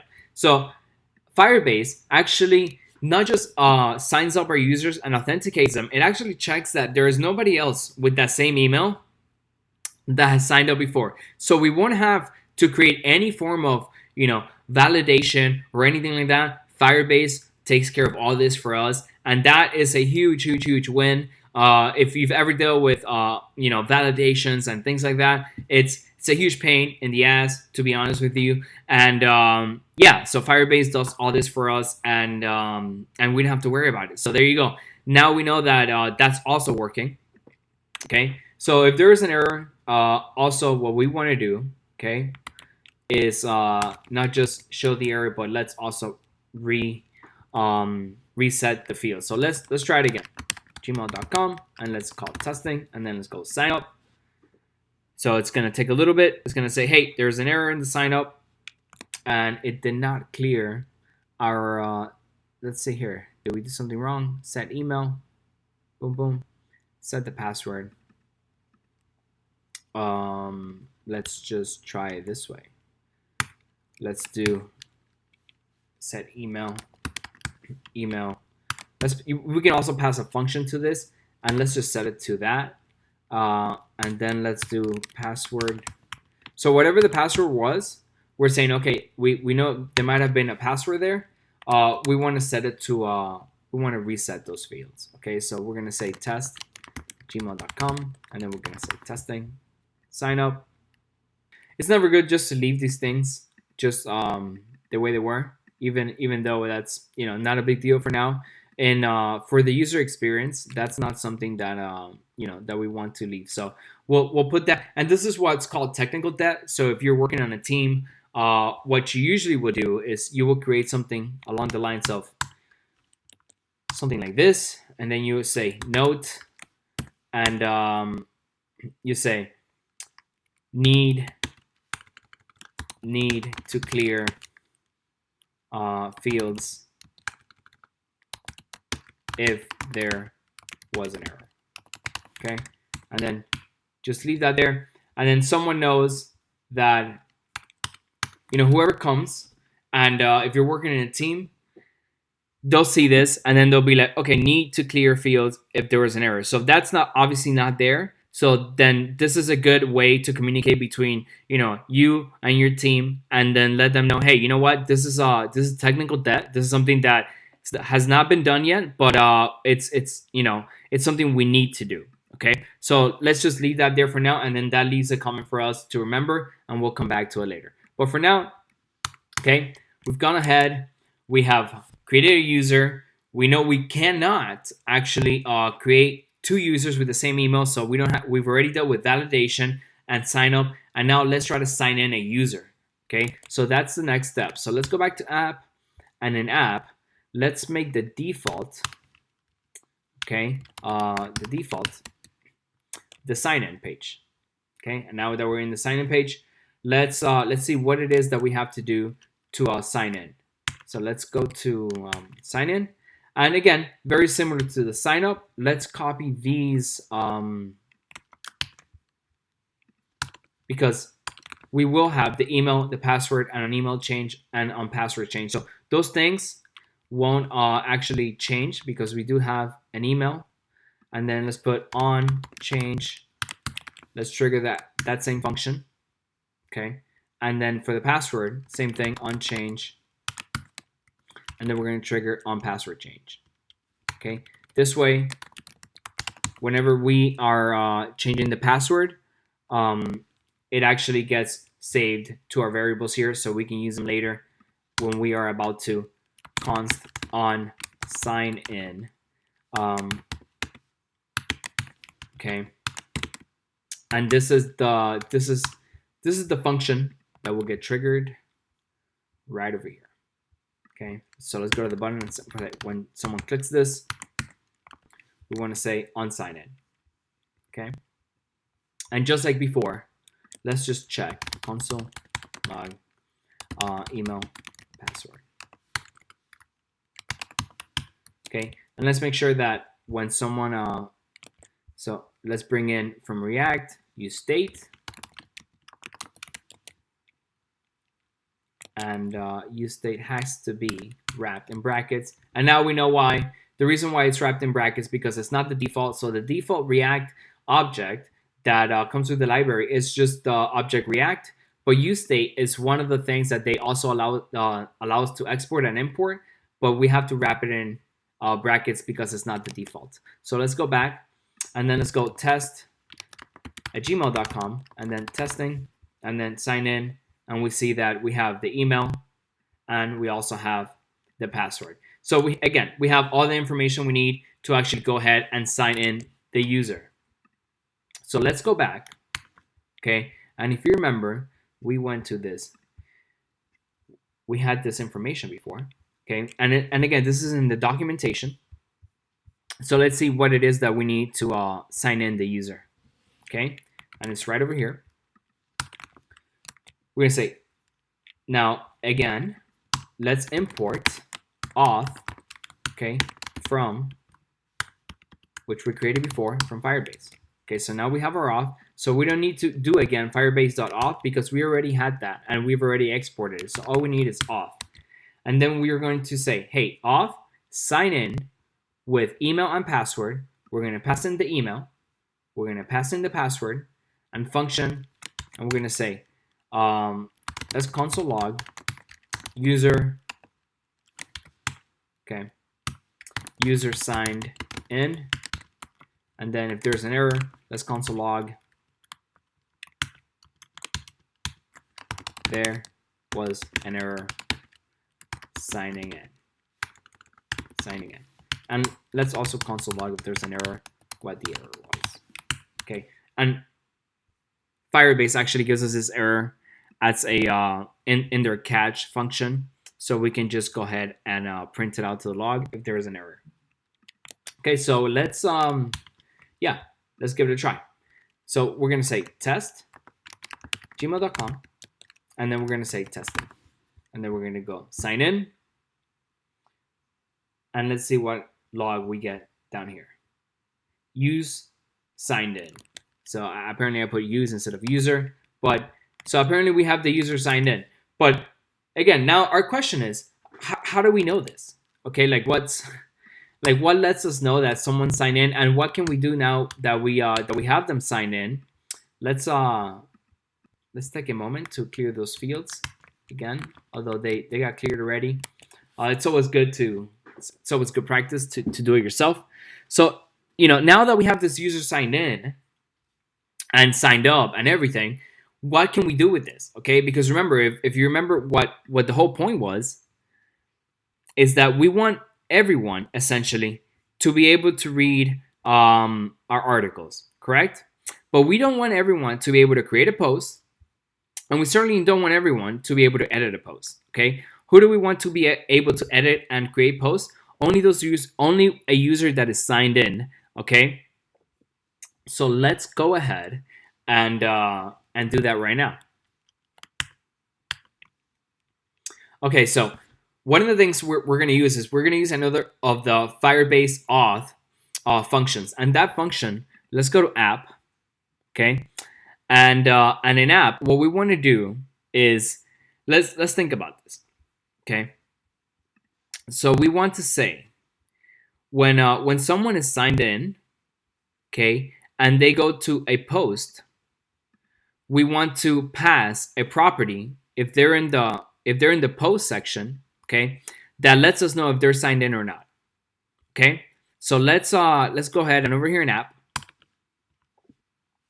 let's go ahead and create a use state. Okay, so we're gonna set some state over here in the app. And again, the app, if you remember, this is the top most component. So from the app, we can pass any information down to any of the child. Okay, so remember, information floats down in React. And there are other use cases where we can use Redux or app context. I love all those things, but since we're using Firebase, there's so very little use for us to use any of those state management tools that in many ways makes our applications complicated. So one of my big philosophies is if you can keep your application simple, then it'll be easier to maintain. It'll be easier to work with the team.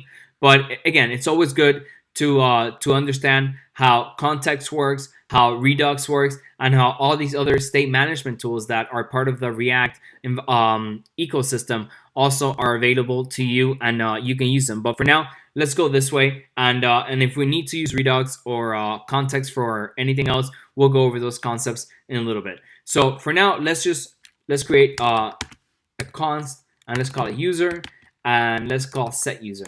Okay, and we're gonna say use state, and we're gonna say this is actually, instead of a empty string or an empty array, we're gonna say false. So initially, what we're saying is the user, okay, there is no user. Okay, it's false. Okay, so this is false. Only when the user is signed in are we going to change this from false to true. Okay, so let's see, how do we do that? Okay, how do we do that? So over here, Firebase has an on-auth state change function. So let's use that. Okay, let's use that. So let's bring in Firebase import auth from Firebase. Okay, and now we're gonna say, remember, since we're importing that already, all we have to do is auth on Firebase, on auth state change. So once a person signs in, Firebase will handle this for us, and then Firebase will know, hey, someone signed in, and an event will get triggered that lets us know, hey, there is actually someone signed in already. Okay, let's just console out the user if they're signed in, and let's console out no user is signed in. Perfect. Okay, so let's go back to our application, and as we can see here, okay, so let's just make sure we're in the right place. User is signed in. Perfect. So because we already signed in, okay, we can see that Firebase returns an object to us that gives us the user, and we can know that's that user because if we look in that object, okay, if we open it up, that object has right over here an email property, and that email property is the exact same one we use, okay, test@gmail.com. And if we go back to our Firebase console, we can see that that is the user that we signed in with. So that user is actually signed in right now. Okay, so that's perfect. So now that we are signed in, let's actually, okay, let's see if we can sign out. So that's the next thing. Okay, so now we're signed in, and we can tell when someone is signed in. Okay, so we have this function, but before we do that, let's also do something, and let's set the user. Okay, let's set it to user. Okay, so now our variable over here, instead of saying false, it'll actually say user. Okay, and it'll be that whole object, and we're going to use that later so that we can display certain information or allow certain information, sort of like editing or creating posts, only to users that are signed in. All right, so now we've set the user. We know when they're signed in and when they're not. So let's do one more thing, and let's actually allow someone to sign out. Okay, so now they're signed in, and that's great, but how do they sign out? Let's go to navigation, and in navigation, okay, let's go into the menu. Okay, and let's see, let's just add another item to our navigation. And if you remember, our navigation was right here actually. So let's put instead of create post, let's put sign up. Okay, and what we're gonna do here is, instead of menu, this is create post. This item is post. And then these are the keys that React uses to, again, remember, to optimize the way they render. And then this will be the sign out. But over here, let's style this, and let's style it so that it's floated right. Let's see how that looks. So great. Now, again, we don't actually want it to be a link or anything. What we want it to be essentially is it's let's make it a link, but let's make it a link that doesn't actually do anything. Let's just create it. See if we can create it. Let's make it a p tag, and let's not have it go anywhere because it actually doesn't do anything other than just sign the user out. Okay, and what we want to do is let's see here. We want to say, hey, on click, let's do on sign out. Okay, so on click, we're gonna trigger an event, and that event is gonna be called const on sign out. Okay, if I can write today. Okay, and then let's console log signing out. Okay, so let's click it and see if that's what we get. So perfect. So now when someone clicks this, we're getting the signing out button. Now I don't know if we actually want it to be a menu item or if we can just get away with making it something much simpler. Okay, yeah, let's do that. Let's make it a name. So it's still a link, okay, but we don't want it to be a menu item. And simply because the reason why I don't want to make it a menu item, okay, I don't know if you noticed, but the menu items have this nice little effect. So when you click over them, okay, it kind of shows you, hey, this is kind of where we're going, right? So if we create post, and you know that underline, that border stays there, and it's a really nice effect. Whereas for sign out, we want it to be a link, okay, but we don't necessarily want this nice effect because it's not going to take us anywhere. Okay, it's just going to sign us out. Okay, so that's and once we sign out, then the view should change, and that's what will allow us to know that we're signed out. But it's not like it's taking us anywhere like this does, right? So it's not an actual link that takes us somewhere. It's mainly just a it's mainly just going to perform a sign out function. Okay, and that's all we have to do. So on click, we're going to trigger this function, and if we go back to Firebase, okay, then over here we have what we want to use. So we're gonna say auth, and it's a simple function again. It's called sign out, and then we're gonna say console log user success, user signed out. Let's just put that. Okay, and let's do that. Let's go back to the main page, and in the main page we still have, let's go to the app, and I still want to make sure that we are console logging the user, because once we sign out, I want to make sure that that doesn't show up, right? Because that will allow us to know, hey, you know, that you're signed out. So we're in the, let's go to the post. Okay, and all our posts are showing, and now we're going to click sign out. No user signed in, no user signed in, and user signed out. So that's a good sign. So let's now refresh.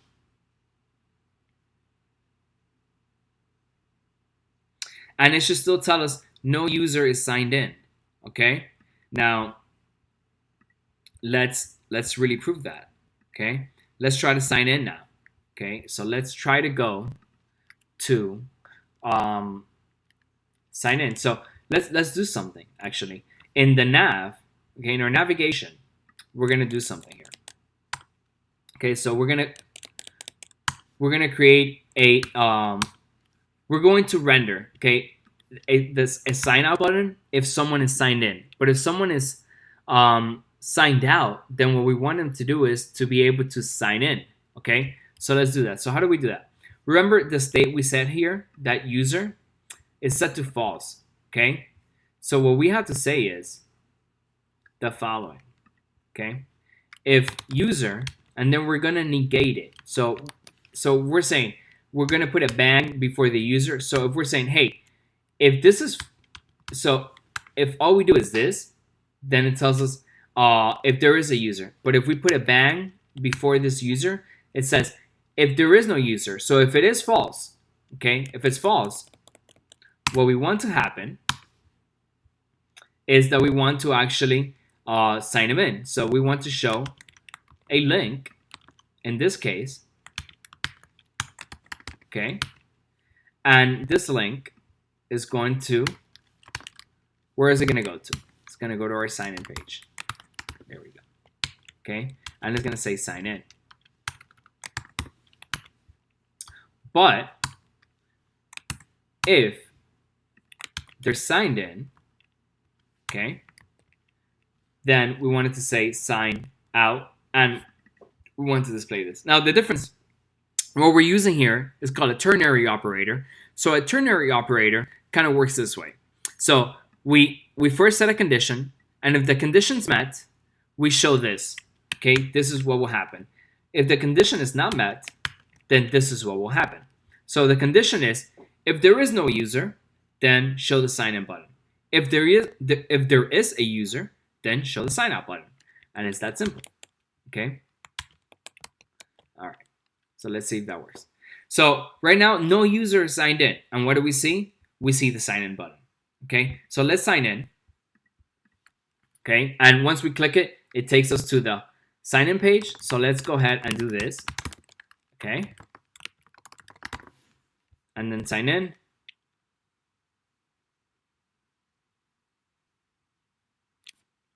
Okay, took a little bit, but now what do we see? We see the sign out button, okay, shows up, and if we go to post, again, we see the sign out button. So now we definitely know that someone is signed in, right? So, and that's great, that's fantastic. So now we're rendering the sign in or sign out button based on a state, right? So whether someone signed in or someone signed out, we're rendering different views to the user, and that's the exact same trick that we're going to use, okay, right now in order to allow people to edit or create posts. So let's do that. Okay, so let's go to our post page. Let's see if it's in our post or post snippet. Let's go to our post snippet, and then what do we want to do? We want, again, we need to have the ability to know if someone signed in or signed out. Okay, and if someone signed in, they should be able to edit the post. But if someone is not signed in, then they should not be able to edit the post. And for navigation, if someone is signed in, then they should be able to create a post. If someone is not signed in, then they should not be able to create a post. So we're gonna do this same thing over here. So let's do that again. Okay. So we're going to open these brackets, and we're going to say user. So if there is no user signed in, and this is just for organizational purposes, what do we want to do? If there is no user signed in, then actually this will be different. So we actually don't have two conditions that we want to meet. So since we don't have two conditions, all we want to check if there is a user signed in, and only then, if there is a user signed in, and the way to do this, if you only have one condition that needs to be met, you put double and signs in React, okay? So the condition is, only if there's a user signed in, do we want this link to show up. Otherwise, we don't want it to show up. So at this point, we do have a user sign in, but let's go ahead and sign out and see what happens. Okay, so no user is signed in, okay? We should not be able to see this post. So let's see what happens. Okay. So here's what happens. So once someone signs out, what we have to do is, because remember, since someone was signed in, we change the state of the user. So once someone signed out, that state is still how we left it. Okay. So what we have to do when someone signs out, we have to change the state again and update it. So we're going to set user, and we're going to set the user to what? To false. Perfect. So since there is no user signed in, right now the state of the user, it's false. Okay, so we don't see that no one, they can't create a post. Okay, so that's perfect. So let's sign in and then let's see if that changes. Test, what was it? Test at gmail.com. And then let's go to testing. Let's sign in. Okay. There we go. Immediately we see that create post shows up. And if we go to post, now we have the sign out, we have the create post, and then we have one more thing to do, which is do the same thing for this edit button over here. So let's go to post snippet. But before we go to post snippet, remember, we need this ability to know when the user signed in or when the user is signed out. Okay? So the way we do that is in post, okay? So we have to remember what is the parent of post snippet. So if we go to post snippet, what renders that? So if we go to post, okay, the post snippet gets rendered from the post component. So it is from the post component that we need to pass that property of the user to the actual post snippet component. Okay, so we have to go from app, and in app we're gonna pass a property, and the property is gonna be let's see, what do we want the property to be? We want the property to be user, and then we're going to send that user along. And then once we're in post, let's go ahead and let's just check out console log. What are the props? Okay, let's just check out what are the props that we're getting once we're there. And let's make sure we are in the post component. Console the log in the post component. Okay. So, okay, over here we're in the post component. And if we go to, let's see, if we go to location, and then we go to, let's see, anywhere here, we can see the user, okay, which we are signed in. So we should be able to see the user. And let's make sure we're sending it in the correct, to the correct, so, okay, so I put it in post. It actually should be in post. So again, I was like, yeah, that's a little weird. So yeah, just make sure, because an error like that will be very hard to catch, okay? Because there is really no error, but except that we're not seeing. So that's why it's important to learn how to console log and debug through console log. So now once we go to post, okay, what we have here, we do have that user, okay? There we go. So props dot user, and it's there in the post component. So now that we have user, once we open that up, we can go to email, and we know that it's not false. Now, if we were not signed in, then that user property would actually say false. So now that we passed that into post, let's go to post, and in post we have now the code snippet. Okay, so in the post snippet is actually where we're actually allowing someone to edit the post or not edit the post. Okay, so here we want to pass the user along as well. So let's go ahead and put the user property here. Okay, and then we're going to go props.user. Okay, perfect. And now all we have to do is go to post snippet. And once we're in post snippet, we are going to do the same thing for edit. Okay, so let's check here. So how do we do this? We're going to open brackets, and then we're going to say user, and so we only know that only if the user is signed in, it won't be false. If the user is signed out, then that will be false.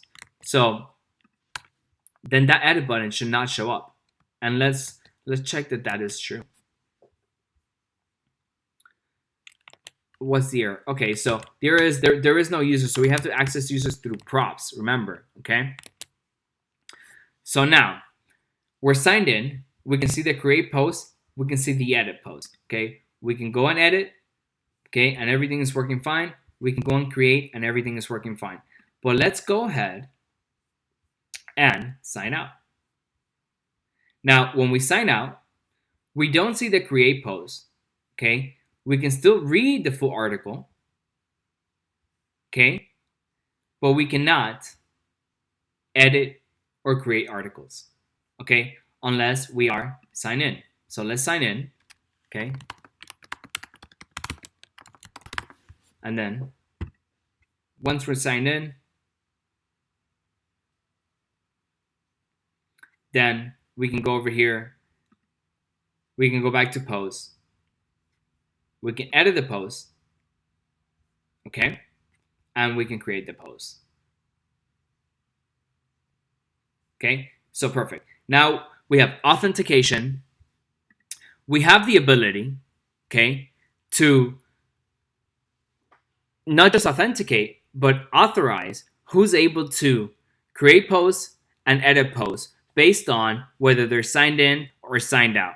We have also, okay, shown and used the flow of information on React to pass information from parent to child, okay, and from child all the way to where we need it for that information to be used, okay? And again, all this has been very simple, okay? As you can tell, and we have pretty much at this point a full-blown app with authorization, okay, authentication, editing capabilities, updating capabilities. We're gathering data from the API. We are fetching it, we're displaying it, we're updating it. So at this point, you've pretty much created a full-blown app that most people, that just a few hours ago you wouldn't have known how to do. So this has been great progress. Okay, so let's continue on, and you should take a moment and take it all in. Okay, so go over the course at this point if you need to. I think this is a good breaking point. And then just review everything that we've done so far, so that it gets you can get it into your brain, and it really solidifies everything we've done. But again, everything we've done up to this point shouldn't be something that feels overwhelming. We have used all the right libraries. And I think the last thing we need to do now is actually host this application. And once it's hosted, it'll be online. And then we can show it to our friends, to our families, and pretty much to anyone that we want. And that's what we're going to get into next.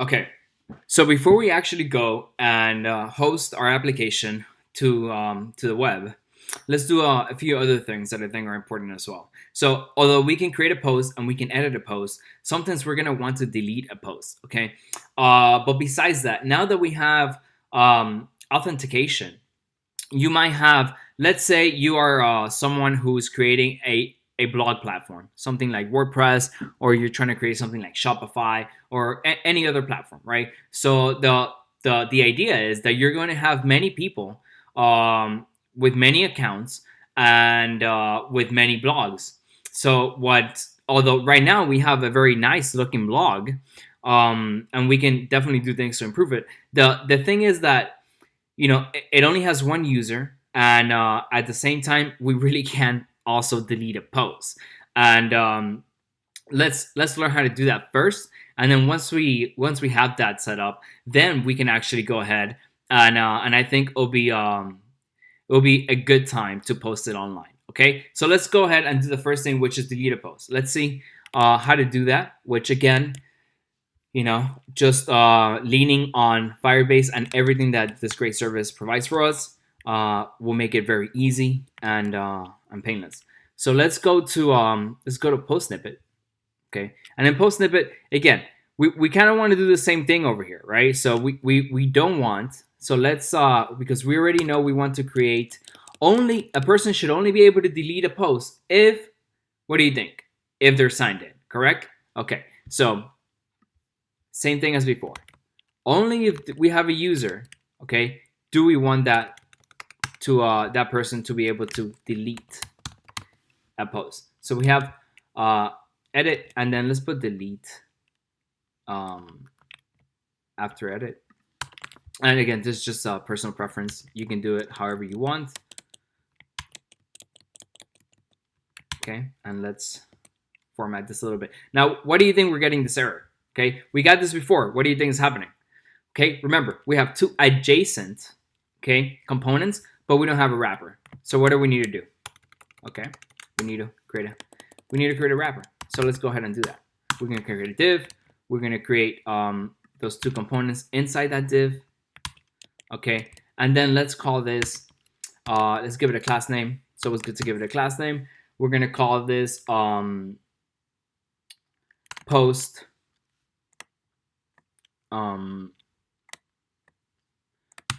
post. Let's call this edit links, because in a way deleting is like editing. Okay, so let's just go with that. So let's see how this looks. So we have read full article, edit, delete. So the edit and delete, let's see here, the read full article one. Okay, what we want to do is we want to float left. Okay, and the reason for, let's see if this I'll show you why now. So we have read full article, and we have this link over here, read full left, and then let's style this to float. Let's try right. Let's see what that does for us. So there we go. Okay. So we floated this left, we floated this right. Now, again, we kind of have it how we had it before. What we want to do now is the edit link. Okay, we want to do kind of this same thing over here, right? We want to give it a margin. So there's a little bit of spacing. So we're going to go style, and then we're going to go margin right. And that's going to be, let's give it 15 pixels. And there we go. We have read, edit, delete. Now, what we have to do is we actually have to make that delete button work. Okay. So again, the delete is very similar to the sign up. To the sign out. It doesn't actually take us anywhere. What it does is it updates what our posts are. Okay. So let's see how we can do this. Okay. So let's go ahead, and we don't need to delete URL, but what we do need is a link. Okay. And what we're going to do is an on-click event. So on click, we are going to say on delete post. That's the function that we want to trigger when when we delete, when we click the delete button. Okay, so const on delete post, we're going to create that and set, and let's just console log it and then set post being deleted. Okay. Now, one thing that we're gonna need to do, and we know this already, is we're gonna need to know which post to delete. Okay, and we know we have access to that because we are over here using it in the props.id of the post snippet, right? So we'll have access to that through the once we need to delete it. But just again, just something to keep in mind. Okay, you're gonna want to delete the correct post, not any post. Okay, so let's go ahead and click delete, and then okay, so we know that's working.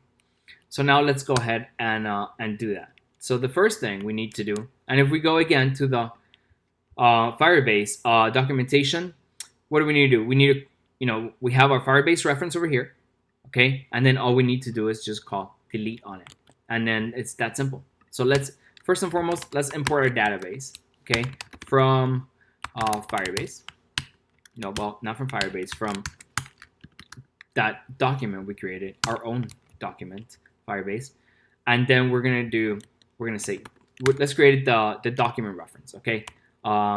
So we're gonna say let post ref equal db.collection, and what's the collection gonna be? A post, okay, and the doc ID is gonna be props.id, okay. So then we're gonna go post ref, okay, we're gonna go post ref, and then what do I have to do? We're just gonna have to delete, and that should do it for us. Okay. Now let's go to our application. And one thing I want to do before we do this, which is pretty cool. This is one of the coolest features of Firebase. Firebase is what we call a real-time database. So what does it mean, a real-time database? Whenever an event happens somewhere, so in any of the references, so whenever something, let's say, happens on this reference that we created here, so for example, when we delete a post and when we create a post, that's an event, right? That's something that happens that changed the database. So whenever something like that happens, we can actually get real-time updates, okay? And because we're using React, okay, and React has this ability to update also in real time. So because we're using a framework that's a real-time framework, and we're using a database that's a real-time database, this actually creates some really cool features that we can do that most other apps actually don't have, and people have to refresh, and there's all these things that we don't have to do. So let's see how that works. Okay, so let's go into post, and then let's see here. Instead of get, we're gonna do on snapshot. Okay, so we're gonna change it. We're not gonna do get. We're gonna do on snapshot. No, okay, on snapshot. Then we're gonna have a post, and then we're gonna say post, and then pretty much nothing else should change. And let's just make sure that that's correct. Okay, so all of our posts, everything looks the same. Okay, so we haven't done anything dramatic. Okay, but everything is being rendered. Okay, and all we change, okay, if you remember, all we change is on snapshot. So on snapshot, what it allows us to do, it allows us to subscribe to changes to this reference, okay, to this reference over here that we have, and this is the post reference. So whenever something happens in the post reference, like what we're about to do right now, which is delete a post, okay, we should see that this updates automatically. Okay, and let's just count for good measure. We have 1, 2, 3, 4 posts right now. Okay, we have 4 posts. So let's go ahead and do something crazy, and let's delete one.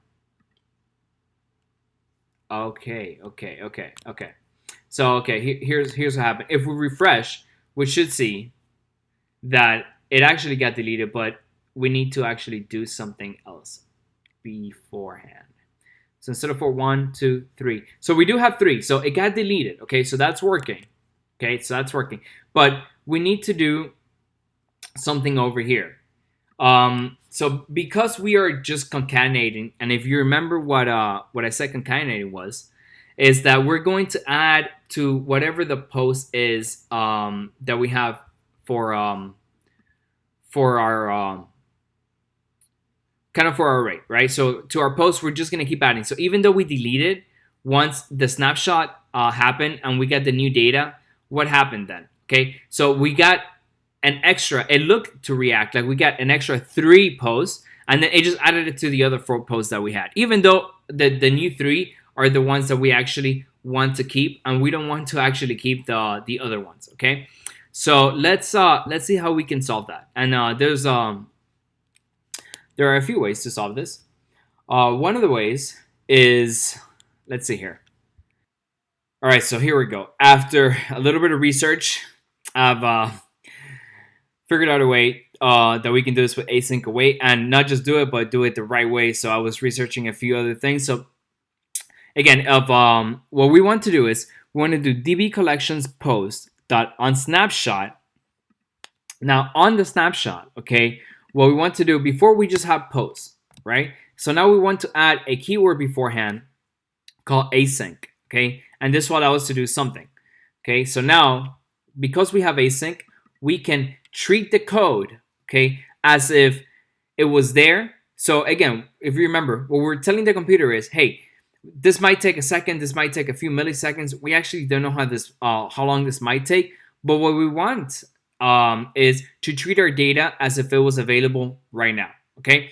And the way we do this is we put this async keyword, okay, before the function over here, and then what we want to do is we want to put the await keyword, okay, on the call or the fetch call that we're doing on the network that might take a while. So this is the actual part that we're not sure of, right? So we're gonna say async, and then we're gonna say, hey, we actually want to wait till everything comes back from this call before we move on to anything else. Okay, and I'll tell you the reason why now. So pretty much everything stays the same. All we're adding is an async over here and an await over here, and then we're gonna make this the post variable. So now we have post, and actually let's put post data so we don't get this variable confused with this other variable that we have over here.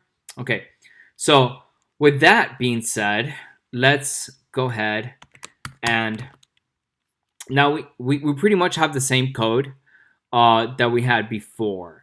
Okay, so we have post data, this, that, okay, and then this. So there we go. And we're just, again, this is pretty much the same code we had before. Nothing changed. Okay, we have data, and then we have the ID, the payload, and then we return the payload. And then what we want to do is, let's console log post data. And before we delete any of this, let's just leave it there in case we actually make an error. And here's what we get. We're getting back an array, okay, and the array has the same thing we had before. But now, what's the difference? Okay, why did we go through all this? Because remember, we wanted to put the on snapshot. Okay, the reason we wanted to do the on snapshot is because we want when the database updates. Okay, and now that we have that, we can delete the rest.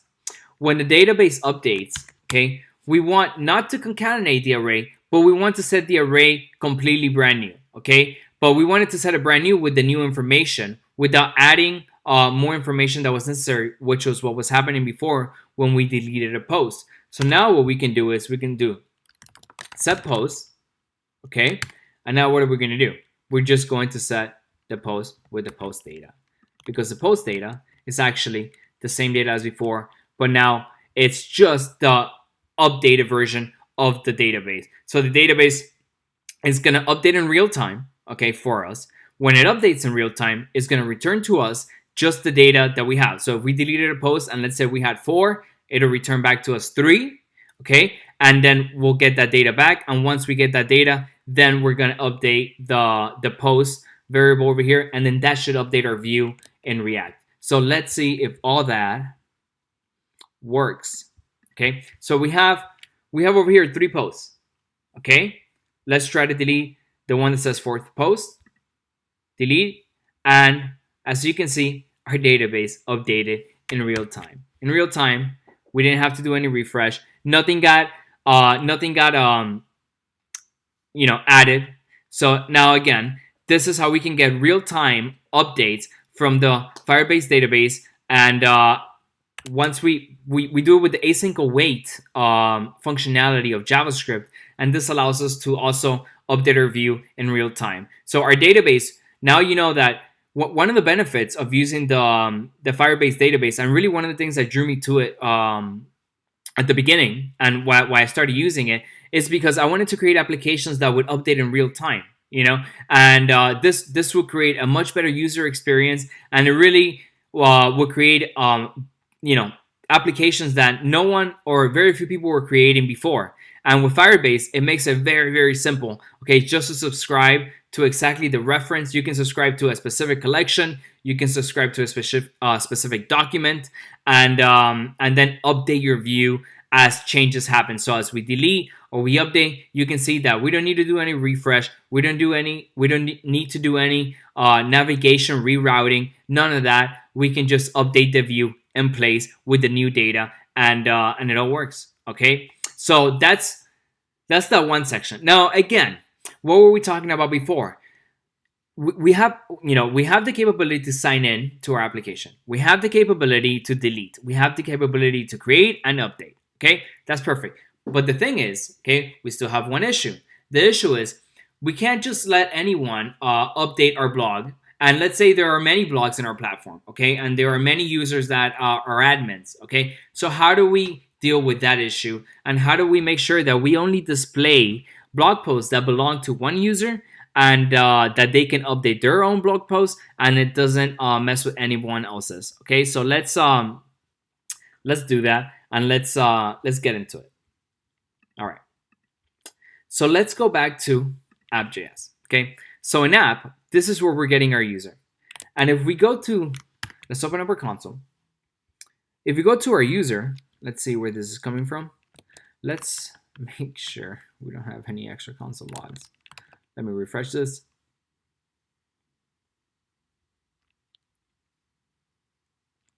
Okay, so there we go. So in app.js, when we get our user, okay, one of the things that it comes in this object that we can use is this UID, okay? And we're gonna use this UID for something special. This is what's gonna allow us to recognize which user posted which post to which blog. So not just that we're gonna check is the user signed in order to edit and create, but also once they're signed in, we want to make sure that we save the blog post to the correct user, okay? And that we are showing the correct user's blog post. So imagine we had 10 users, which each their own blogs, and because they each have their own blogs, we want to show for each blog the correct blog post, not all of the blog posts, which is what our app is doing right now. Okay, so our app, we're about to make it a little more robust. So we're gonna use, again, remember, if you go into the user object, okay, that we have from Firebase,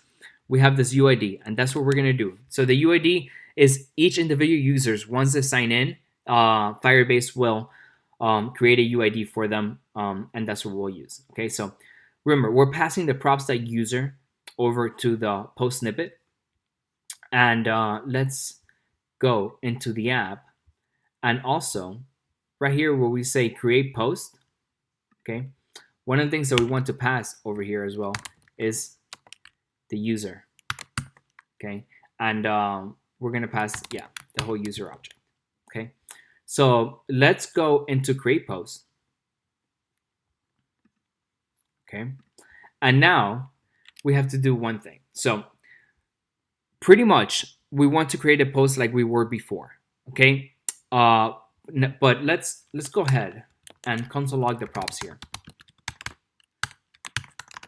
Okay, and we should have in the, if we go to create post now, we should have in the create post, okay, in the, let me see, let's refresh this just to make sure that that got set correctly. Okay, so if we go to the create post, okay, let's go to post and then create post, And then let's go to app for a second. Oh, again, I'm in update post. Let's go to create post. Oh, jeez, what's going on? All right, let's refresh this.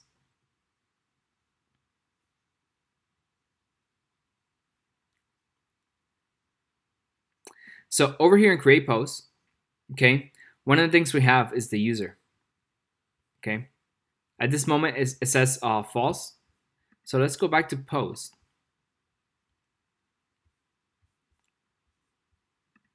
Okay, and create post. And what we should see, okay, is if we're signed in, we have the user object. Okay, all right, and then we have access to the UID. So let's go to create post. And since we have all that information, now what we want to do is in the reference, so we don't just want to save the post to the post collection, okay? Because now we have many users. So we actually want to do something a little different. Okay, so here's what we're gonna do. So instead of just saving the post to a general post collection, we're gonna do the following. We're gonna create a new collection called users. Okay, the doc is going to be the props.user.uid. Okay, then the collection is post. So, and let me make sure I spelled this right, users. So we're going to say, hey, the new reference, the new post reference is going to be actually users for that specific user, and each user has a post. Okay, so that's kind of how it's going to work. And then from there on, everything should work pretty much the same. Okay, and then we will go and start changing things. So this is a little bit of refactoring, but it'll be worth it. Okay, so let's go to post. Okay, and let's create a new post. Let's do new user post. Okay, and let's grab some lorem ipsum. Let's post it, and let's go ahead and create that post. Perfect. Now, again, it's not showing up here, okay? So why do we think that is? Okay, let's go back to create post, okay, and let's see what might be happening. So if we go back to post now, okay, we also want to change something over here. So instead of DB collection post, okay, we want to go back to app, and in app for the post, remember we're passing the user. So let's go to post. Okay, I want to say we don't just want to get all the posts from the general post collection. And if we go over here to our console and our database, let's just check what happened. So now instead of just having a post collection, we have a new collection called users. Okay, let's go to the users collection. Under users, we have a user, which is the user that's currently signed in. And then under that user has posts. So in a way, we can say this is this user's blog, okay? And then we have that post that the user just created, and it's called new user post. So now let's try to get just that specific user's post, okay? Instead of a general post. So now let's go ahead and do db.collection, okay? And which collection are we gonna go into? The users collection, okay? Which user though? Okay, so we have to specify that. So we're gonna go props, the user, the UID, and then the collection is post. Okay, and then everything else, let's see if it works correctly. We're in Canva. Okay, let's see whatever we're getting. Collection reference doc. So this is okay. So this is the error we're getting. Function collection reference doc requires this first arguments to be of type not empty string, but it was undefined. So it seems like our user is not logged in. So let's see what's going on. Okay. So there we go. Now we have a user logged in. So let's go to post. And here we go. So again, I think it was just since we had done it, we needed to refresh that. But now we are only getting that user, that specific user's post. Okay, so we should not be able to see any other user's post. Okay, so this is pretty cool. Now whenever a user creates a post, they'll actually just be able to see their own post and not someone else's post. And we'll create 2 accounts just to make sure that this is happening. But now we have to update everything, okay? Because before we weren't using this feature, okay? So now let's go ahead and refactor the rest of the application to work the same way. So we did it for create post, and you guys saw how easy that was. So we kind of need to do the same thing for everything else, okay? So where do we need to do it? Let's see here. When someone updates a post, right? That would be one. Okay, that would be one of the. So pretty much on create and update, that's where we need to do it, right? Because that's where we need to be able to know which user is what. And we'll also be changing the path over here, because we don't just want to show any post. We want to show the post for each specific user individually. Okay, so for post, we also want to show the user, and for post, so pretty much everywhere, we're going to pass this user along, and then that will allow us to have access to it in the rest of our application. Okay, so now let's go to update user. Okay, so the update post, we're going to do the same thing. Okay, so when we edit the post, remember, we don't just want to be editing any random post. We want to be db.collection. Which collection? Okay, the user's collection. Okay, and which specific one? Which specific user? So we want to do the dog, which is props.user.uid. Okay, props.user.uid, and then that will allow us to edit the correct one. Now we need to go into post snippet.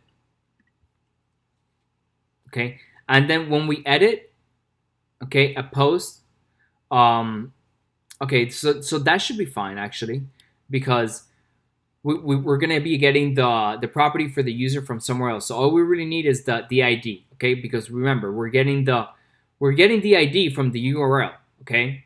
But we're getting the user passed down from, okay, over here, and that's what we want. Okay, so for create post, again, same thing, and let's see if that actually is working. Okay, and edit post, we're getting an error. So what's the error? What does it say? We are getting an error somewhere here. So we get the user. So let's see for edit post. So that's update. Yep, okay. So on update, okay, so remember, it's when we're getting it. So we did it for updating it, but now we also need to get it. We also need to update once we get the post. So we're going to do collection, okay, users, and then we're going to go doc, and then we're going to do the same thing. We're going to say props.user.uid. Okay, let's go to post. Okay, let's go to edit. And now we actually see that we do have the correct post. Now let's try to update it. Okay, updated user post. Okay, so this will be important. So let's edit this. And now we see that we're again showing the correct post, and it's been updated for that user. Okay, now let's create a new post. Second user post. Let's grab some lorem ipsum. Okay, let's create it. And now we see that we have 2 posts for this user. Okay, and now let's delete one, just to make sure that everything is working correctly. Now, if we go to the delete post, let's go to post snippet. Okay, where we have on delete post. So again, over here, we want to make sure that we're deleting the correct post. So we're gonna say db.collection. Okay, users collection doc, which doc? props.user.uid. Perfect. props.user.uid.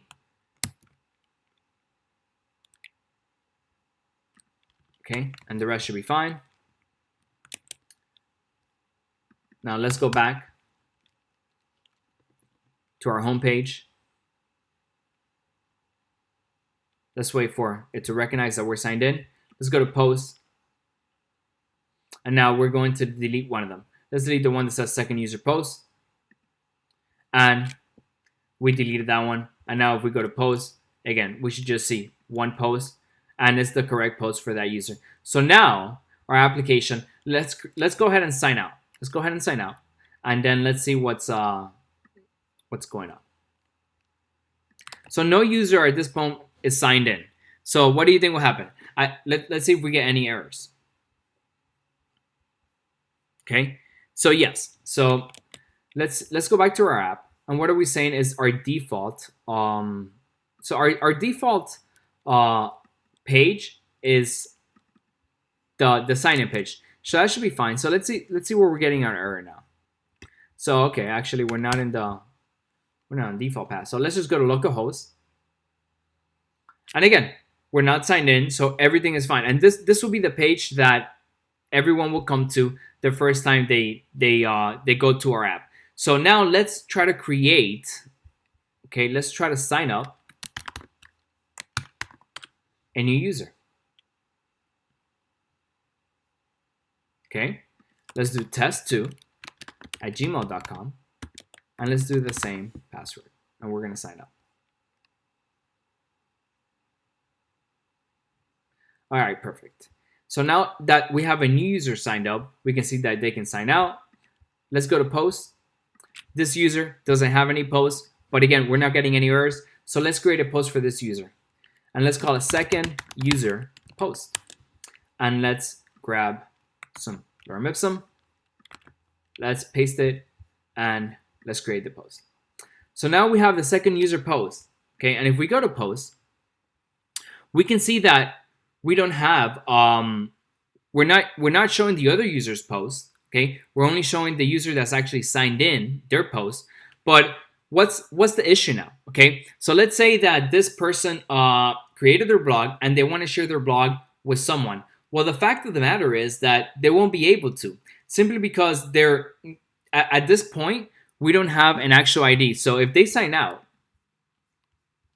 okay, although anyone can sign in,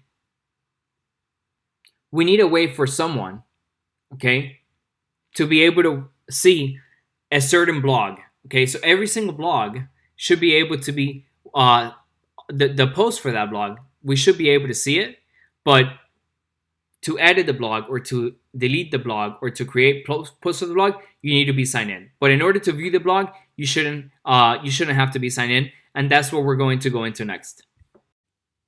Okay, for our next part of the application, now what we want to do is we want to be able, again, to be able to show users our blog, but not someone else's blog. So a user needs to be able to not be signed in and be able to see posts, while an admin can be signed in and see their posts and also edit them. But a user and an admin should be able to share a link, and that's kind of like where we're going to.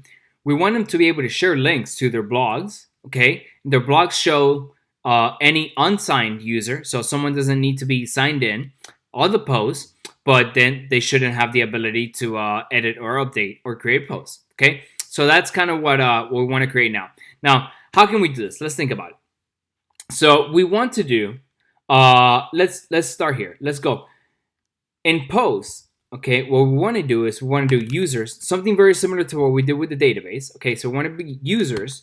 Then we want to say UID posts.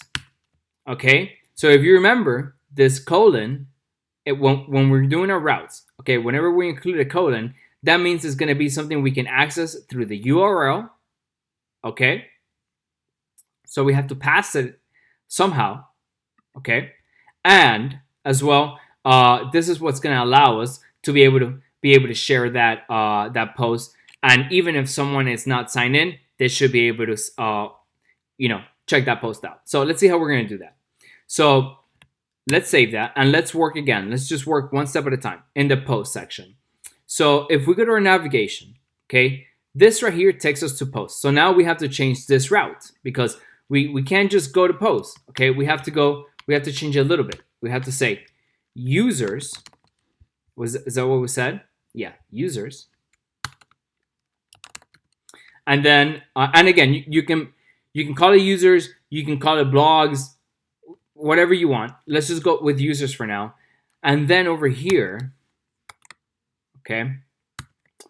Now, if we want string interpolation, remember what we have to use instead of double quotes is backslash, okay? And also, besides that, we have to open brackets, okay? So that React can interpolate. Then to do string interpolation, we do backslash, which is to the left of the number 1.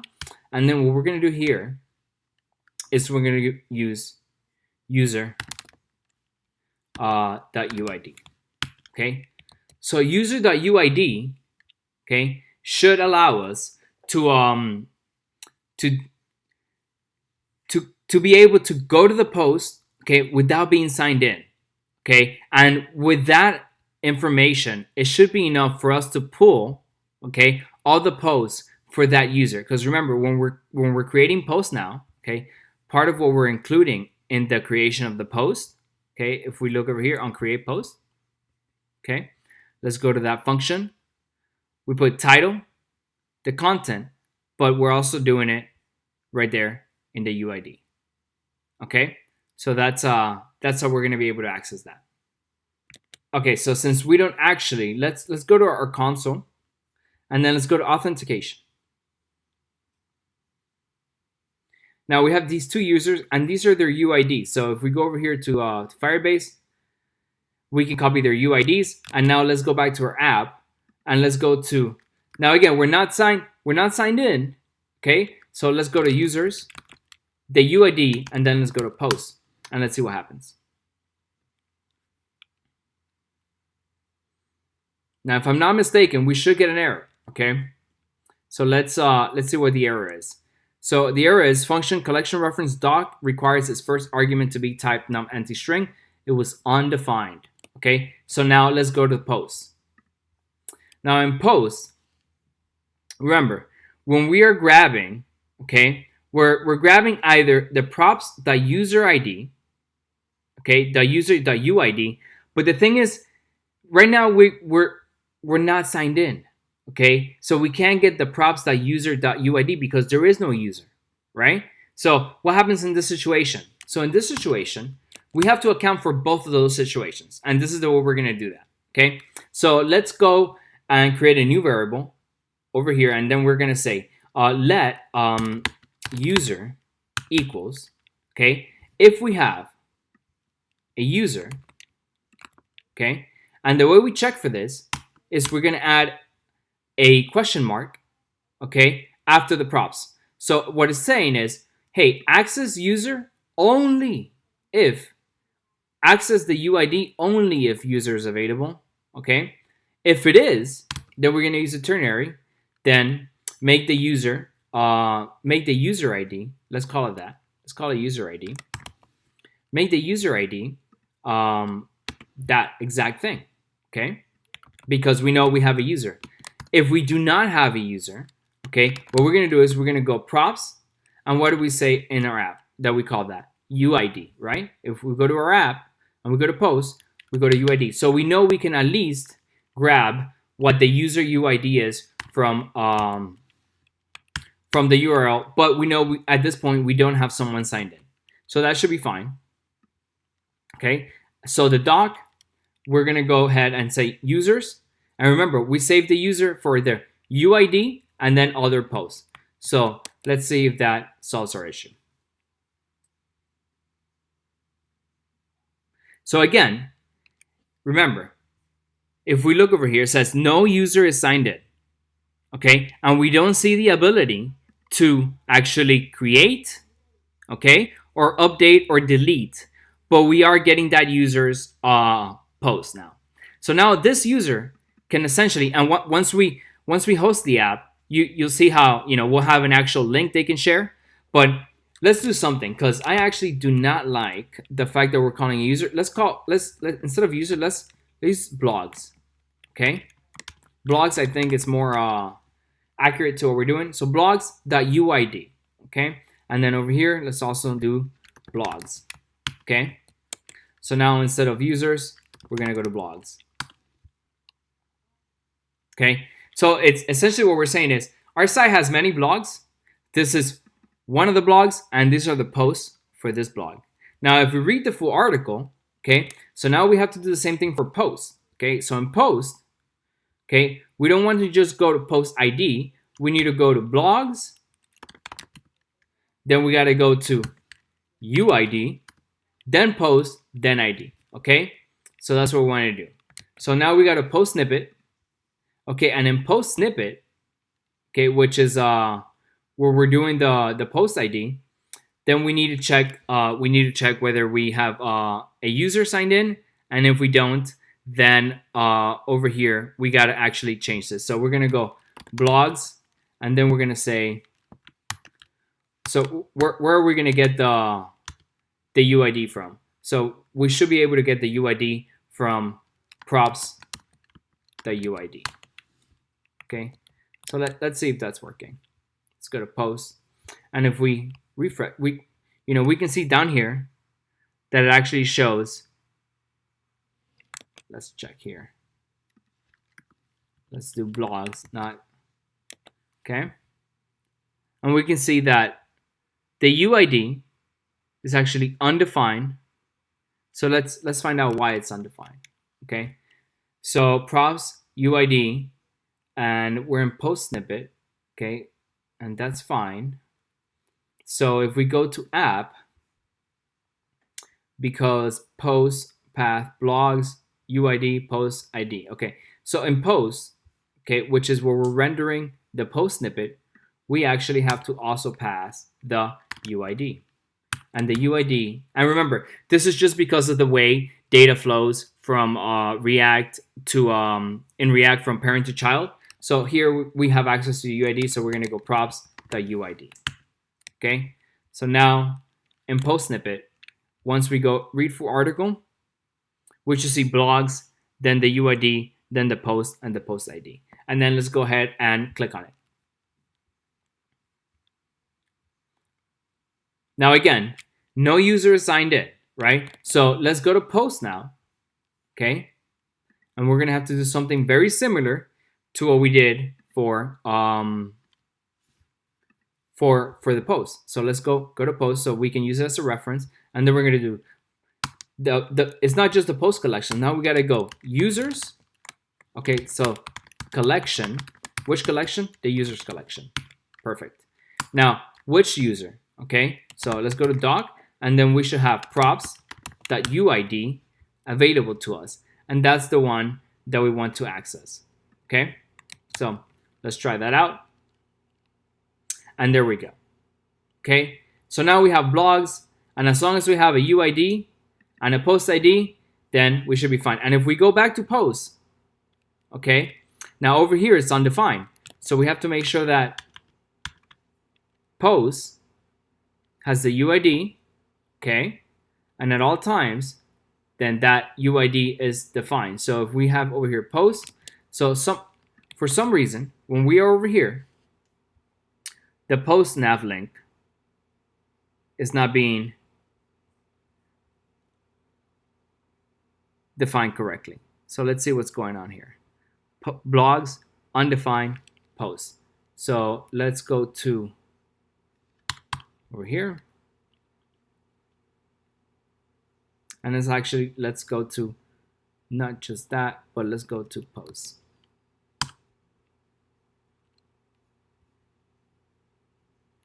And that is undefined. Okay, so let's see what's going on here. So in post, because again, so here's the issue. So we're assuming that we have a user signed in, but in reality we don't know, right? So what we do know, okay, is that we need to do the same thing that we did before. Okay, so only on an auth state changed, okay, are we gonna set the user, and that's fine. Okay, but let's console log our props here, just so we can see something. And we have no props, so let's props for this location. Since we have no user signed in, we need a way to access, okay, that URL. Okay, So one of the ways we can do that is when either someone signs in, but if they're not signed in, how can we? What do we need to do in order for us to get that UID? Okay, so here's the best way, and this is something we were gonna do before.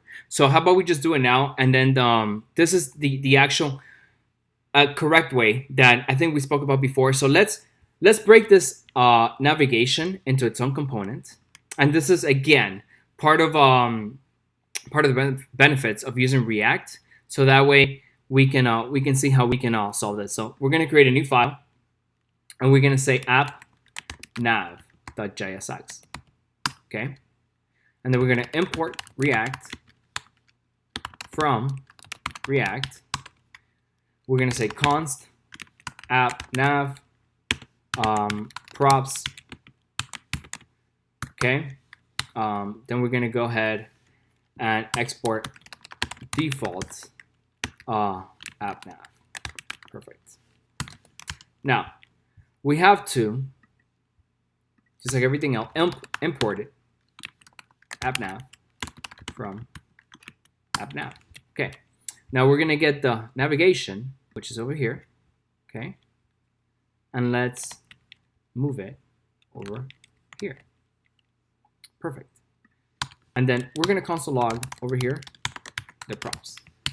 Okay. Let's see what's the issue. Div class name. Blah blah blah. What does it say here? Okay. So remember, since we created a new file, we have to then declare it. Restart the server. I mean.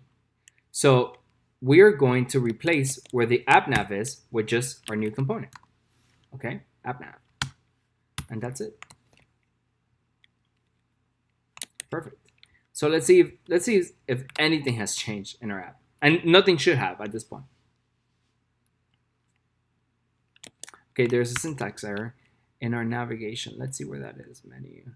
Well, okay, I can see a few things that we need to definitely include. The menu. Okay. So let's see everything we're going to be using here. Menu, item, and link. Remember, menu, item, and link.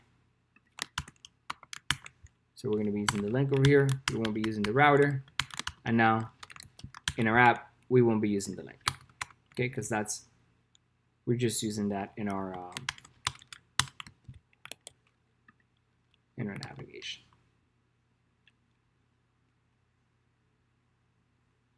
So where is that syntax error? We're still getting a syntax error. Let's see if we can hunt it down. Okay, so the issue apparently was I just restarted the server and restarted back up, and that fixed everything. So again, when all else fails, restart your server. So now we're still getting an error. So let's check what the error says. It says reference error, user is not defined. That's fine. Now remember, part of a component is that we can pass properties to it. So we're gonna go user. Okay, and what we should pass to user is the user. Okay, so let's pass that to the user, and let's see if we're still getting an error. So the reason is before we were getting it because we had, remember, okay, we had it in our, so when we were using app, we had it over here, right? We had set up that variable. Now, since we're getting it through props, we need to actually access it through props. So let's refresh.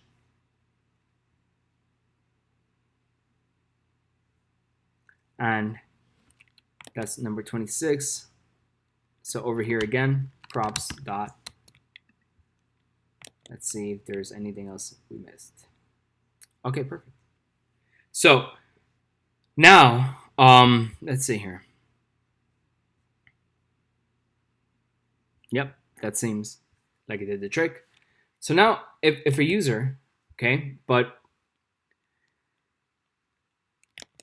remember, the user is not logged in, okay? And we're still able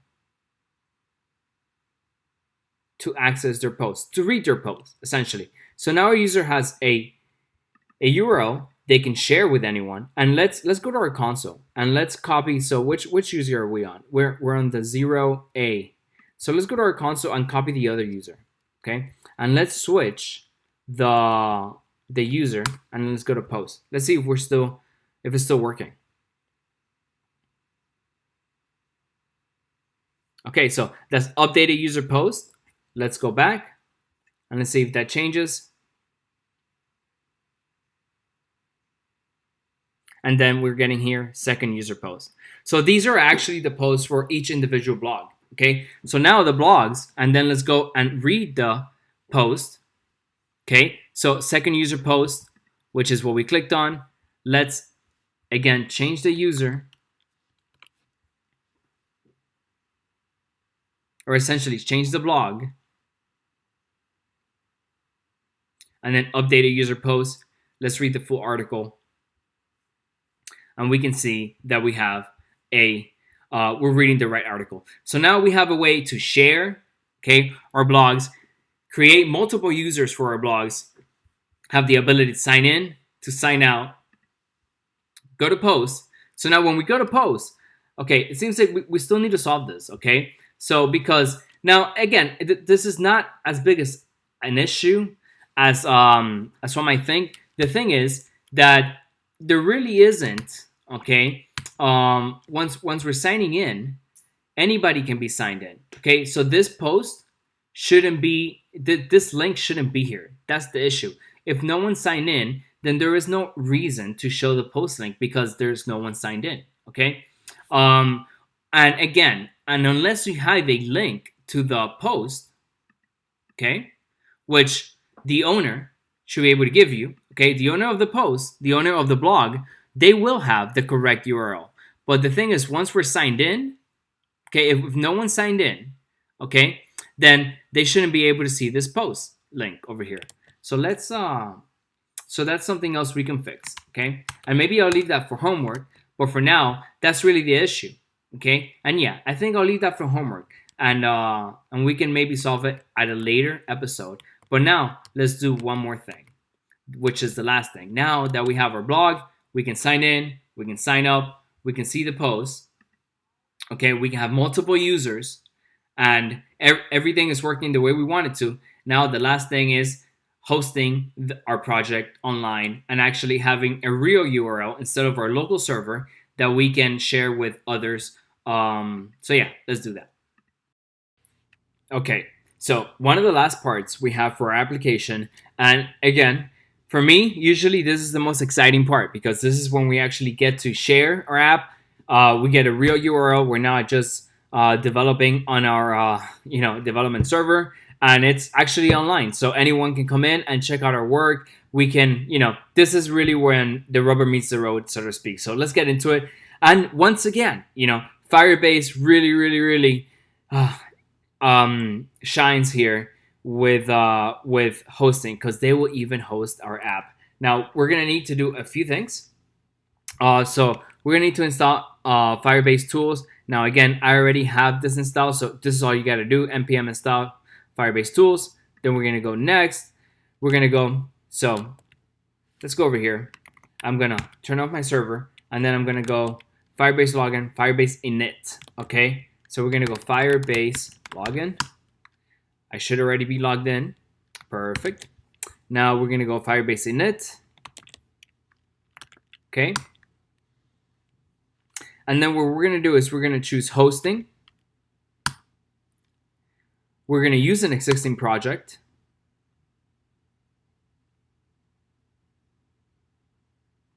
Okay, and the project that we're going to choose is React Intro Blog.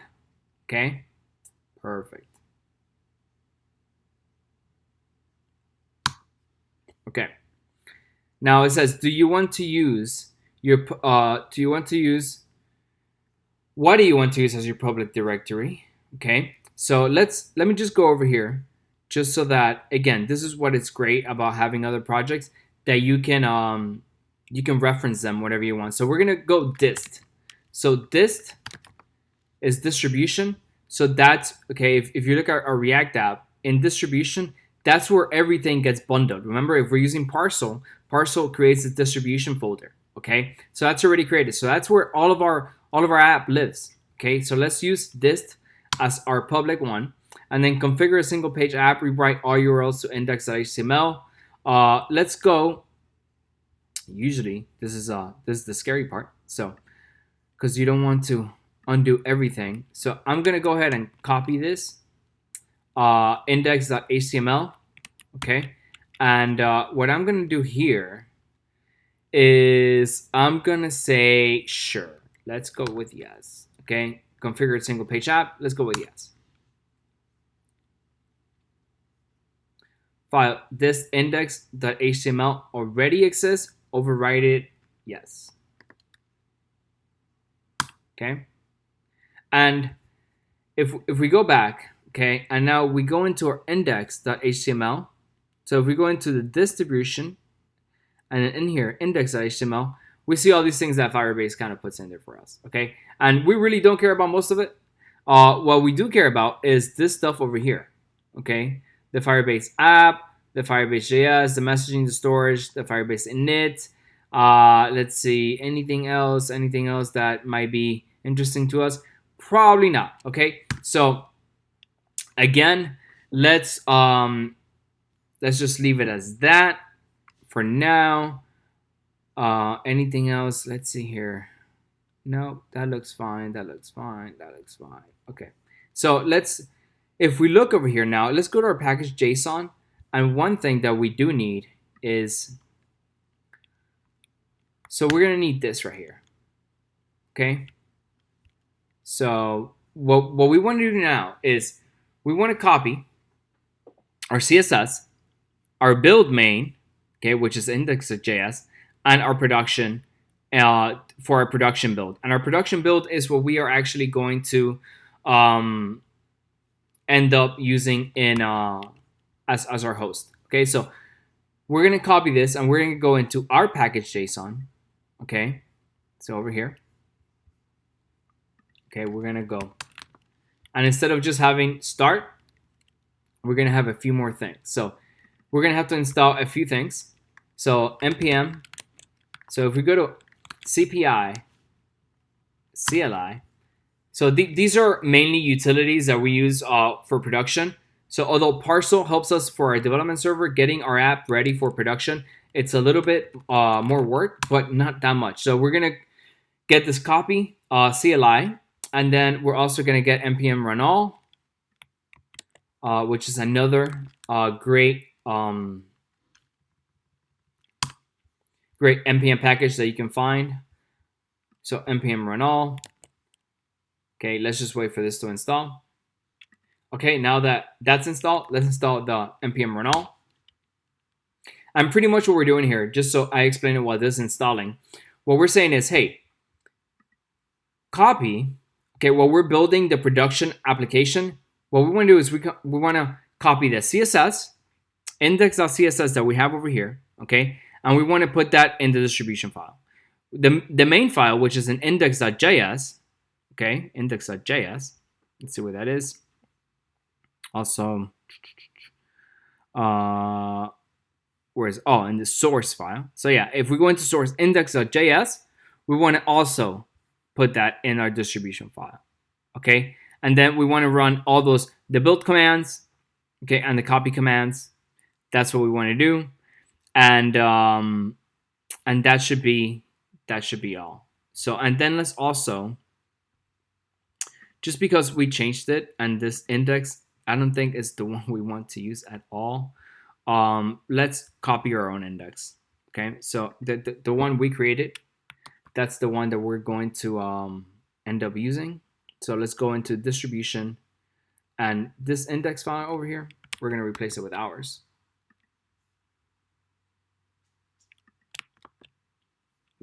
Now again, there's a few things we want to change, so let's go into the distribution index file, and then let's go into our regular index file. Okay. Perfect. Now let's go see what this let's go open up so you can see what another one looks like. And all we're really changing here is these files here. So again, let's look at ours. Ours is index.css. Well, the one distribution as well. Over here though, instead of going src index, because it won't be in src, remember it's just going to be index.js. So that's pretty much all we have to change. Okay, and let's see if there's anything else here that Firebase app. Okay, so let's copy these two scripts, which are our Firebase scripts, and then besides that we have and that's that's pretty much. Actually, we have a newer version, 7.3, so we're going to use the 7.3 version, and that should be fine. Okay, there we go. Okay. Okay, React blog. So that's fine. And then this is the regular index. So let's just make sure we're in the distribution file. Okay, good. So now what we're gonna do is we're gonna do npm run prod. Okay. Okay, what's the issue here? Missing script prod. Okay, did we not have that in the package JSON? Well, we actually have to save our JSON file.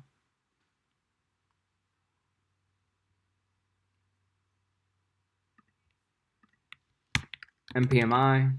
Let's just make sure everything is up to date.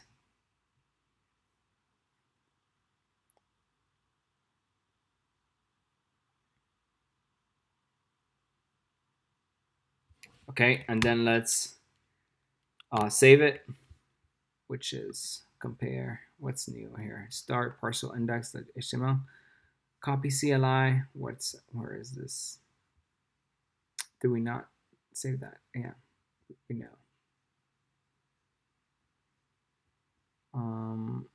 So we want to keep this. Okay. And we want to the start file parcel. That doesn't seem like it's changed at all. Okay. So let's run npm run prod. And let's go back over to next, and then we will let's wait for that to finish bundling our application, and then we'll see if we run into any issues while we're deploying the app and hosting it. Okay, so let's just give that a few seconds.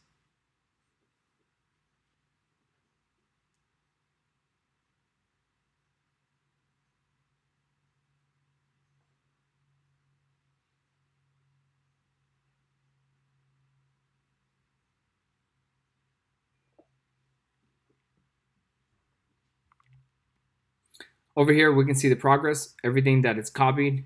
Okay, distribution index.js. What else? The index, the CSS.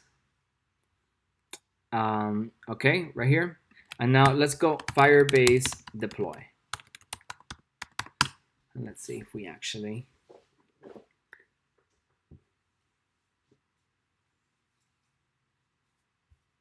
Let's check a few more things. This. And this HTML, and then let's check ours over here, which is, let's go over here. Yep. Okay, everything looks okay.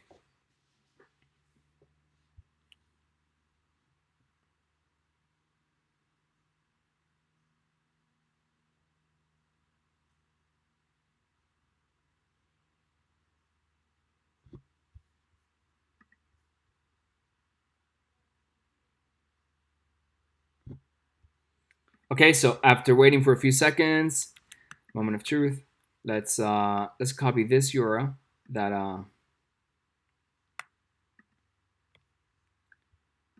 the Firebase created for us.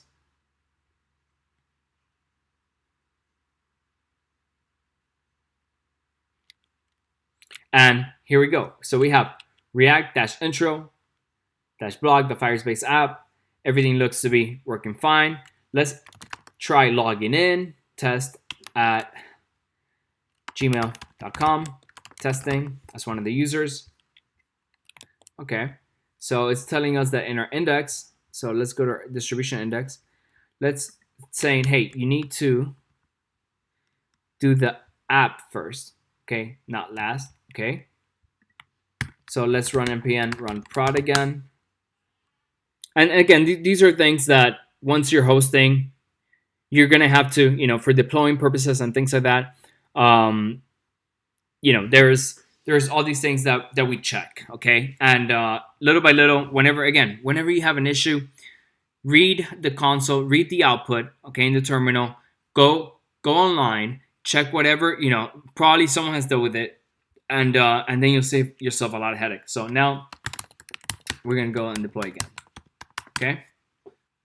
And another reason why I don't want to edit this stuff out of the video is because I want you guys to see that, guys and girls, by the way, I want everyone to see how, this is normal stuff that happens during development, okay? This is not something, I don't want to just show you a clean, tutorial where everything goes out perfect, because guess what? When you're going to be programming, everything will not go perfect, okay? And again, one of the most important things of programming is learning how to debug, learning how to solve problems.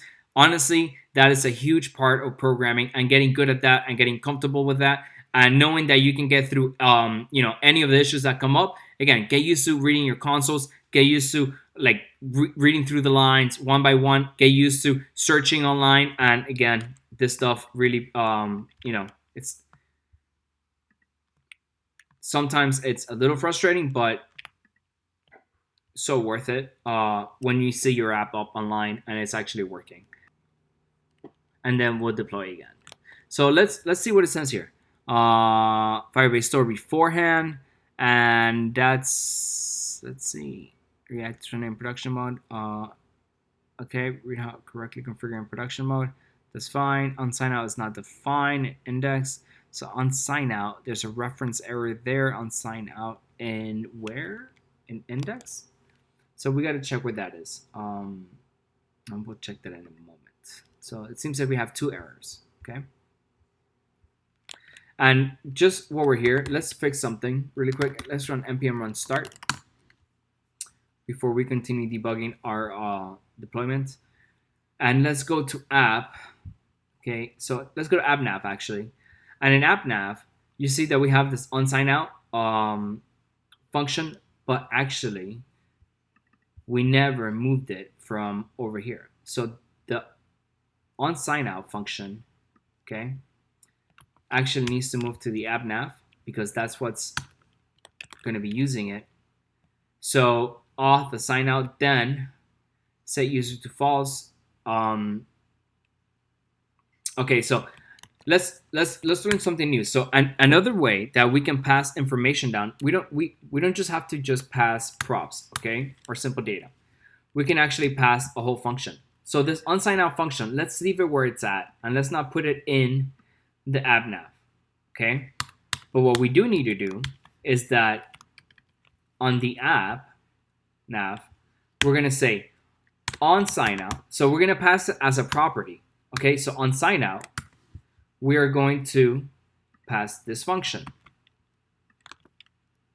okay? And then that would trigger. So from the app to app nav, we're gonna say, hey, pass this as a property, and then when we are over here in app nav, we're gonna go to sign out. But remember, now we have to access it through props. So we're gonna go props.onSignOut, okay? And then that should be, that should fix that. Okay, let's just check out our localhost is actually working, and we're not getting any errors with that. Okay, let's sign in, test.com, testing, sign in over here.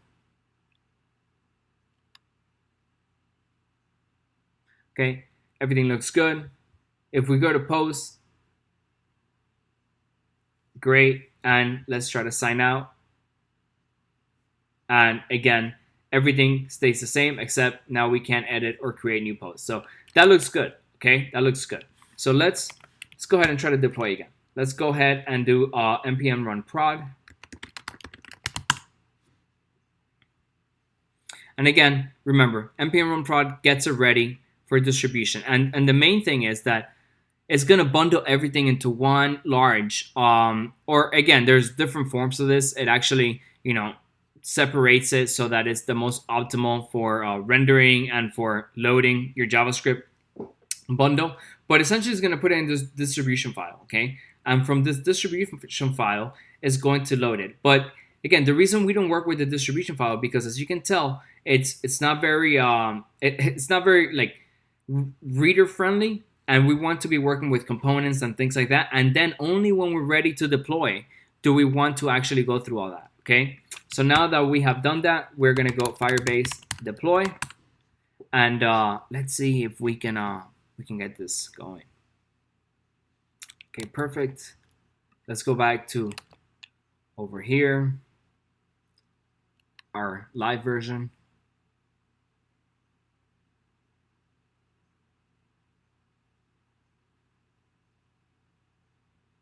Okay, no errors so far. Let's go to post. And there you go. Now our app is online. We have a real link we can share. So this is actually online, and you can share this with anyone. And that's pretty much it. We have our app hosted and working perfectly. So this is on our local host. This is on the live server. And now you have created an app from beginning to end. You have on React. We've used Firebase. We've used Firestore. We've uploaded it. We've hosted it, and we've deployed it. And you should be very proud of yourself. This is awesome. So let's finish this over here, and then we'll continue with other projects that we can add to our blog post to make it even look nicer. But let's just for good measure sign out, and everything still works. Okay, so congratulations on making it this far, and you should be very proud of yourself. And now you have an app that you can share with your friends and your family, and you should feel comfortable at this point to actually go in and start creating your own apps. Okay, so remember, that's the whole point of this. And you should also see the power of being able to create anything that you can think of, and just creating it, being able to not taking a huge amount of time, provisioning databases, hosting websites, everything that I've shown you, or how to create from the beginning of an app to all the setup is using some of the newest tools available and easiest tools to really get going on any project as quickly as possible. And now you should have that confidence you need to create applications. And again, the more and more you practice, remember, the better you get. And good luck. And we'll have a few more other exercises that I want to go through so that we can make our app a little prettier. But at this point, pretty much, you have a full functioning app. Congratulations for making it this far.